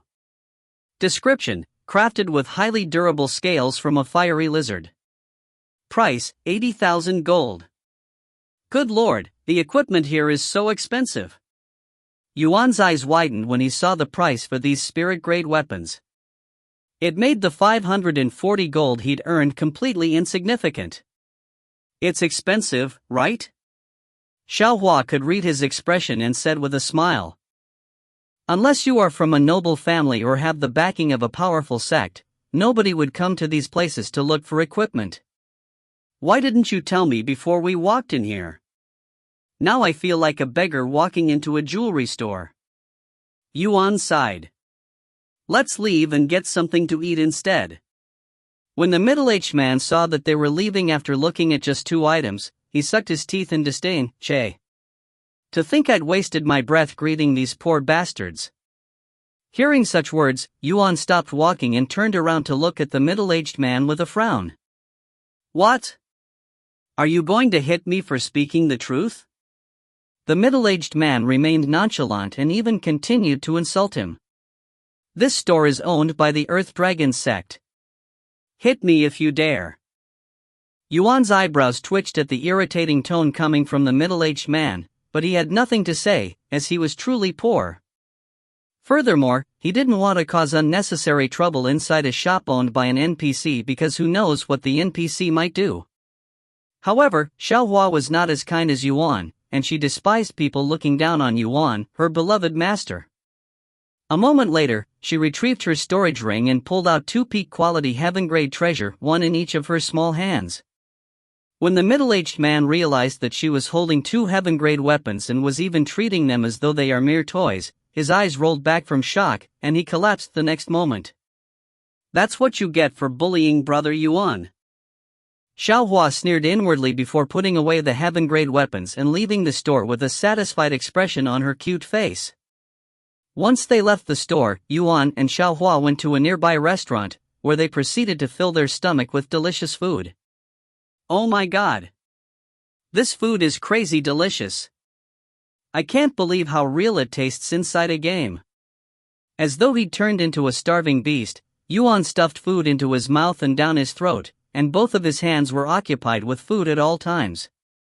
Meanwhile, Xiaohua watched him eat like an animal with her jaw hanging. This is the first time she has seen anyone eating so frantically. It was almost as though he'd never eaten anything before today. The food isn't going anywhere, Brother Yuan. If you don't eat slowly, you might choke to death, she said to him. I can't help it. My hands are moving by themselves. After all, I have eaten nothing but soup for the last few years. Yuan said in a stuffed voice as he continued to mercilessly shove food into his mouth with tears flowing down his fat cheeks. Xiaohua merely shook her head before she began to eat her own plate of food with elegance. Chapter 28: Cooking Techniques. After spending nearly 3 hours stuffing his face with food in the restaurant, Yuan was finally satisfied with his stomach, which was fully bloated at this moment, making him appear fatter than normal. Unbelievable. Brother Yuan's stomach is a true mystery. Not only can you consume monster cores and feel perfectly fine, but you can also eat enough food to feed 10 whole families. Xiaohua stared at him with wide eyes.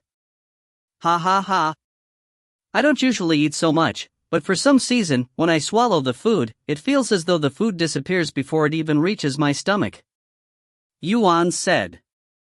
And my qi has increased significantly, too. After consuming so much food, his qi experience has increased by 1 million, comparable to the jade frog's monster core. That's because of the food Brother Yuan ate.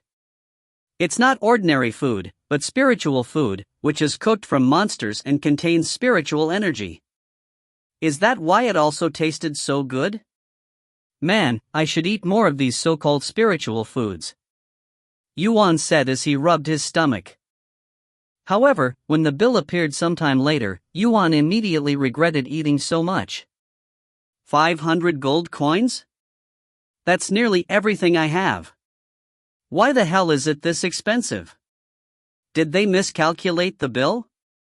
Yuan exclaimed with a terrified expression. Brother Yuan, did you order the food without looking at the prices? Spiritual food is considered luxury food, of course it would be expensive, and you ate so much of it. Xiaohua said to him. Yuan sighed and spoke, if it's like this, I'd rather hunt and cook my own food. That's an option, too. Xiaohua nodded. After all, it's just cooked monster meat. Then it's decided. In order to save money, I shall learn how to cook spiritual food. And he continued, by the way, are there any techniques that teach you how to cook? Xiaohua nodded and said, it'll cost you a few gold coins, but you can find these kinds of techniques in any cultivator market. Great. Then let's go shopping again after this. After paying the massive restaurant bill that depleted almost everything he's earned from selling the monster cores, Yuan and Xiaohua returned to strolling in the streets. Sometime later, they approached a store with a large sign that read Cultivator Essentials. Welcome to Cultivator Essentials. How may I assist you, young master? A pretty lady greeted him with a warm smile after noticing their presence. Hello. Do you sell cooking techniques in this place? Yuan asked her. Cooking techniques, huh? Give me a moment to check. The pretty lady then went to the back of the shop. A few minutes later, she returned with 3 books in her hand. We have 3 cooking techniques.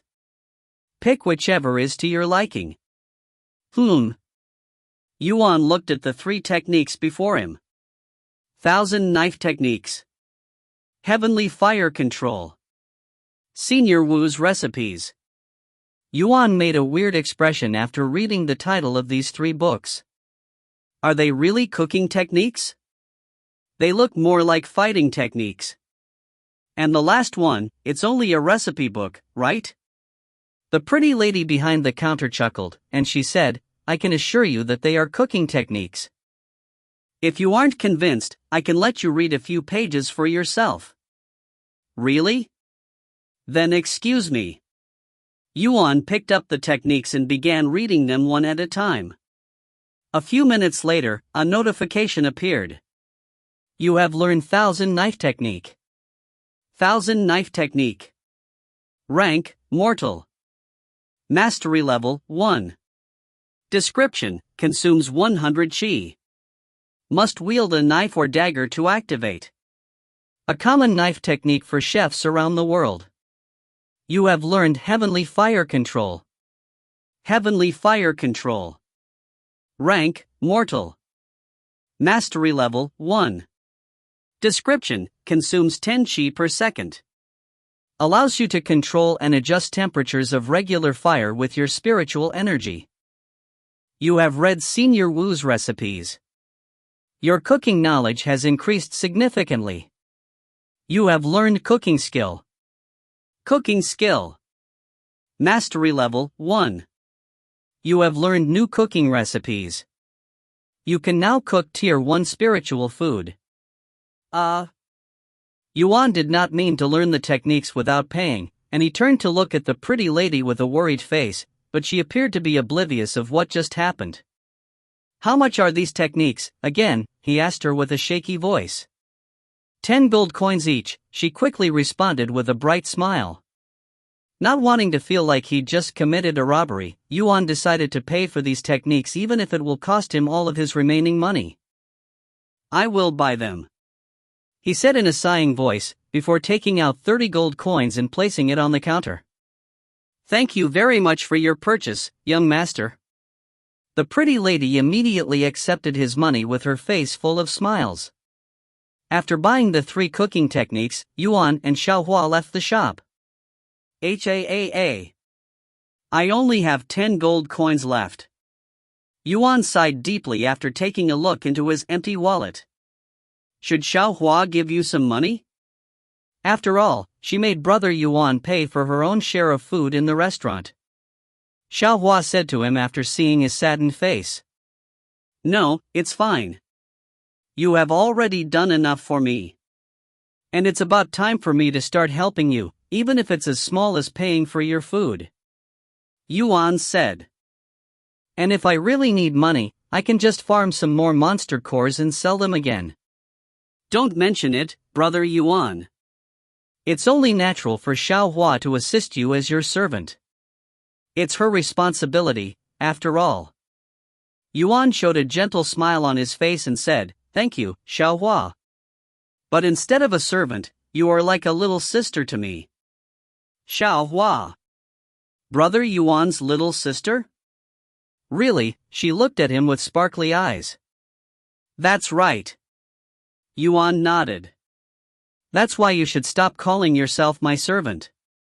Xiaohua quickly nodded with a blissful smile on her face. Okay.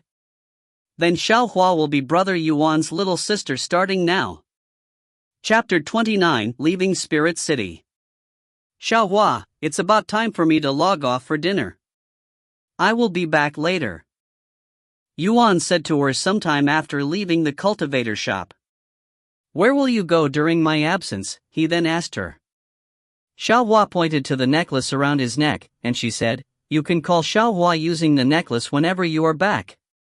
After saying those words, Xiaohua's body began glowing, before being absorbed into the necklace. What a profound necklace! Yuan mumbled to himself before logging off. After logging off the game, Yuan patiently waited for Yuro to bring him dinner, and he felt as though time had stopped. Unlike the colorful world in the game, the real world was pitch black, almost like he was living in the void, and his body felt non-existent. If only I could live inside Cultivation Online forever. Yuan sighed inwardly. After familiarizing himself with the world inside the game, his perception of the real world became even worse, and it felt even more lonely than usual. Inside the game, whether it be the pedestrians or just the noises nature made, it was always lively.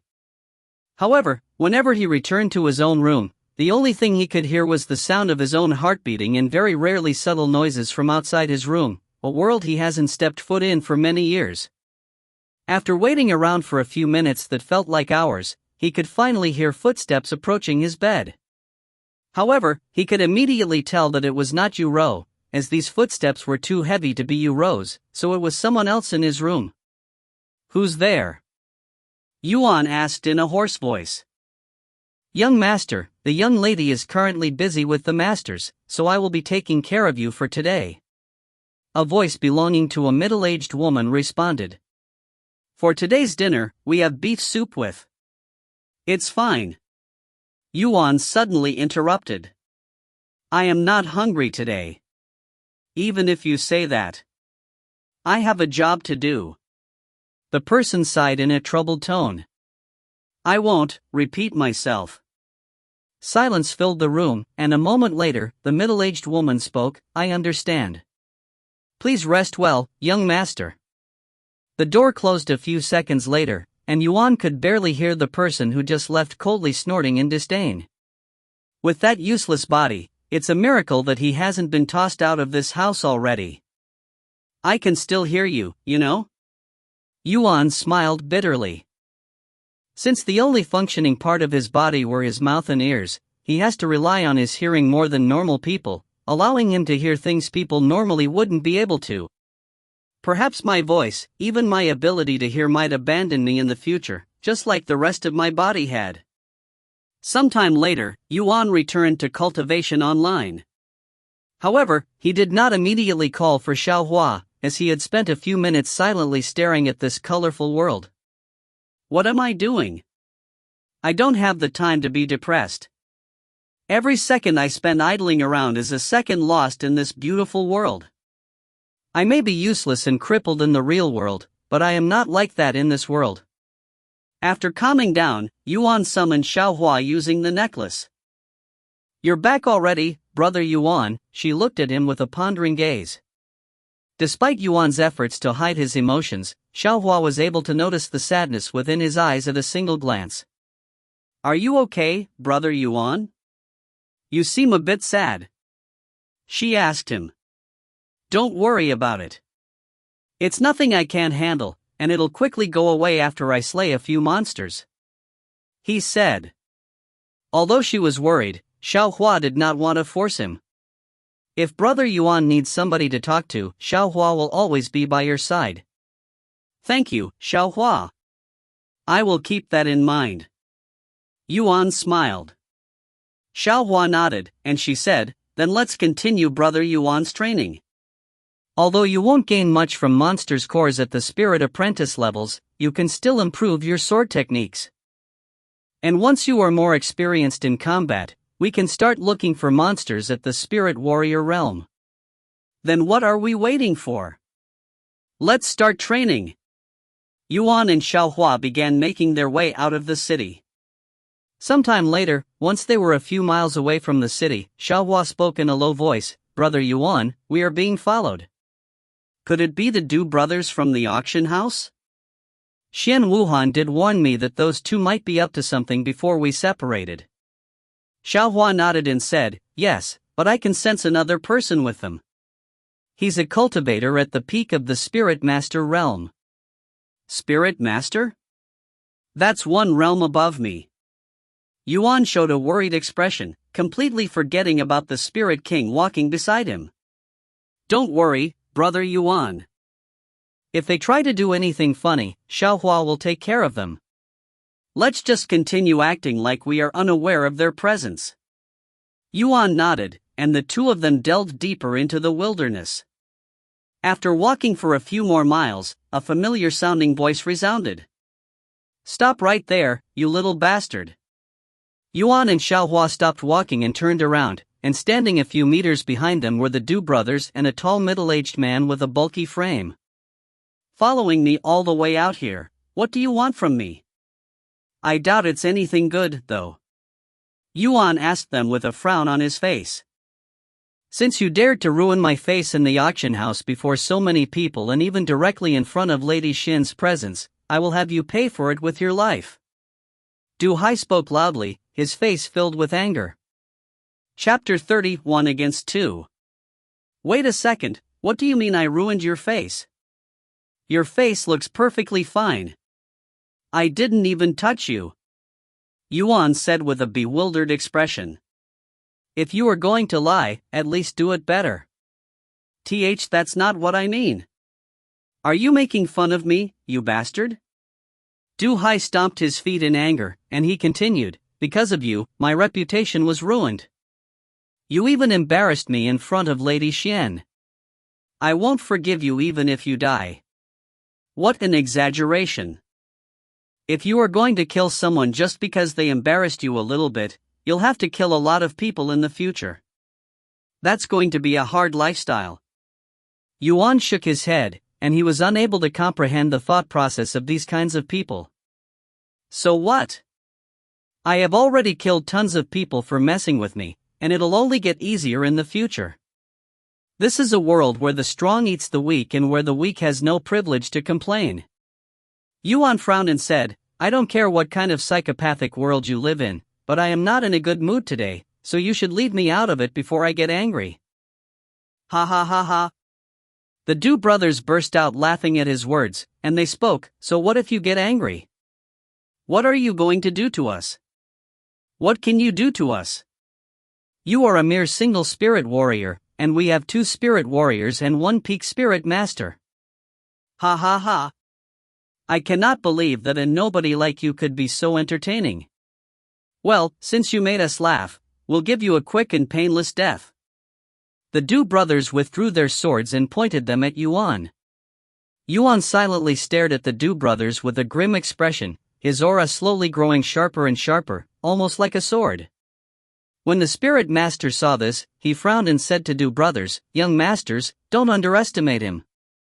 He's emitting a powerful aura that doesn't suit his level.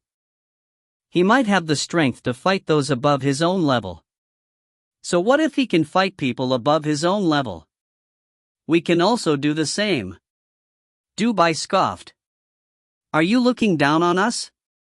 Even though you are at the spirit master level, you are still just a mere guard that's hired by my family. Meanwhile, on the opposite side, Yuan asked Xiaohua, do you think I will be able to win against those 2? Both of them are in the 5th level spirit warrior realm.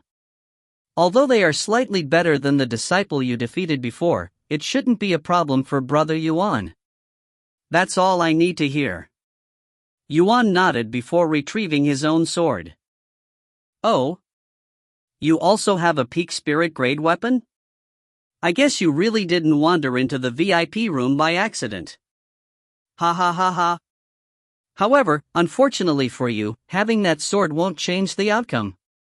The Du brothers then sheathed their swords and pulled out 2 peak spirit grade swords a few seconds later.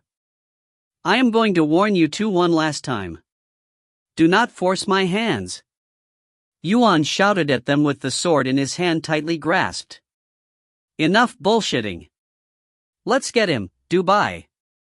Du Bai nodded, and the 2 of them began rushing at Yuan. This will be fun.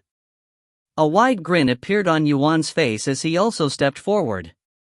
A moment later, the 3 of them clashed, and Yuan maneuvered his sword like an expert, blocking both their sword strikes at once. Let's see how long you can keep this up. The Du brothers began releasing a torrent of sword strikes at Yuan. Ding! Ding! Ding! However, Yuan either deflected their attacks or perfectly blocked them, albeit barely. This is much more difficult than I'd expected. If I want to win this fight, I will have to be the aggressive one. After being on the defensive side for a few more strikes, Yuan suddenly stepped forward and began attacking the Du brothers, catching them off guard. What powerful blows! He's not an ordinary one.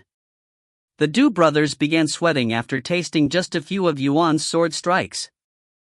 Meanwhile, Xiaohua was not even paying attention to their fight, and she had her eyes on the spirit master this entire time, as she was prepared to kill him the moment he even tries to interfere with Yuan's fight. Just who is this brat? Which family does he belong to? To think he'd be able to fight the Du brothers by himself. And it even looks like he's slowly defeating them. The spirit master watched their fight with wide eyes filled with disbelief, and he began worrying that they might have picked the wrong person to fight with. The longer the spirit master watched Yuan's fight, the more shocked and worried he became. This young man is a genius. He's not only fighting back the young masters, but he's even growing stronger as he fights. He's a freaking monster. I cannot allow this to continue any longer, or the young masters will be in danger. The spirit master prepared to interrupt the fight, but he suddenly noticed an immense pressure not too far away, causing his eyes to shift to the small figure a few meters away, who was staring dagger at him. That little girl, she's an expert like me. The spirit master's back was instantly soaked in cold sweat after this realization. Anyone would think she was Yuan's little sister at glance, but to think that she would be his guardian instead. It was truly a shocking revelation. And he was certain that this little girl's cultivation base was much more formidable than his own, as not even spirit grandmasters would be able to emit such a terrifying invisible pressure.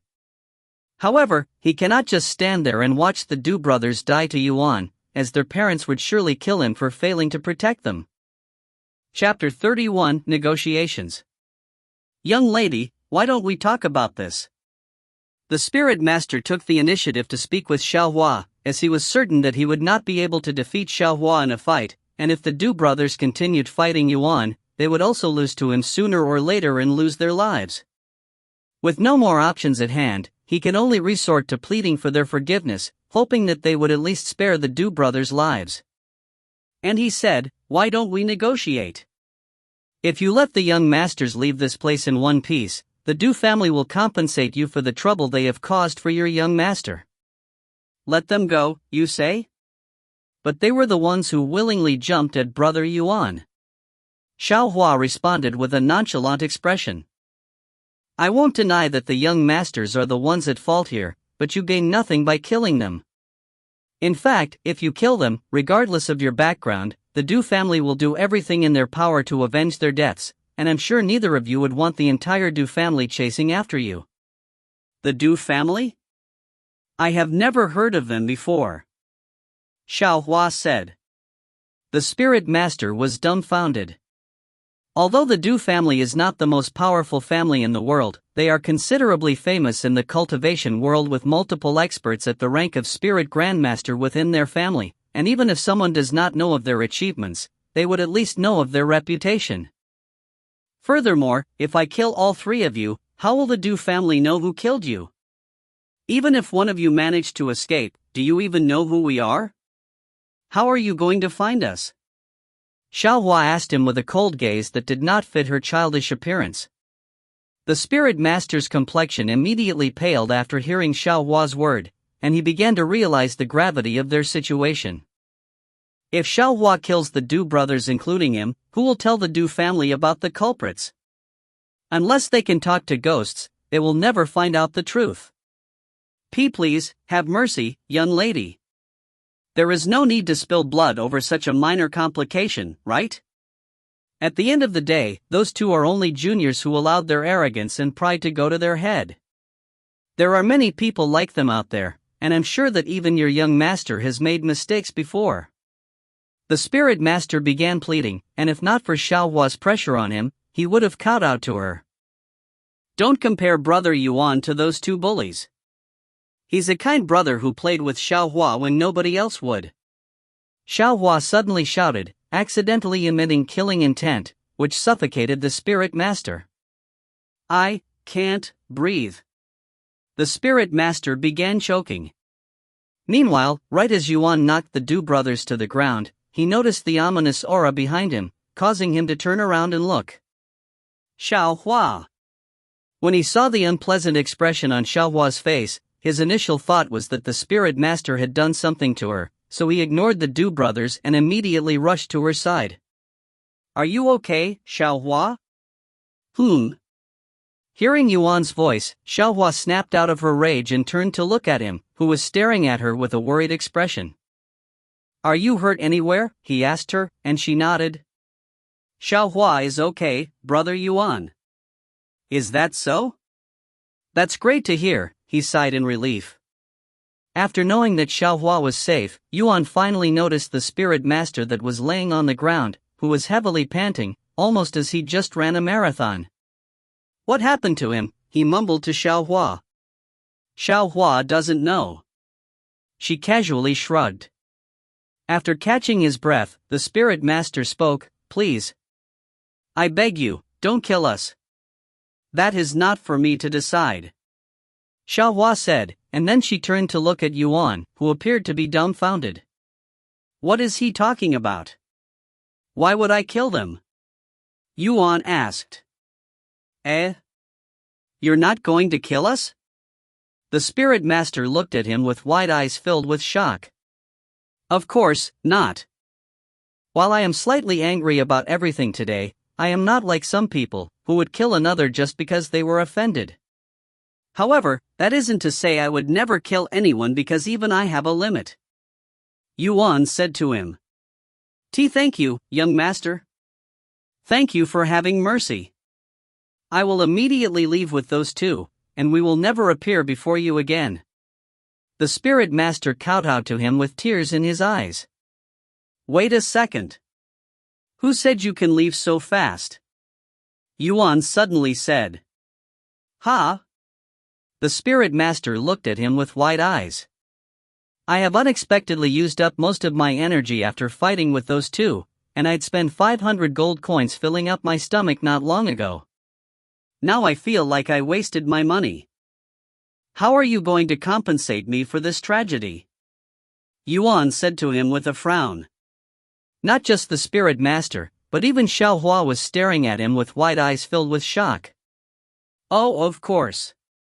Although this isn't much because the young masters had already used most of it, I will give you all of it. The spirit master quickly retrieved his money pouch and offered it to Yuan as though he was giving an offering to a god. I never thought a day where I would become a victim of extortion would come, and it's even to a mere spirit warrior junior, he cried inwardly, feeling his pride as a spirit master shattering into 1,000 pieces. Yuan cleared his throat and accepted the money pouch without a hint of shame on his face, and he spoke afterward, thank you for the donation. Donation, my ass. The spirit master retorted inwardly, but he didn't dare to complain out loud, as he feared that Yuan might change his mind and kill all of them. You may leave now. After receiving Yuan's permission, the spirit master immediately went to grab the Du brothers and quickly left the scene. Wait a minute. Where are you taking us? We haven't lost to him yet. Let me fight him. I won't be able to sleep tonight if I don't beat him up. The Du brothers struggled to escape the spirit master's grasp, but being an entire realm below him, they were effortlessly taken away by him, disappearing a few moments later. Chapter 32 Sword Aura. After the spirit master and the Du brothers are long gone, Xiaohua spoke, Brother Yuan, why did you let them leave? Knowing their personalities, the Du brothers definitely won't forgive you for what happened today, and they will surely come back even stronger for revenge one day. Xiaohua is aware of Brother Yuan's kind personality, and Brother Yuan only very recently became a cultivator, so killing people might still be difficult for you, but there are people in this world that are better off dead. Because even if they no longer pose any threat to you, they will surely be a threat to someone else. The cultivation world is a place where if you do not consume your enemies, they will eventually consume you instead. So you must become the one who consumes others, not the other way around. Hearing Xiaohua's lecture, Yuan sighed, I know that I may be naive, perhaps even a fool in your eyes, and that these people are only NPCs within a game, but I do not wish to kill another human being unless absolutely necessary, as I am afraid that it might affect my mind negatively, since there has already been a few times where I forgot that I am actually inside a video game, treating this world as though it's the real world. Xiaohua listened to his words in silence. And although she only understood half of it, she knew what he was trying to say, and she said afterward, Brother Yuan, what you have experienced today is barely the tip of the cultivation world and very common in our world. There will be many more people like the Du brothers out there, and there will even be people with far worse personalities. You will also encounter similar situations in the future, sometimes more than once in a single day. And unless you are strong enough to handle any situation that comes your way, you will always be bullied by the strong and powerful ones. A bitter smile appeared on Yuan's face. I guess living life as a cultivator isn't as easy as I initially thought. I just hope that I won't become someone without morals or someone who is apathetic to other people's life like the Du brothers. Don't worry, Brother Yuan. If you ever walk astray in your cultivation path or feel like you are becoming a different person, Xiaohua will be there to help you return back to normal. Thank you, Xiaohua. I will also try my best to familiarize myself with this new world and lifestyle as a cultivator without being a burden for you. People will always change, but it's how they change that truly matters. As long as Brother Yuan remains the kind brother that he is right now, it will be fine even if you change a little. Xiaohua said to him. Ha ha ha. You are really like my little sister, who is actually more mature and intelligent than she appears. Yuan chuckled, feeling as though he could see Yu Rou in Xiaohua's shadow. Anyway, how's Brother Yuan feeling? Were you injured during your fight with the Du brothers? Xiaohua asked him sometime later. Besides having a few superficial scratches and feeling a little bit hungry again, I'm perfectly fine, he said with an energetic expression. Xiaohua nodded and continued to speak. Brother Yuan's experience and insight have increased significantly from the fight. If we continue at this rate, Brother Yuan should be prepared to fight monsters at the Spirit Warrior level in no time. Then what are we waiting for? Let's continue training, Yuan said with enthusiasm. Brother Yuan really likes to fight, huh? Xiaohua said with a smile. Of course, since I feel like I am actually alive when I fight. I also enjoy moving my body, swinging his sword around, and the thrill that comes from fighting. Yuan nodded. The two of them began walking deeper into the wilderness shortly later, and Yuan would continue sharpening his sword skills while Xiaohua assisted by locating all of the monsters for him. After many hours of training with the sword, a notification appeared before Yuan. Your mastery with the sword has improved significantly. Your understanding of swords has reached a new level. You have met the criteria to learn Sword Aura. Sword Aura. Yuan raised his eyebrows at this new term. Xiaohua, what's Sword Aura? He decided to ask the only expert available. Sword Aura? Has Brother Yuan's swordsmanship reached the level where he can already learn Sword Aura? Xiaohua looked at him with a shocked face. I don't even know what that is.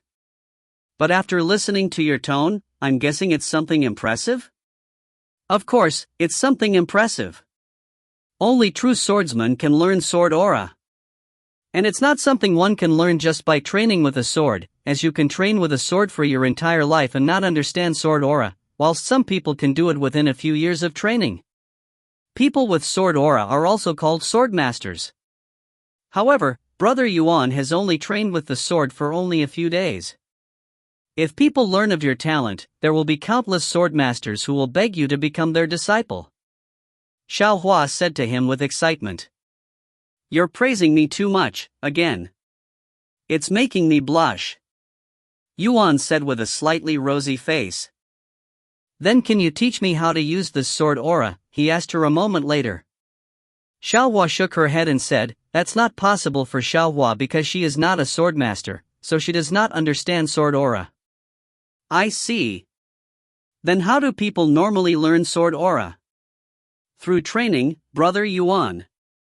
Once you grasp the understanding of Sword Aura, it's only a matter of time before you learn it. In fact, all sword masters will eventually learn Sword Aura as long as they keep training with the sword. Xiaohua said. Then I don't have to do anything special? Yuan asked, and Xiaohua shook her head. I wonder how long it'll take for me to learn Sword Aura. Yuan pondered to himself as he stared at the sword in his hand with a dazed expression. If the Du brothers really decide to return for revenge, I will be ready for them, and I won't let them escape a second time. Chapter 33, Monster Slayer. After meeting the criteria for learning Sword Aura, Yuan and Xiaohua continued to hunt monsters for a few hours. I have been training with the sword non-stop for 5 hours now, but I still cannot seem to learn this Sword Aura. Yuan sighed. It would be more shocking if Brother Yuan actually learned Sword Aura in such a short time. Even the top geniuses in the higher heavens need to train for many years before they can learn Sword Aura. Xiaohua said to him. There's no need to be impatient, Brother Yuan. You are without a doubt a genius that was born with a high affinity with swords. If you train enough, you'll definitely learn Sword Aura sooner or later. Yuan nodded, and they returned to hunting more monsters. After killing a few monsters, a notification appeared before Yuan. Congratulations, you have slain a total of 1,000 monsters. You have gained the title Novice Monster Slayer. Because of your title Novice Monster Slayer, all of your damage dealt to monsters will be increased by 10%. Monsters will feel more pain from your attacks as your damage to them increases. This is my second title, and it even comes with a very beneficial effect. Yuan wondered to himself if titles are a common thing in Cultivation Online. Of course, due to the lack of guides for this game, he cannot know for sure without talking to other people or looking it up online. Sometime later, Xiaohua suddenly stopped moving and said, "Brother Yuan, there's a person ahead of us." "Oh? What's he doing?" Yuan asked. "He seems to be pacing back and forth in front of this cave entrance with a distressful expression on his face." Hearing Xiaohua's words, Yuan pondered, is he an NPC or a player? Let's go see the situation. If he's truly that worried, maybe there's something we can do to help him, he said. Xiaohua nodded, and they made their way toward this cave entrance. A few minutes later, a middle-aged man with a pale complexion entered their view, and the middle-aged man noticed them at the same time. "Ah! It appears that my pleading has finally reached the heavens. Please, esteemed cultivators, I need your help." The middle-aged man quickly approached them with teary eyes and a desperate expression. "What's the matter?" Yuan asked him. "My daughter, she was captured by a fearsome monster and was taken inside the cave. Please, can you help me by bringing her back? I will do anything in return for your help. Please, saviors." The middle-aged man even got on his knees and kowtowed to Yuan. "You have received a quest. Quest, Unknown Man's Plea. Location, Demonic Spider's Silent Cave. Difficulty, Medium. Quest description, help the man by rescuing his daughter from the demonic spider." A quest? Yuan was immediately intrigued, as this is his first time encountering a normal quest. "Xiaohua, what's a demonic spider?" he decided to ask her first. Demonic spiders are intelligent and deceptive monsters that mostly dwell within caves like this one, and they are usually within the spirit warrior levels. Xiaohua said to him. "Do you think I can defeat a demonic spider at my current level?" Xiaohua nodded. As long as its cultivation is below the 3rd level, it shouldn't be a problem for Brother Yuan. Yuan sighed in relief after hearing her words, and he looked at the middle-aged man and said, "Okay, we'll help you rescue your daughter. You have accepted the quest Unknown Man's Plea." "Oh. Thank you. Thank you very much, brave warrior." "You can thank me after I return with your daughter," Yuan said to him before he approached the cave. You are about to enter Demonic Spider's Silent Cave. Recommended level, 3rd level Spirit Warrior and above. "Let's go, Xiaohua," Yuan said to her, who nodded with a mysterious glint in her gaze. Once Yuan and Xiaohua entered the cave shortly later, the middle-aged man standing outside cried inwardly, "Finally! I am finally free. This place isn't as dark as I'd expected," Yuan said after realizing that he was able to see inside clearly despite how dark it looked from outside. That's because all of Brother Yuan's senses have improved after becoming a cultivator, Xiaohua said. And then she continued, "By the way, Brother Yuan should be careful." "Huh? Can you already sense the demonic spider?"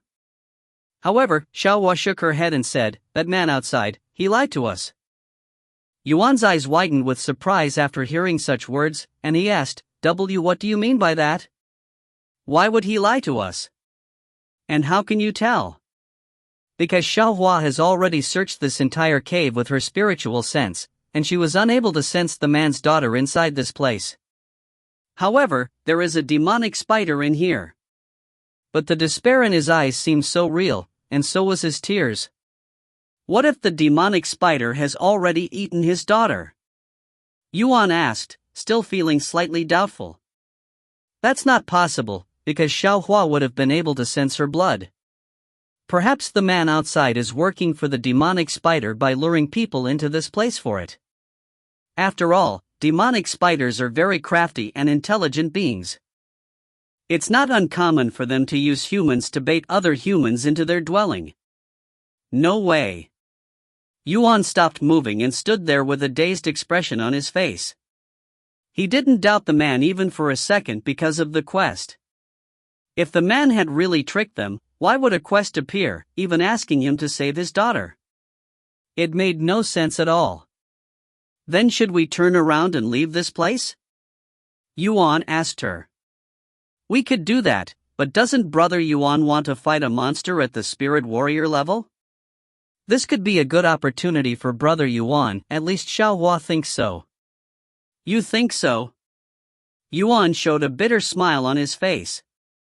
Should he continue on with this quest that might be a trap, or should he just turn around and call it quits? Chapter 34, Demonic Spider. After standing there with a pondering face for some time, Yuan finally said, "Okay, let's do this. Even if that man may have lured us into this trap, if I leave now, who knows how many more people will fall victim to this scheme if I leave it alone. Tell me more about the demonic spider, Xiaohua. Does it have any fatal weaknesses?" Xiaohua nodded and said, "Demonic spiders are renowned for their powerful poison, which can easily kill someone below the spirit warrior level within mere seconds, and their sharp claws that can cut large boulders as though it's paper. However, as long as you avoid these two deadly attacks, the demonic spider is no different than just an oversized spider. You make it sound like it's an easy task to dodge those attacks." Yuan looked at her with raised eyebrows. Although the demonic spider has powerful attacks, it lacks the speed to take advantage of its raw power. So as long as Brother Yuan pays attention, you shouldn't have any problems dodging its attacks. I hope so. Yuan sighed. The two of them began walking deeper into the cave until they encountered what appeared to be an entrance to another area in the cave. This is definitely the boss room. Yuan mumbled to himself after seeing the suspicious entrance that oozed with an obnoxious feeling. The demonic spider is right beyond that point, Brother Yuan, and it appears to be at the 4th level spirit warrior realm. Xiaohua said to him after scouting for him using her spiritual sense. 4th level. That's one level higher than your recommended level. Yuan said. Brother Yuan is a genius, so it will be fine. Xiaohua raised her thumb at him. I have a feeling that you are overestimating me. Don't worry, Brother Yuan. If you are in trouble, Xiaohua will come to your rescue, so you can fight to your heart's content. I guess so. What's the worst that can happen? I die and restart my cultivation? Well, here goes nothing. After taking a moment to prepare himself mentally, Yuan began walking towards the boss room with a sword in his hand. After entering the boss room, Yuan could see a spacious area with webs and bones littering the ground, but there was no sight of the demonic spider. Where's the demonic spider? He asked after looking left and right without seeing the monster. It's above you, Brother Yuan. Xiaohua said to him. Why didn't you tell me that before I entered this room? Yuan immediately looked up at the ceiling, where a 5-meter-tall monster with a half-human and half-body spider was hanging on the webs that covered the entire cave ceiling. That thing is massive. Yuan exclaimed with a terrified expression, as he has never seen anything this terrifying before. Not only did it look like a monster straight out of a horror movie, but it also had 8 massive and sharp legs, and each of them was as big as Yuan's entire body. Be careful, Brother Yuan. It's coming. Right as Xiaohua warned him, the demonic spider kicked its legs and jumped at Yuan with its large mouth wide open. Oh shit. Yuan quickly jumped back. Boom. The demonic spider landed a moment later, destroying the solid ground with ease. Looks like we have quite the nimble one here. The demonic spider suddenly spoke in a hoarse voice. It can speak? Yuan was thoroughly shocked now, as he did not expect the demonic spider to suddenly start speaking in human language. Some demonic beings can gain the ability to speak once they reach a certain cultivation level. Xiaohua said to him. Since it can speak, I might as well question it. Yuan said, and he continued, Demonic spider. What happened to the daughter of the man outside? What, you ask? I ate her, of course. Ha ha ha. The demonic spider burst out laughing, sending chills down Yuan's body. Children's meat smells and tastes the best, after all. Although I'd promised that man that I'd return his daughter if he brings me 10 humans, I simply couldn't resist my urges, and I consumed her flesh and bones on the second day. The demonic spider held a blissful expression on its human-like face as it recalled eating the human girl. You bastard! Yuan narrowed his eyes in anger, and he emitted killing intent for the first time ever. You have gained new information for the Quest Unknown Man's Plea.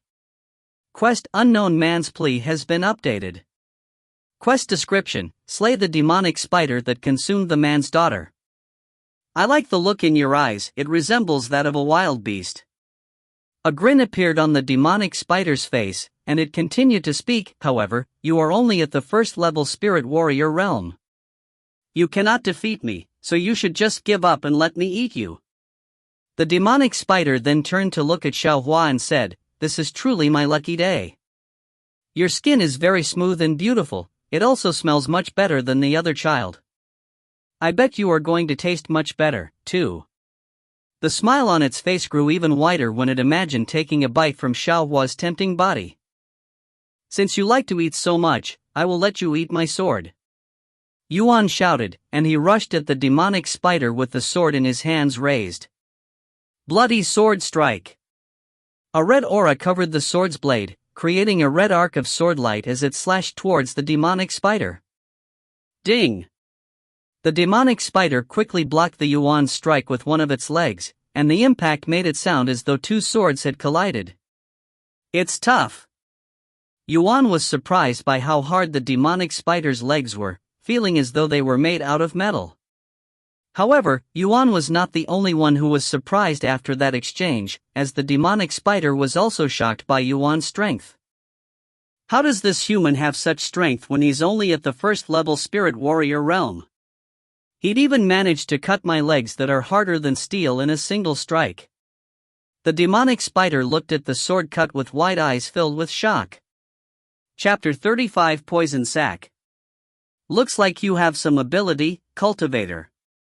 The demonic spider showed him a grotesque smile and continued, "However, you won't be able to defeat me if that's all of your strength. You talk too much for a monster," Yuan said, and he rushed at the demonic spider again. How brave! The demonic spider used its legs to sweep at Yuan, but he dodged it with ease. Just as Xiaohua said. Although it may be strong and tough, its speed is very slow compared to the cultivators I've already fought. Yuan felt relieved inwardly after seeing that he could dodge the demonic spider's attacks with no problem. Bloody sword strike! Yuan activated his sword skill, and he aimed it directly at the demonic spider's face. If I can't cut your legs, I will go straight for your face. Ding! The demonic spider used 2 more legs to block its face. Ha ha ha! Did you forget that I have 8 limbs? Die for me! After blocking Yuan's attack, the demonic spider opened its mouth and spat out a lob of green liquid at him. Yuan's eyes widened at the green liquid that was flying towards his face, but he was not caught off guard, as he'd been watching the demonic spider's every movement very carefully. After dodging the poison spit, Yuan distanced himself from the demonic spider and raised his sword in a particular manner. I do not believe that I cannot cut you down. Yuan took a deep breath before closing his eyes. How dare you close your eyes during our fight? Are you looking down on me? The demonic spider shouted in anger, and it began running at Yuan with a fierce aura. However, Yuan remained calm, and he slowly opened his eyes a second later, which was glowing brilliantly, and his black eyes suddenly became golden. When the demonic spider saw Yuan's golden eyes, it immediately stopped running at him and stared at him with narrowed eyes, feeling an ominous feeling coming from Yuan. This is my first time using this skill, but I have a feeling that it'll defeat the demonic spider.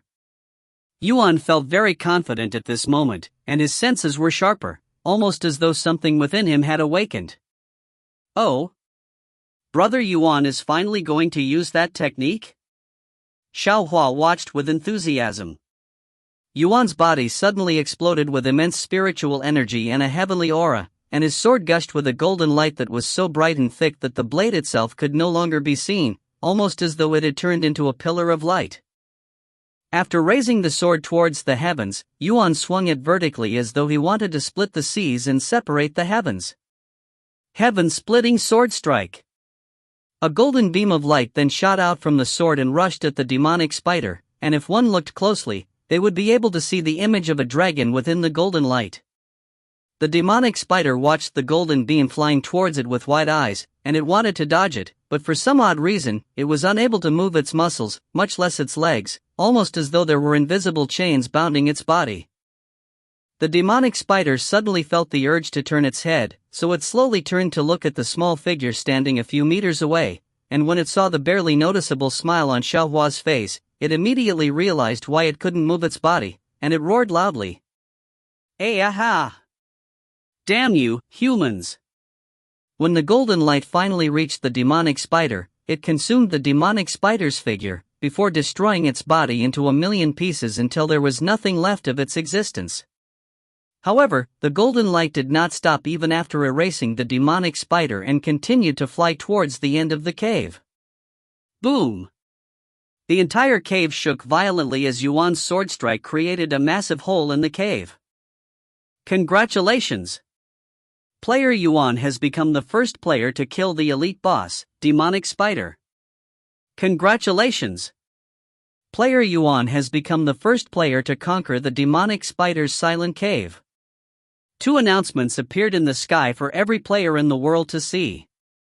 Meanwhile, inside the Demonic Spider's silent cave, Yuan silently stared at the gaping hole in the cave, seemingly surprised by the heaven-splitting sword strike's prowess.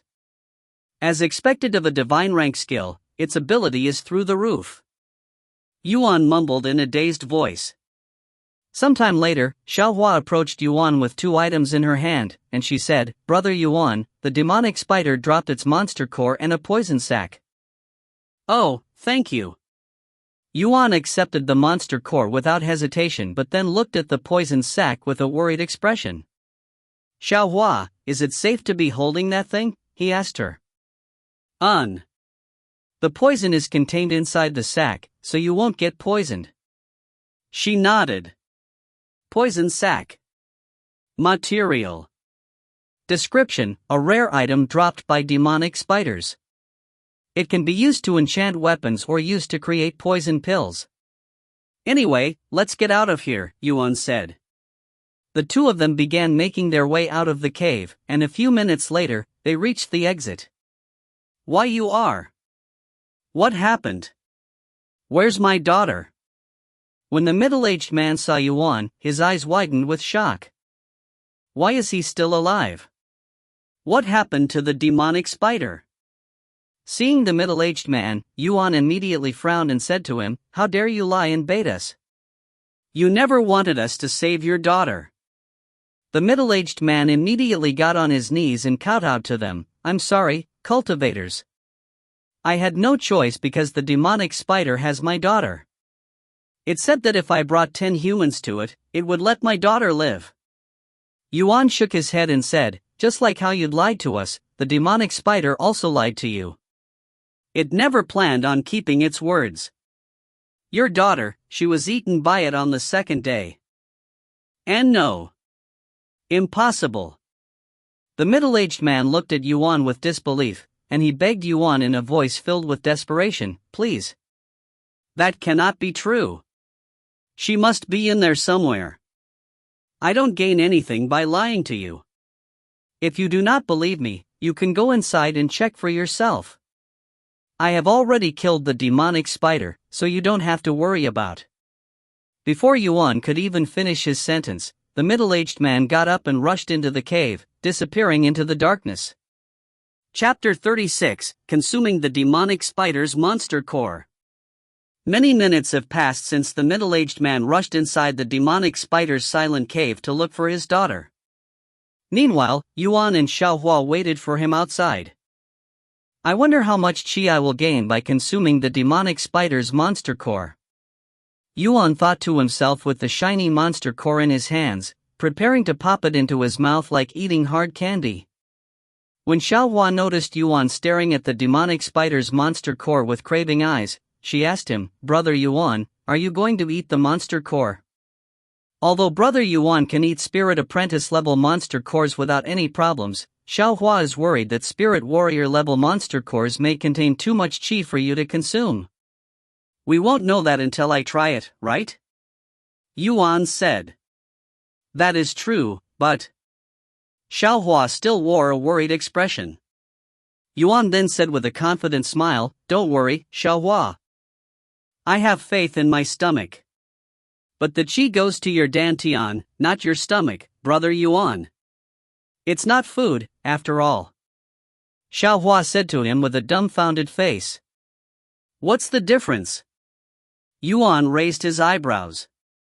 The dantian is every cultivator's source of power and where you store your qi. Without it, one cannot cultivate qi.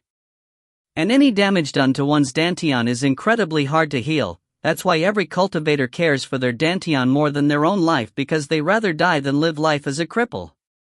Xiaohua explained to him the importance of one's dantian. If one cannot cultivate, they are considered a cripple in this world? And people would rather die than to live as a cripple? That's bullshit. Yuan looked at her with wide eyes filled with disbelief, even feeling slightly angry at cultivators. As a cripple himself, Yuan couldn't help but feel offended to hear that cultivators would rather die than being a cripple. In fact, he doesn't even consider people who cannot cultivate to be real cripples, even finding it incredibly disrespectful. So what if one cannot cultivate? That does not mean they should die. These cultivators truly live a luxurious life, worrying about such insignificant matters. Yuan sighed loudly. Xiaohua was speechless. Although it may not be of any importance to Yuan, who grew up in a world without any cultivation and in a relatively peaceful world, in the cultivation world, whether one can cultivate or not was a matter of life or death, because if one cannot cultivate they will remain weak forever and will eventually be consumed by the stronger people who can cultivate. Brother Yuan may not understand the importance of cultivation now, but once he grows stronger and experiences more of the cultivation world, he'll see the real ugliness of this world. Xiaohua pondered to herself. And while Xiaohua was thinking to herself, Yuan tossed the monster core in his mouth. "Brother Yuan." Xiaohua's heart skipped a beat after seeing this. No matter how many times she has witnessed Yuan eating monster cores, she could not get used to such an abnormal scene and would always feel nervous afterward. "Calm down, Xiaohua. I am fine," Yuan said to her as he savored the sweet taste in his mouth. Just like Spirit Apprentice level monster cores, the demonic spider monster core melted into a sweet substance the moment it touched his tongue. After swallowing the demonic spider's monster core, Yuan could feel an enormous power growing from within his body, causing his aura and cultivation to skyrocket. Heaven Refining Physique activated. 153,840,000 qi has been refined from the demonic spider's monster core. 38,460,000/38,460,000. You have absorbed enough qi for a breakthrough. You have reached the second level Spirit Warrior. +1 500 stats. 70 692 000/70 692 000.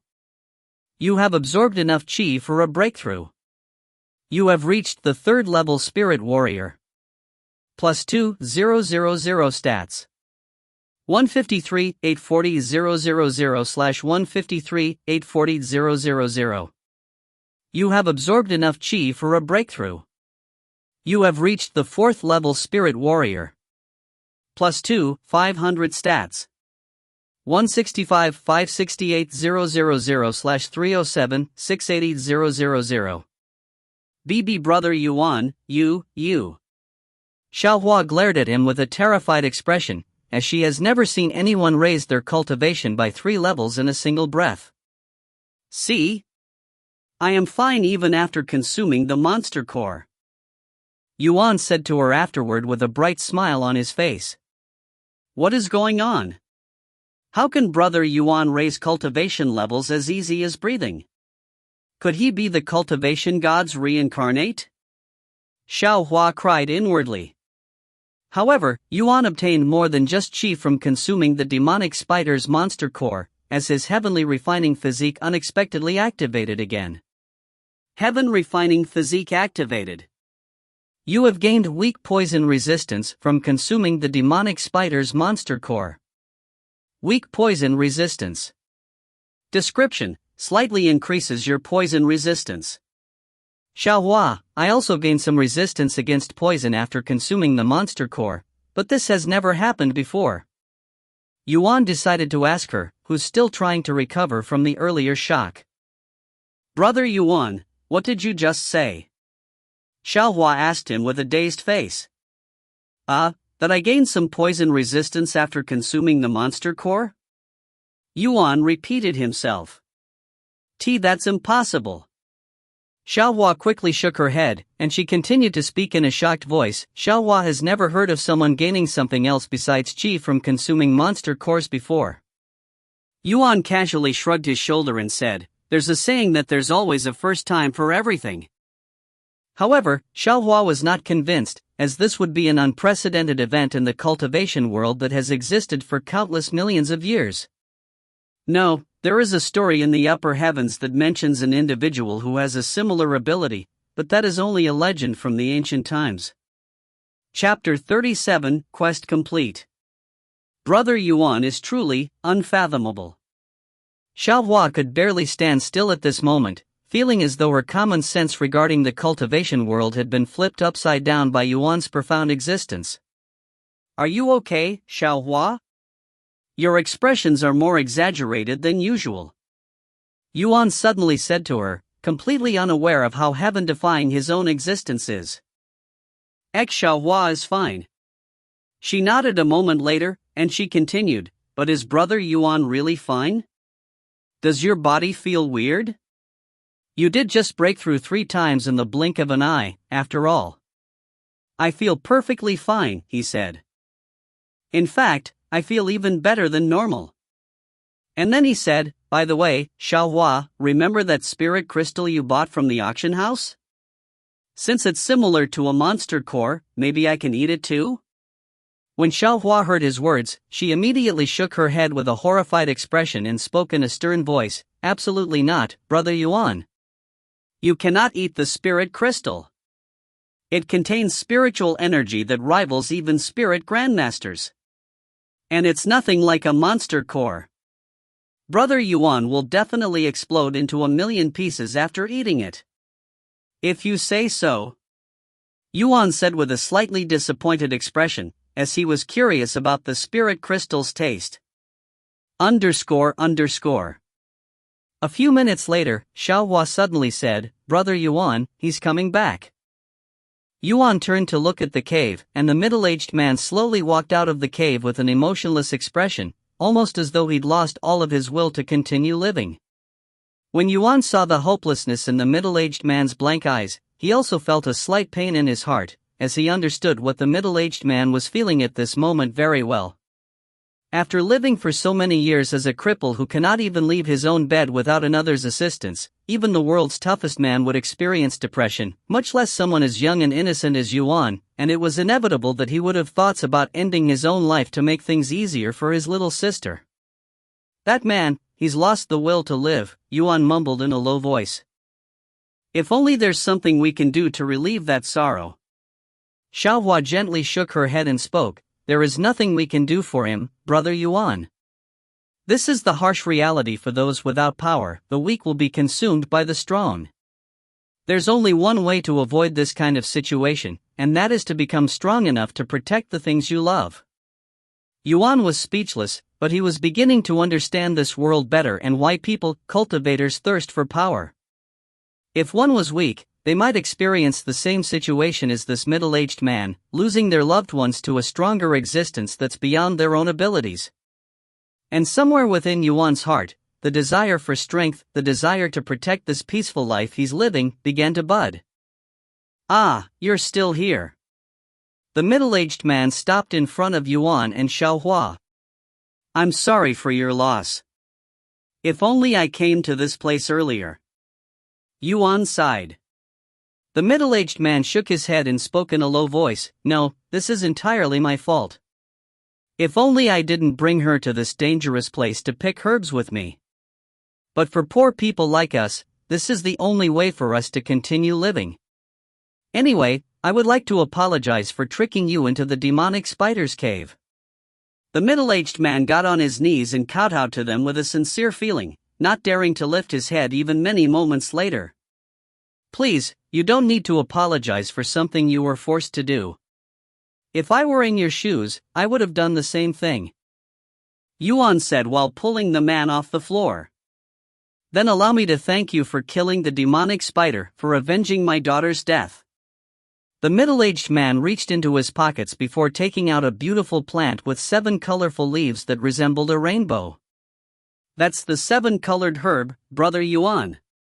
Xiaohua immediately recognized this beautiful plant and said in an excited voice while pulling his sleeves. Is it valuable? He asked. The 7-colored herb is an extremely rare medicine that does not grow in any specific location in this world. Most people live their entire life without seeing one. It's a priceless treasure, she said. Are you sure that you want to part with such a precious item? Yuan asked the middle-aged man, feeling hesitant about accepting such a priceless treasure. Don't you need money? If you sell it. However, before Yuan could even finish his sentence, the middle-aged man shook his head and said, Without my daughter, I no longer have any need for money. And this medicine was found by my daughter. I'm sure that she would want you to have it, too. Please, young man, accept it. The man lowered his head and extended his arms until the 7-colored herb was right before Yuan's body. Seeing this, Yuan sighed and accepted the herb. Thank you. Once Yuan accepted the 7-colored herb, the middle-aged bowed to him one last time before turning around and walking away. Please wait. Yuan suddenly shouted at him.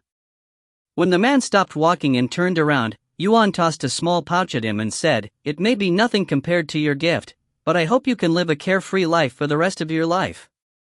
The middle-aged man did not say anything and merely nodded his head before disappearing into the woods.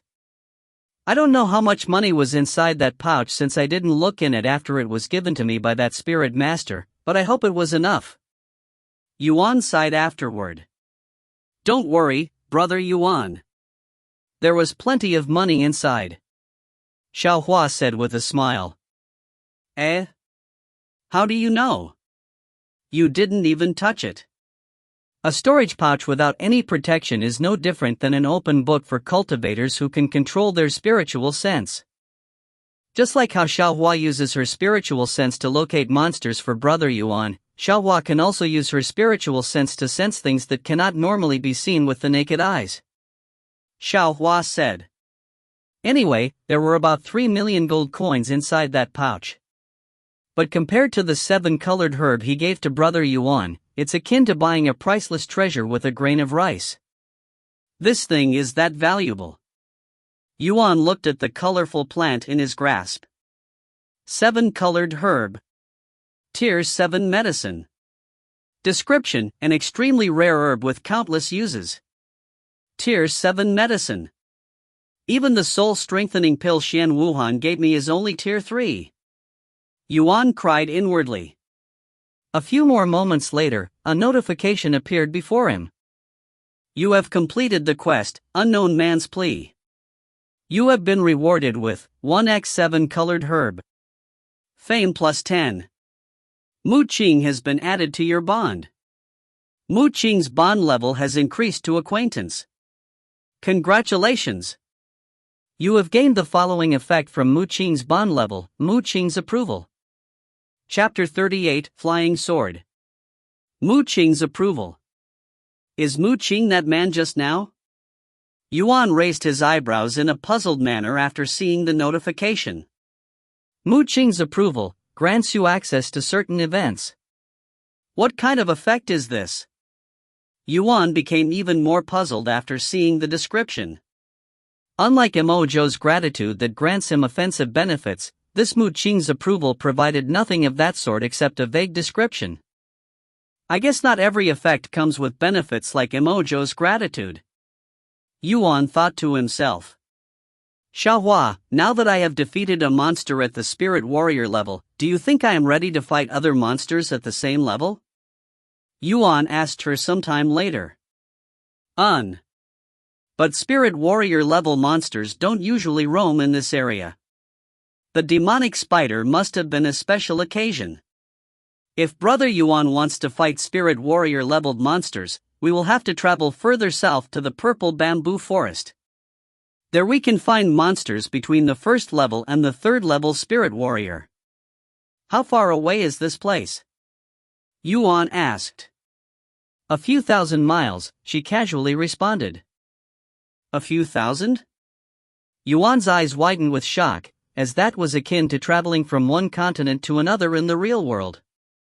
How long would it take for them to get there without a plane or any vehicle? And how are we going to get there? He decided to ask her. We fly, of course. Xiaohua calmly responded. Unless Brother Yuan wants to run there, which will take a couple of days. Wait a second, did you just say fly? You can fly? Yuan looked at her with wide eyes, completely forgetting about her skills. Xiaohua nodded and said, once a cultivator reaches the spirit grandmaster level, they can manipulate the spiritual energy within their body and their surroundings and soar in the sky. Of course, there are talented individuals out there who can fly before reaching the spirit grandmaster level. But since Brother Yuan can't fly yet, Xiaohua will carry you with a flying sword. After saying those words, Xiaohua retrieved a sword from her storage pouch and tossed it in the air. One would expect the gravity to pull the sword towards the ground, but the sword actually remained suspended in the air, almost as though there was an invisible hand holding it. Oh my God! Yuan stared at the floating sword with bright eyes. He has been wanting to try something like this ever since he saw that cultivator floating in the sky while standing on his sword when he first arrived in this world. However, he didn't expect that such an opportunity would arise so fast. You are the best, Xiaohua. I love you. Yuan went to hug her out of sheer excitement. Oh. Xiaohua's soft cheeks turned slightly rosy after the hug. Anyway, how do I do this? Do I just jump on the sword? Yuan asked her afterward. Yuan. Xiaohua nodded, and she spoke, because Xiaohua will control the sword for Brother Yuan, you will only need to control the spiritual energy in your legs and feet, or you will fall off the sword in the air. Okay, let's give this a try. Yuan immediately turned to face the flying sword with excitement in his gaze.